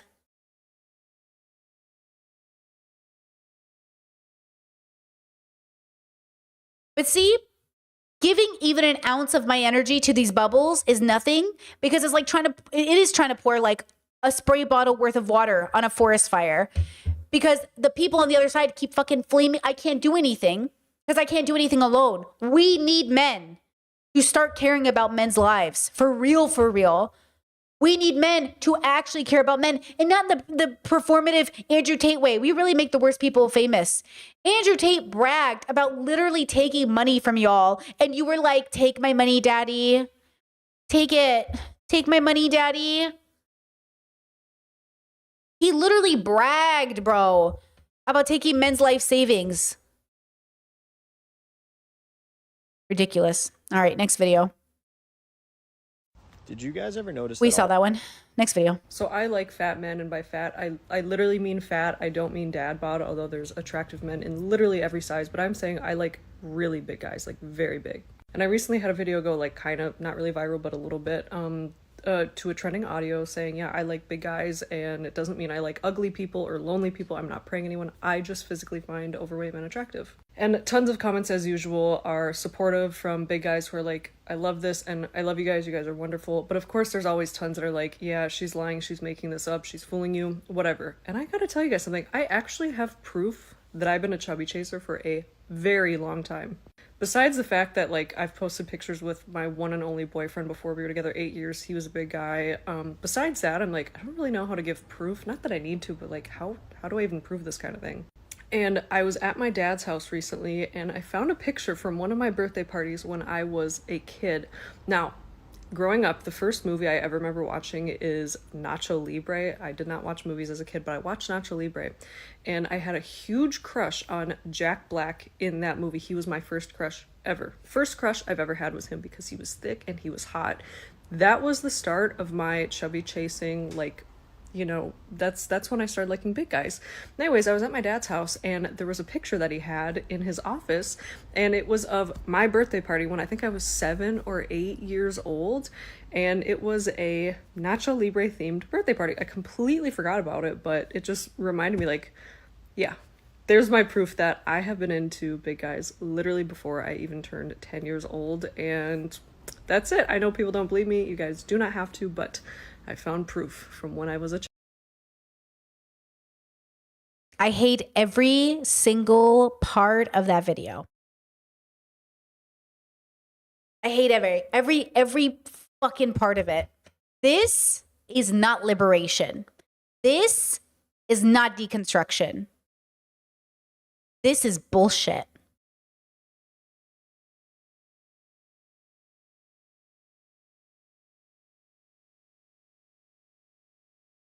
First and foremost, we love the consciousness.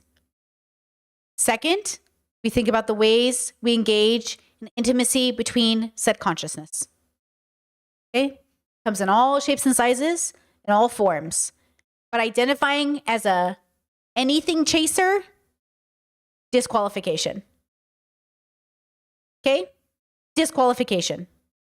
Even saying it out loud, even if you think you have good intentions, it's bad. Fetishizing, objectifying.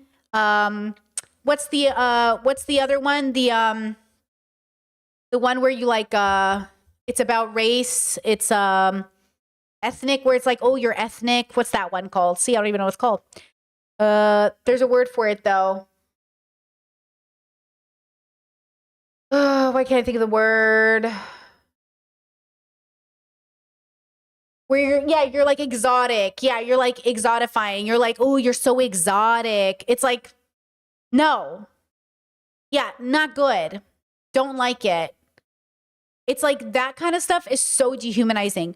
This whole video, I am sure, is going to reassure some big people like, oh, that's so nice. Someone likes me. I'm fat.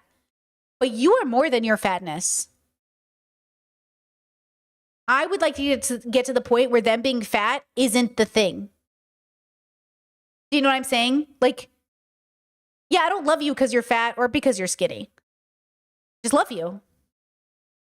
I love you. I love you. And the fact that there is even a conversation to make people feel good. When I was coming up, you guys have heard this before, but as a way to compliment people of color, you would say, oh, we'd have beautiful mixed babies together.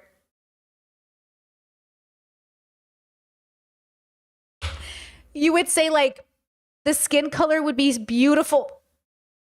You would literally say the most dehumanizing fucking shit because that's how culture raised you to think like that was what was complimentary.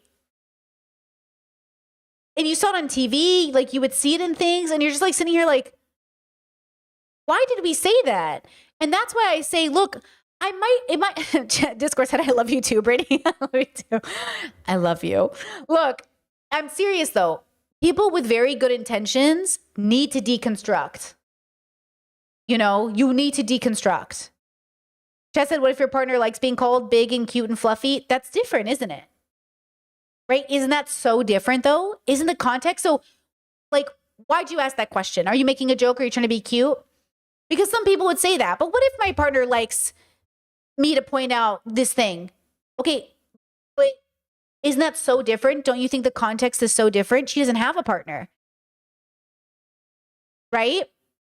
Like, she doesn't have a partner. There is no partner. She's a chubby chaser. It's different. Right? There's nothing wrong with how your partner wants to be loved as long as they've deconstructed, hopefully. Right? But if we're talking about dating and preferences and all these things, like, I don't really believe it. I think preferences are for like what food you like, not people. I'll be so for real. I don't think preferences are for people. I think they're only for food and clothing types and hobbies. They're for objects, not people.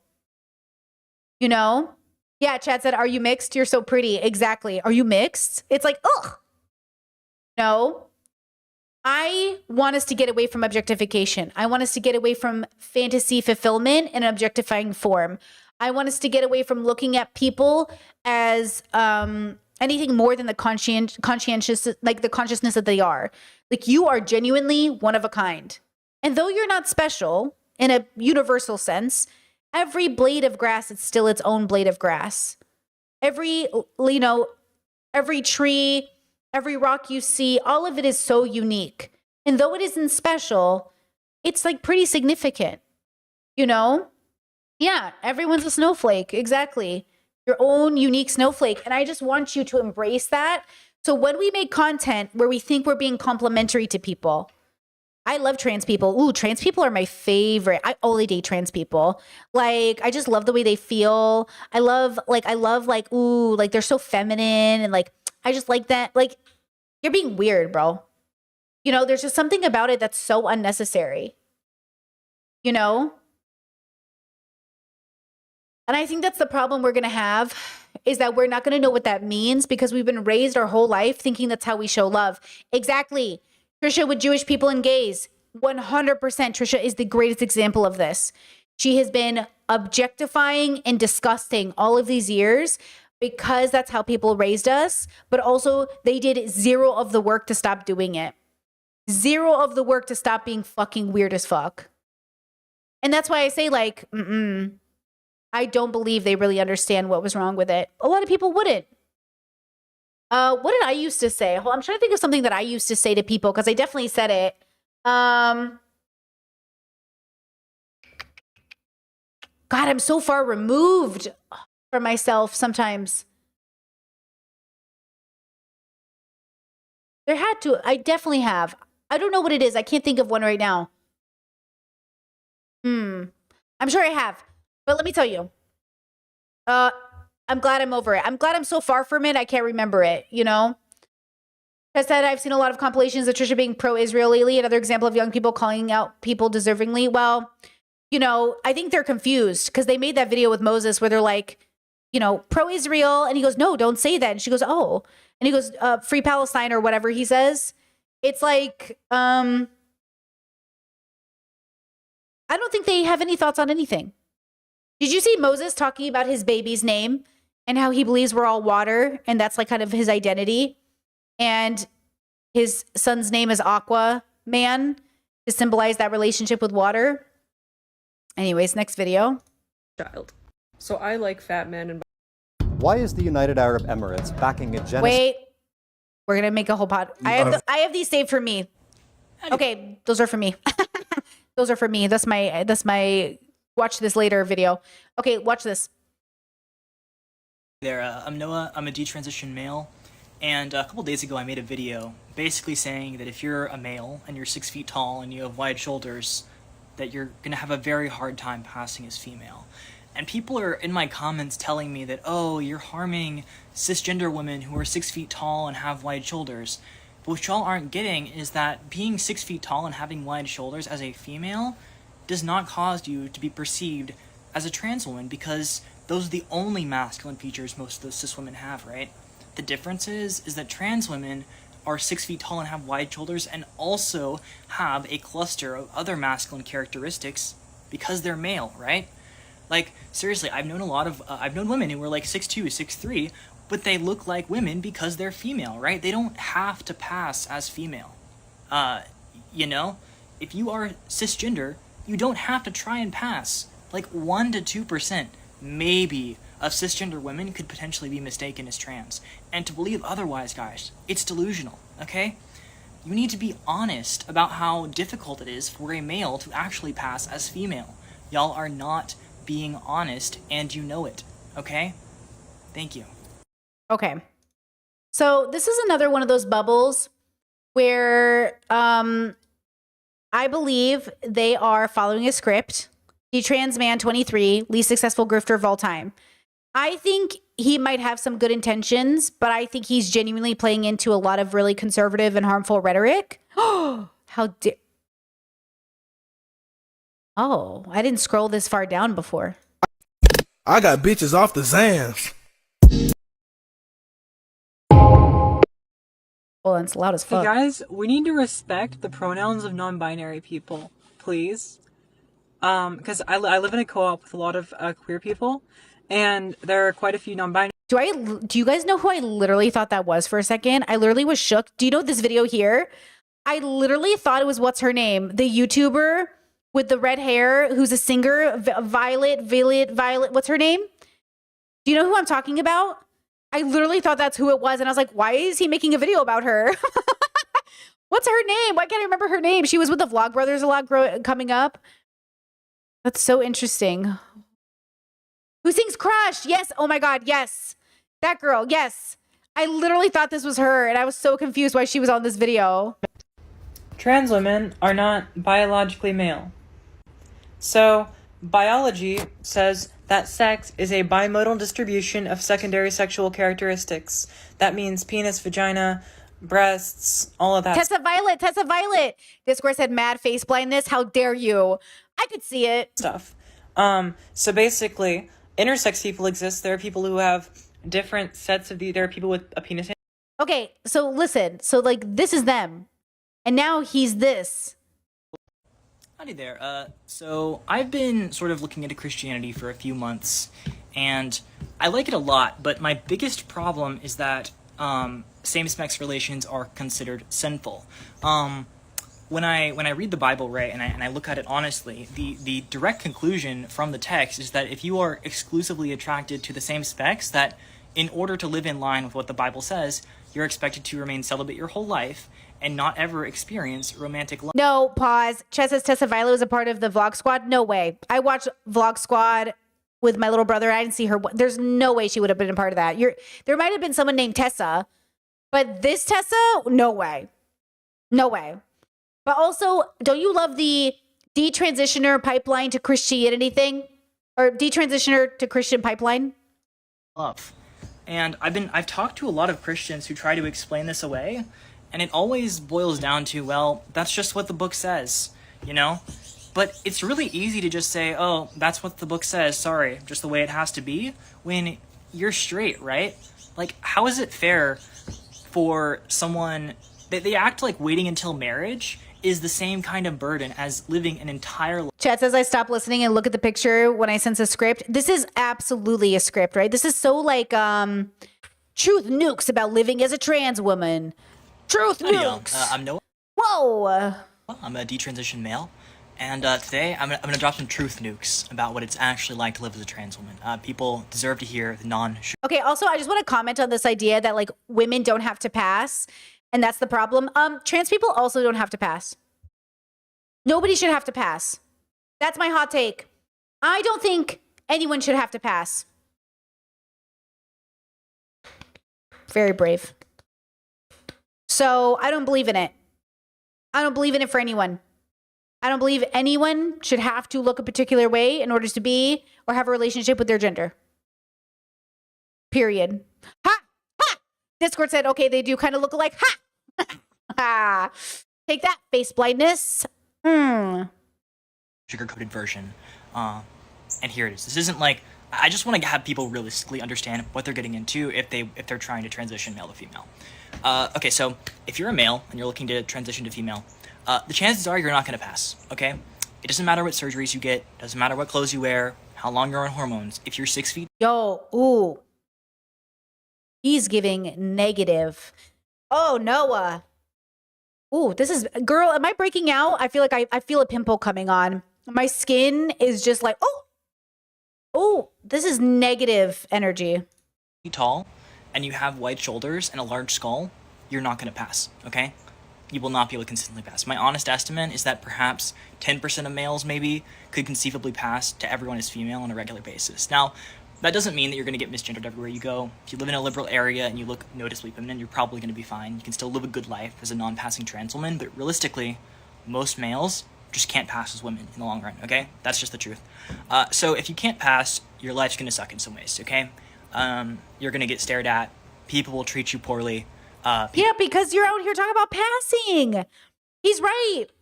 If you can't pass, people are going to treat you badly because they think you should have to pass, / if you do pass, oh, now you're tricking people. All of this is bullshit. Deconstruct all of it.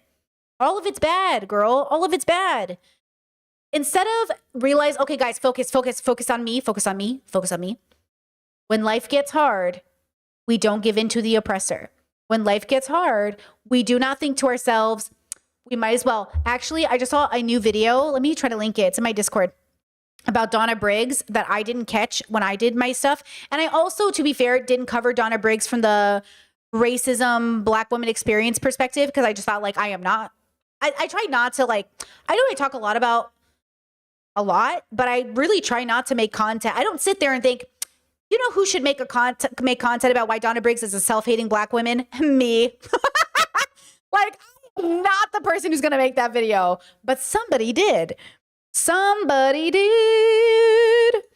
Let me see if I can grab it. Here it is. A lot of folks don't realize how deep the rabbit.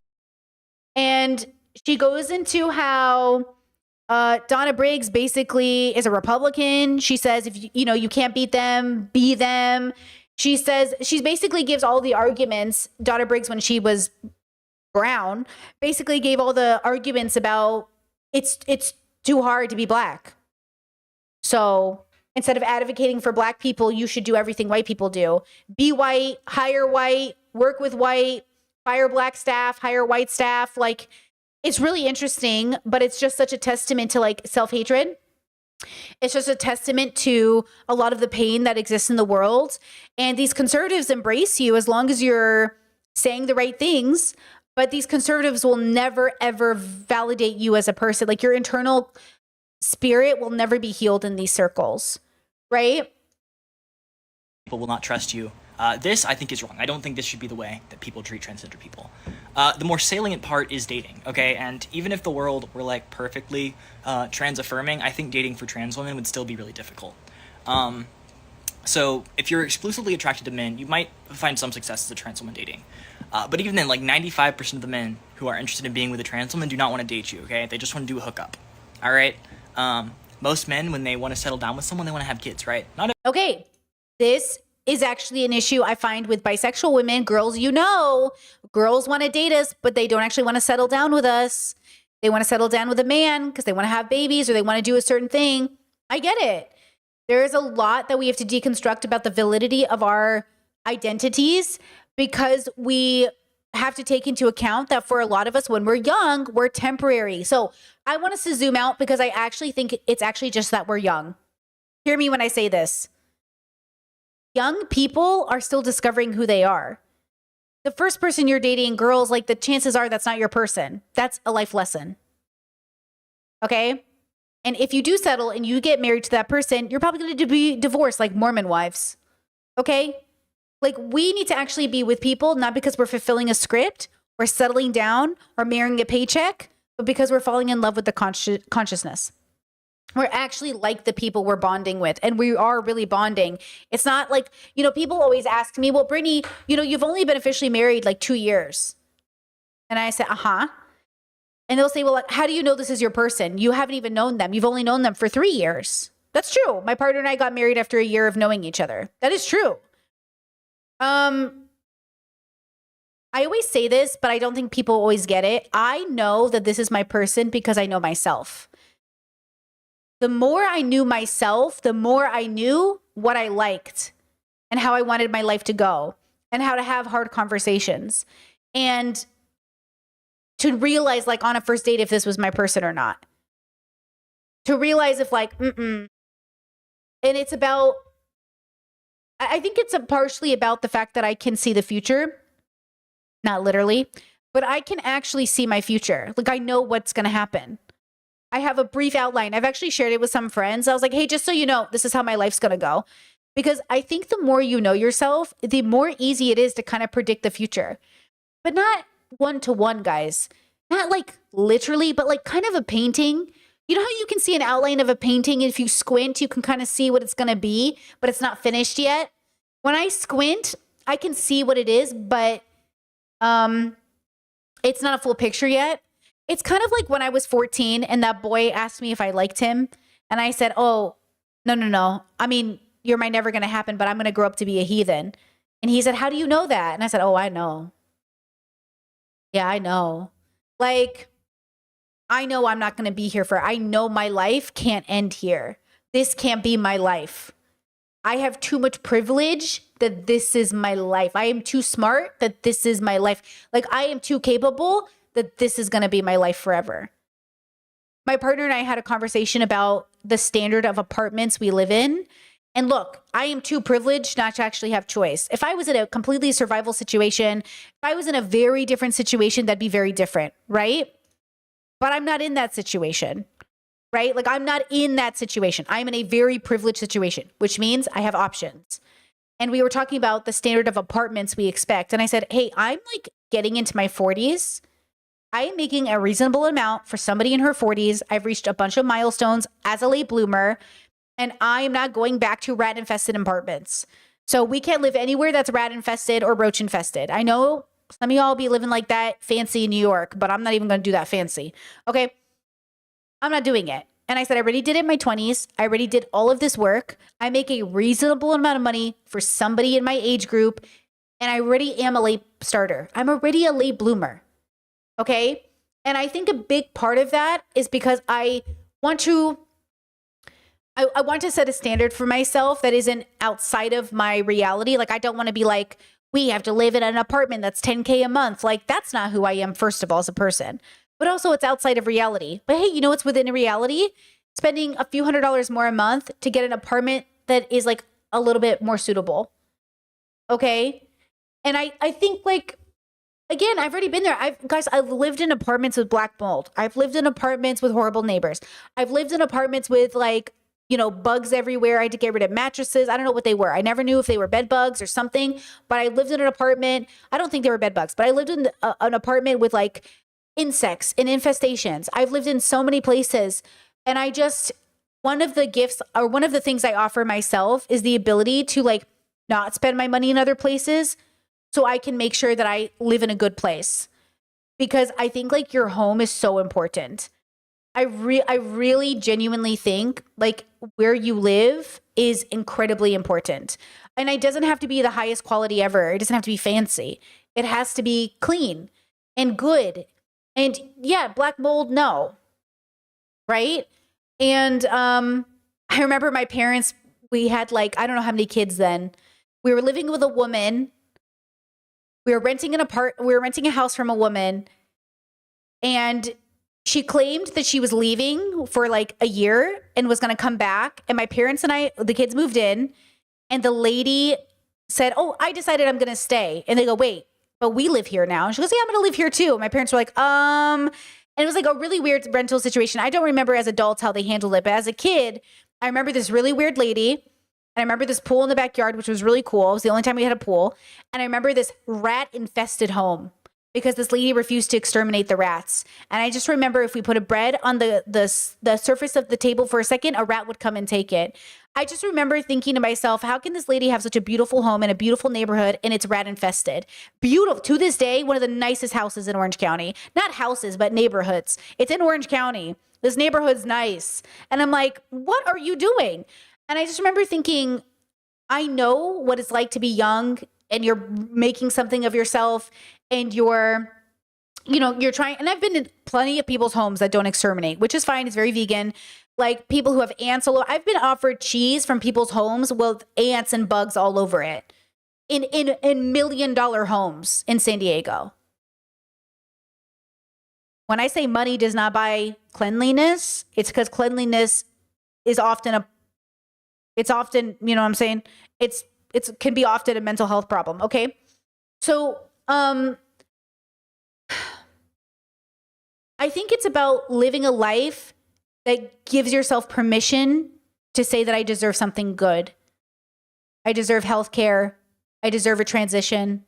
I deserve a nice house. I've earned it, in the best way possible, right? Like in a good, ethical way. I'm allowed to sleep at night and feel safe. I'm allowed to move to a better neighborhood. Like giving yourself permission to upgrade your life. But I think sometimes the world beats us down so much we don't even think we deserve that. Like I think the world, and I'm not talking about gluttony, I'm not talking about riches, I'm not talking about wealth. I'm talking about quality. Okay?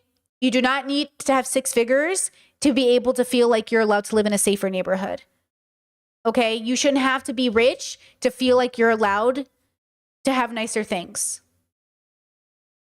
And I think like we really do get beaten. So I feel like when I watch Noah's videos, I feel like he's so beaten down. I'm not saying he's trans, that's his business. But I'm saying we're so beaten down by the world that when we don't perform correctly, we feel like we deserve to be punished for it. I think a lot of men struggle with this in general. Men really want to help men, but they do it by beating them down. You're not good enough. You're stupid. You're lazy. Listen, you might be objectively stupid and lazy, but I'm going to make sure it's for the right reasons I'm calling you that. I think it's necessary to say, oh yeah, it is stupid and lazy to not deconstruct my racism and bigotry. But I'm not stupid and lazy because I have ADHD and I can't seem to function today and I can't shower. You're not stupid because you have ADHD. You're stupid because you're homophobic. You know what I'm saying? Okay, Chet said, which Noah are we referring to? This Noah. Detransitioner Noah. Okay?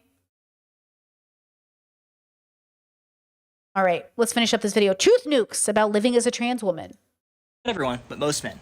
And trans women, just by virtue of their biology, cannot provide that. So prepare to be ghosted, to have men stop wanting to take you out on dates for inexplicable reasons, for men that not want to take you home to their parents.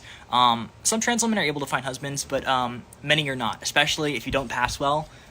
So part of me almost thinks this is sarcasm. Like he's almost giving you the reasons that transphobia sucks in society, which makes me sad. Like, is she trans? And like, I don't know if I'm misgendering now. I don't know.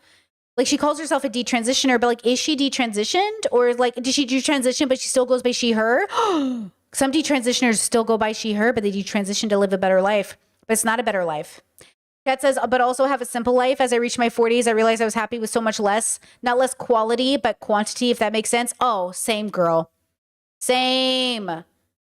Same. That's what I'm saying. Like, you know, simplicity really is the answer, but simplicity doesn't have to, you know, simplicity can look fabulous. You know, simplicity can look different than other people. Like, my sister came to visit and she was like, oh my God, this is like the nicest apartment you ever lived in. I was like, yeah. And she goes, there's nothing really in it. And I was like, yeah, we don't have much. Like, we don't have much. But it really works for us. Like, we don't have a lot of like things on the wall. Like, this is my office and like I like it. It's simple. But like, we have this really safe space in this really great place. It's so beautiful. We feel like instead of stuff, we put it into the apartment. And we got a furnished apartment on purpose for that reason, because we didn't have to want to buy furniture. And it's the most beautiful apartment. My sister was like, oh my God. I was like, I know. It's like the first place I've lived in where I really feel like I have no complaints about the apartment. Even the last place I lived in before I moved here, I swear to God, I felt like the house was making me sick. I felt like the house was moldy and it was making me so sick. And this place here, it's so nice and it's great. And so, yeah, we don't have much. Like, it definitely almost looks like we still moved in, but it's a vibe, you know? Kat said off topic, but did you always like purple? I was one of those purple girls growing up. I think I did always like purple, but forest green was one of my primary favorite colors. Then purple, yellows, pinks eventually, black always, you know? But yeah, let's just say this. My apartment doesn't have very many things in it, but it makes it perfect for yoga. I can do yoga. I have yoga mats in the living room. I have yoga mats in this bedroom. I have yoga mats everywhere because it's so much space. I could just do yoga whenever. Back to the video. You're probably just not going to be able to like find a husband. It's even more difficult if you're wanting to date women, right? Because you know, it's only a subset of men who are willing to date trans women, but among women, right, most of them are straight, so they wouldn't date a trans woman. And then of the people who are not straight, another small percentage of those are willing to date trans women, right? So your dating pool is just like a lot smaller if you're looking to date women. There are a small subset of lesbians who are willing to date trans women, but like most won't, and usually they want you to pass really well and like have bottom surgery. You know, realistically, most bisexual women end up dating men just because there's more men out there. And the ones that are more interested in women will probably pick a cis woman over a trans woman. That's just the reality. See, nobody should be picking one over the other. We should be bonding with our high compatibility partners. The language is what's interesting for all of us, everyone. Oh, I don't want to pick her. She's not good enough, blah, blah, blah. That's fine. But also, you're just not like each other's person. You know, that's like another way to think about it. Okay. I got a message that said, Britt, how do I heal my relationship with men? That's hard because what you're doing is you're unlearning a pattern you've come to recognize. But what you have to do is recognize where the pattern came from, separate from yourself, that created the circumstance in which it impacted you. And then when you start to deconstruct how those patterns came to be, you can start to form new ones in its place. So I formed a new pattern around men, which is to deconstruct their gender even if they wouldn't. Remember that I don't even believe it enough to judge them for it, but I will judge them for their actions, not as a man, but as a person. And if your actions don't line up, then it doesn't matter your gender at the end of the day, does it? Does it really matter your gender? Who's holding the knife? You know? So it's one of those things like... Okay? Just as a trans woman, your dating pool is very small, regardless of who you're attracted to. It's just a cost. Realistically, most of the trans lesbians end up dating other trans women. So if you're fine with dating other trans women, which nothing wrong with that, then yeah, you're probably going to be okay. But yeah, I think the worst part, though, of living as a trans woman is how neurotic. This comment says, I hate that detransitioners feel like they can't speak on their experiences because they're told it harms the trans community. Trans people are not a monolith, and within the group, there are of course be a small percentage who find that that transitioning was the wrong move and they seek to reverse it. Honest conversations about this are not the same as disparaging transitioning as a whole. Then what is this whole video? This next comment says, I appreciate this perspective as a therapist. See, this is my same issue with Riley. I'm sorry, Riley. I always throw Riley under the bus. Yeah, you guys, it's the way you're talking about it. It's not that you're talking about it. It's the way you're talking about it. It's the way you're talking about it. That's the problem. It's the way you're talking about it. and like sensitive it makes you, right? Like you have this identity that's hyper fragile, you know, especially if you're early in transition. You spent all this time and energy trying to be feminine and pass as female, and like when you get misgendered despite putting in all that effort, dude, it really hurts.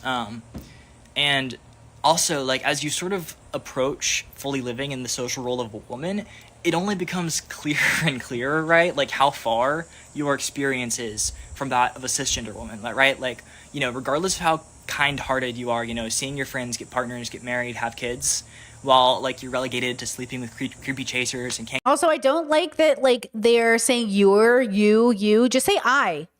Just say this is my experience. Instead of you. This is your experience. This isn't everyone's experience. But it is someone's experience. But the idea that it's like titled Truth Nukes about living as a trans woman makes it sound like you're truth nukes. Like you're signaling there's something wrong with being trans. Can't get a relationship and don't really have the option of having kids even, it makes you jealous, dude. It tears you apart. I'm not saying it's like impossible to have like a happy life as a trans woman, but dude, I just think for a lot of people, the costs of transitioning are just not worth it unless you have really severe gender dysphoria. I really think it should be a last resort. So yeah, this is just the unvarnished like reality of some issues with living as a trans woman. So hopefully. So I think what they hit upon there that I can understand is that how hard it is. I heard that rhetoric a lot growing up conservative. If it's so hard, it can't be right. Well, is it hard or does the world make it harder? Right? That's why we do have open and honest conversations about like being trans and being disabled and being all these things. Is it the thing that's hard or does society make it hard? Because sometimes it can be the thing. But is being trans the hard part?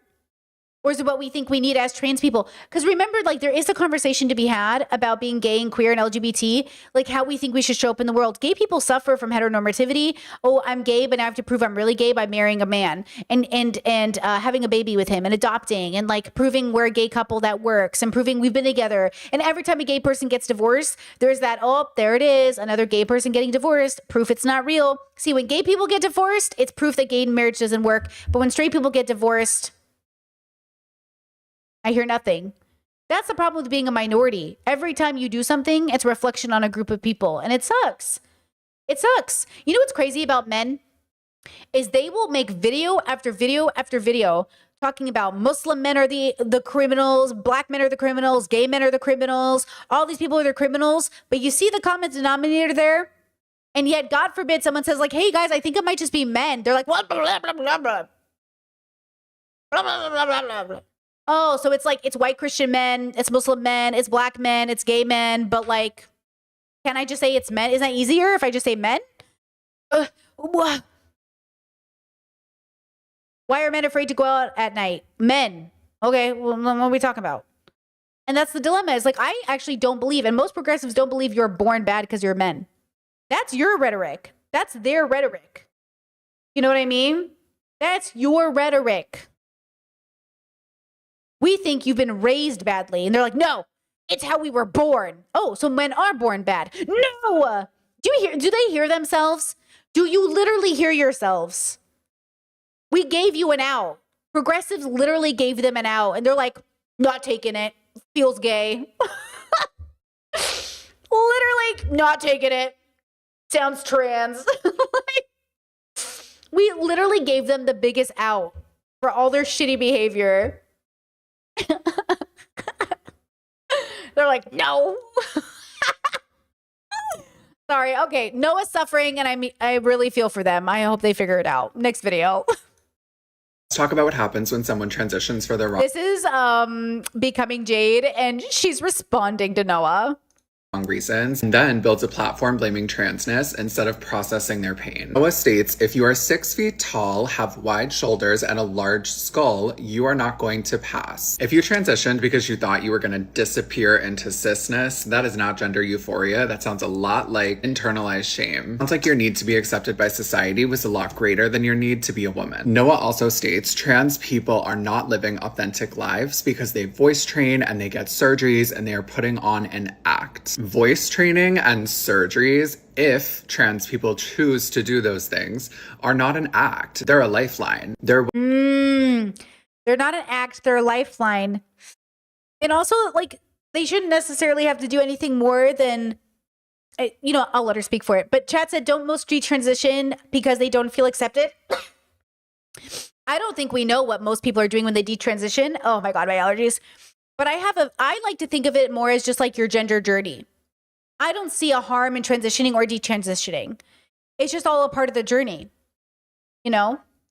What some trans people need day to day to be able to breathe in their own bodies. And that's like saying someone who wears glasses isn't really seeing because they needed help to see. The tool, glasses, or voice training, or surgeries does not make the experience fake. I have a problem with the ideology of telling men that if they transition, they can become a woman, because that is a cruel lie. The only lie here is the one that says that you have to look completely cisgender and homogenous in society to be real. Trans women are women, and if that truth never sat right with you, that doesn't make it false. This means that you, Noah, were never at peace with yourself. Do I think that Noah's intentions are malicious? No. I think that Noah was hurting and is still hurting. He has been very open on his page about being diagnosed with bipolar disorder, having psychotic episodes, all after transitioning. That matters. Mental illness matters. Mental illness affects how we see ourselves. It affects the decisions that we're making. It doesn't make all transitions invalid. Just because you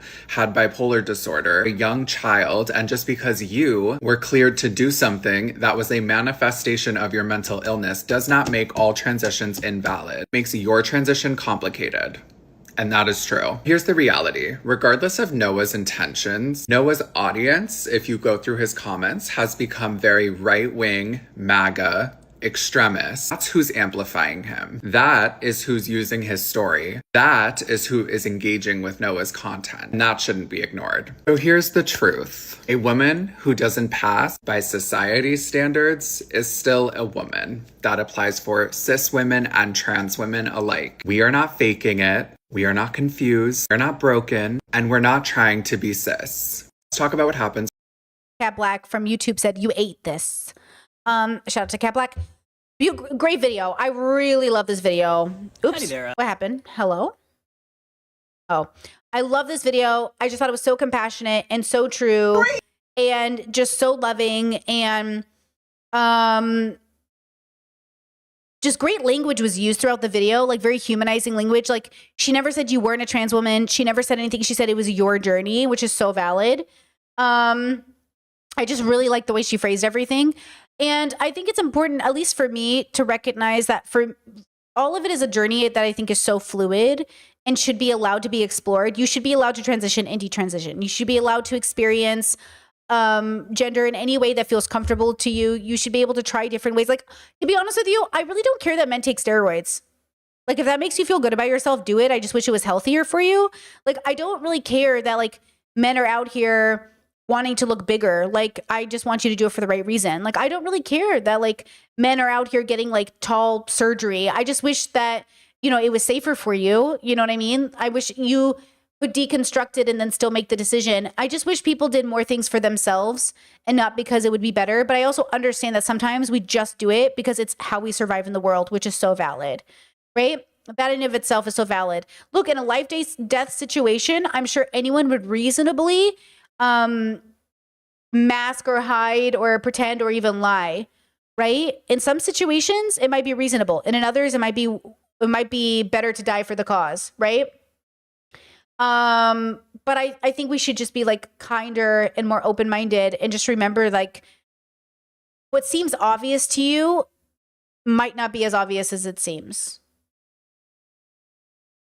You know, it really is just like such a personal journey. I said, bro, if Joey got canceled, nobody's safe. If you mean Joey Swole,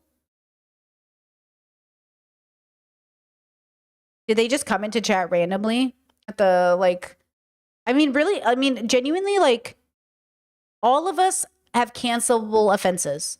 That's what people have to understand. All of us have problems. That doesn't mean we should just be like, oh, well, if everyone has problems, no big deal. No, we should start healing.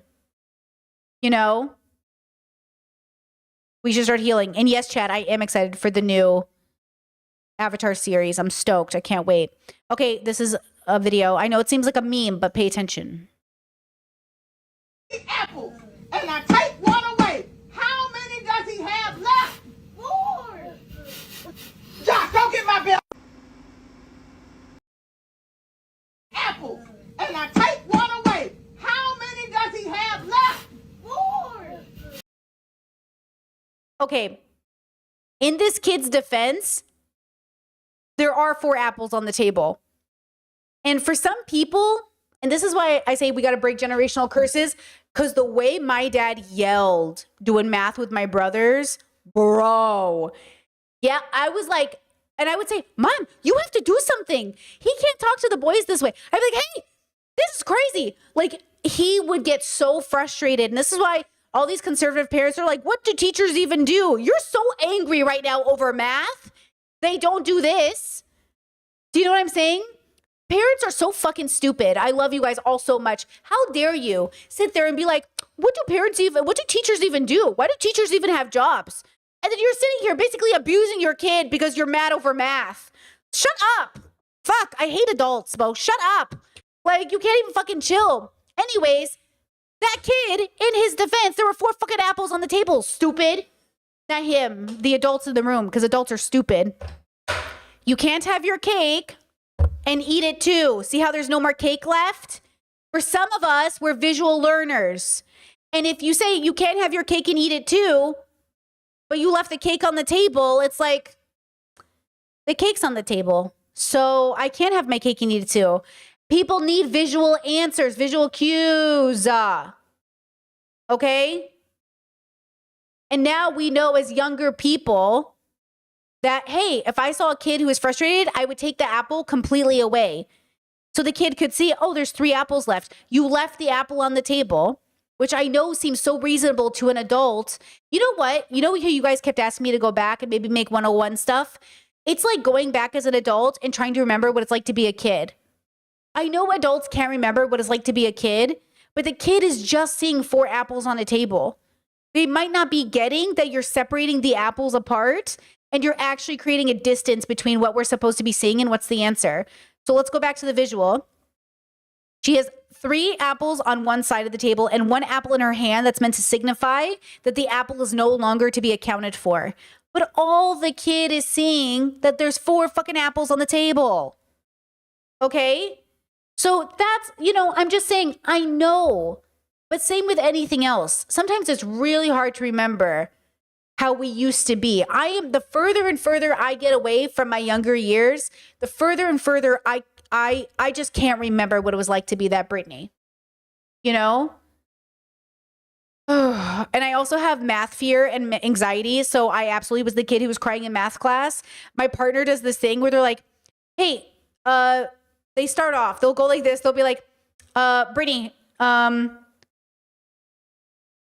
don't know what the context would be, but this happened the other day, but I can't remember the context. They were like, I don't know. They're like, oh, I've been working on this like math problem. I'm making things up right now, but they were like 32 divided by the 3.2. And I'm like, and they're like, do you even know how to start that math problem? And I'd be like, why are you asking me number things? Or they'll say like, oh, we fed Indiana X amount of food. If we feed her X amount of food for X amount of times. And I'm like, why are you doing this to me? Stop it, Chad. Are you answering the question? Is there a real answer to that question? Because I just made it up. Is there a real answer to that question? Do you guys just do the math? I hate all of you. Banned. I'm going to block you. I'm banning everybody. I can't believe you just sat there. Okay, my math sees nothing. Okay, my brain sees nothing. So when people start talking about numbers, nothing is happening. Just absolutely 0 things are happening. Chat said, you said lock in, girly. You know what? Good for you. See, my audience is smart. Chat says, watching this at 5 a.m. at the airport. Thank you for keeping me entertained. Oh my God. It is 9:12 p.m. here.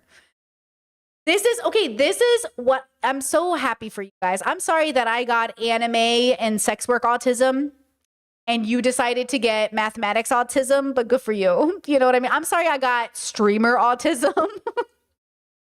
I got streamer autism, okay? That's the kind of autism I got, okay? Oh man. Ooh, Chet says you kept me entertained at the gym today. Let's go. Let's go. Oh man. Okay, next video. Oh, I feel for this kid though. We gotta break those generational curses.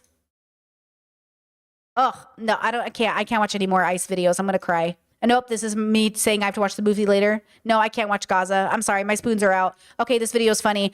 Ah, the world is so tragic. This is why I see my TikTok is not a safe space because it's just full of starving babies. We gotta wrap this up, girls. We gotta wrap this up. Okay, I saw this video.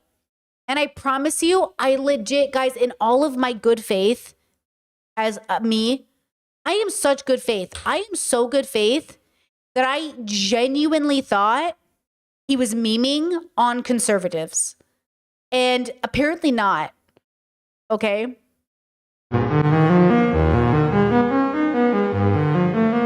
It says, what society... Wait, hold on, I'm going to mute it. What society looks like with only 2 genders. And it's a statue of Nero, I guess. Or I guess it's a Roman statue in general. And I was like, oh, that's so funny because they used to fuck kids. Oh, it's like a pedophile joke. Like, oh, he's making fun of conservatives because he's saying like, this is what like, you know, a world with 2 genders used to look like. And it used to look like fucked up shit. And I was like, oh, that's funny. And then as I go through his channel, guys, brace yourselves. Brace yourselves, okay? He's not a popular person. He's just trying to be, okay? Fun. Yeah. I'm going to mute it because of copywriting. Okay. I'm going through his videos and I'm just like, oh, it's not a joke. You woke up and they're all gone. And I'm like, what is this? Life without them. Life without who? So we're just out at dinner. We were given a refreshing hand cleaning towelette here, moist towelette. Let's look at the ingredients. Aqua, PEG 40 hydrogenated castor oil. What is his thing? Parfum, limonene, DMDM hydantoin. Okay, so he's like kind of like a conspiracy theorist or something? I don't even know what that one is. Citral and then... Well, okay. Guys, they're... Okay. Like, what is this? What is this thing? What is this, like... What is happening? All right, I wanted to show you what has happened to my raw milk. Ew! I've left out of the fridge for a few days now. I think about 4 days. This is called clabbered milk. It was fully liquid milk, raw milk that I put in here with nothing else, not tortilla grains or anything. And when raw milk is left out, you get this natural fermenting where the milk itself becomes relatively... I'm gonna puke.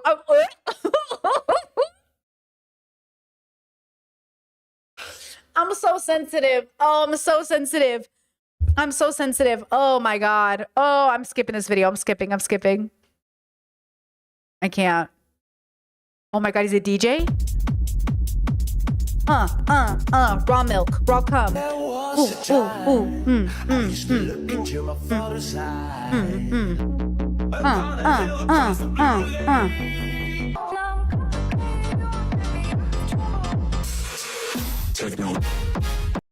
Oh my God, oh my God. Anyways, do we get the... What is even... My timeline. What is happening on my timeline? What is this? Oh, bro. Anyways, I am so good faith, bro. I will watch a video and be like, oh my God, he's calling out patriarchy. And then I'm like, oh, pause. Wait, no. My bad. My God. Oh my God. Okay, wait. I gotta bring this close. I'm tired now at this point. I feel like we barely even scratched the surface of what I wanted to do today. Holy fuck. I've been here for 5 hours. I feel like we barely got to what I wanted to talk about today. We barely got there. I want to keep explaining to people that, like, your perspective isn't the universe. You do not, oh, I'm going to choke. Hold on. You are not the only person having a relationship with existence. You are not the only person on the planet. All these conservatives that are like, trans people think they're the main character. Stupid. You think you're the main character. We all think we're the main character. I just want to keep getting it into people's brains. You know what I mean? We'll end with a look. Here's the truth. We'll end with a look. Many people are not committed to making a better world. Because I think the truth is many people only know them. Here's the truth. Many people are not committed to making a better world. Because I think the truth is many people only know themselves through shame, through misery, and through pain. So they've mistaken contortion as their natural posture. And when we actually bring a kind of emotional chiropractic to say it's time to crack and get into someplace new, people are afraid. The threat is not transness. The threat is something new. Here's the truth. Many people are not committed to making a I agree. I don't think many people are committed to making a better world. And how could you? It's really hard. It's really hard. It's really hard to be a good person. It's really hard to exist in the world. But I want to give a lot of people credit because you're doing pretty good, guys. Like, I almost want to thank you, Peachy Devil. Thank you so much for the super chat. I appreciate it so much. Thank you. I really do appreciate it, guys. It helps so much. Thank you. I love a look. If you guys don't know who this is, they are great. I'll link it in the Discord and I'll link it in the chat. I really like their work. Like, you know what sucks is when I meet good people who are trying their best and they really think they're the bad people in the universe. I was like, Habibi, please focus. You are obviously not we are all the problem in the universe, like, because we're a part of it and we think we're like better than it. But so many good people I meet who are truly trying to deconstruct and trying to be kind, they bully themselves harder than any fucking racist ever would. Like, they bully themselves harder than any transphobe ever would. Like, they bully themselves harder than any Zionist ever would. And I think that's what kills me is like, you are bullying yourself harder than any of these fucked up people. And I just need you to stop doing that, please. Thank you. And we need to all stop. That's why we need to stop bullying everybody. Like, in a big way, you know, realistically, we all need to mature and not bully people. But I understand that the people that are in charge of the world, they're the biggest bullies. And I understand, like, at the end of the day, the people who vote for them, they're also bullies. They just don't want to know, they don't want to call themselves that, you know?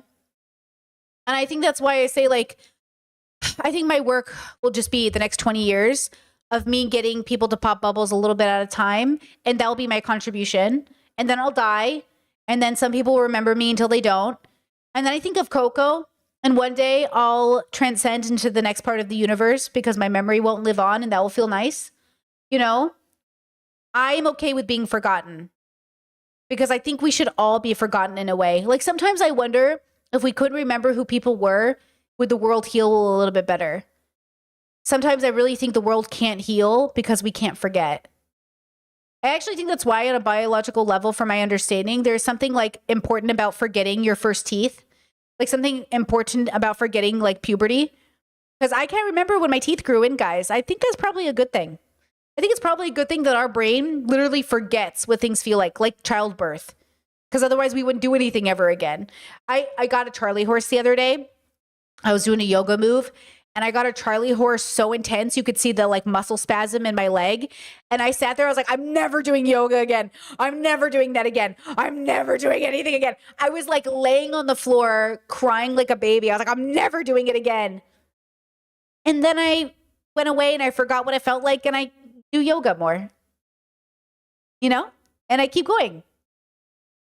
Yeah, I think that's like the gift the world gives us in a sense, like our body gives us, you know, is like the ability to forget. But maybe the curse is that we remember people. In some ways, maybe the curse is that we do remember people because now people live for legacy and they build on their name. And we keep referencing these people we never knew. You know what I mean? That says get some supplements, Brittany. I'm on my supplements, girls. I was trying to do a stretch I wasn't stretched out for properly, and I went to go do it, and it just like, it was horrible. It was a horrible experience. Is that a Charlie horse? It was that thing where like the leg, literally like my leg was spasming because I was trying to do it was stupid. I tried to go advanced, okay? I was doing a yoga move I had no business doing. I had no business, but you know me. I see an Instagram post, I'm like, I could do that. How hard could that be? Like, how hard could that be? That's the problem with my stupid brain. My partner and I will watch a video of a guy like fucking jumping off a cruise ship, you know, diving board. And I'm like, I could do that. How hard could that be? I could do that. Okay. And sometimes I even attempt to do it. Okay. Mistakes. Oh my God.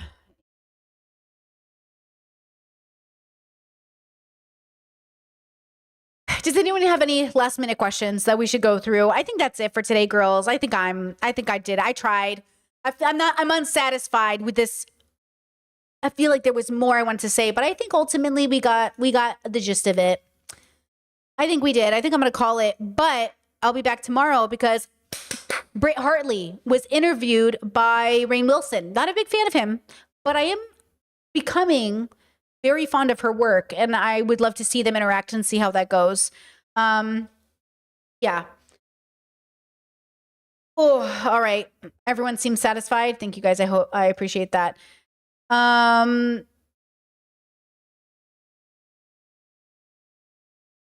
Oh, yeah, I think we did it. All right. My brain is, oh man, my brain this week, bro. I've been under the weather. My brain fog is crazy.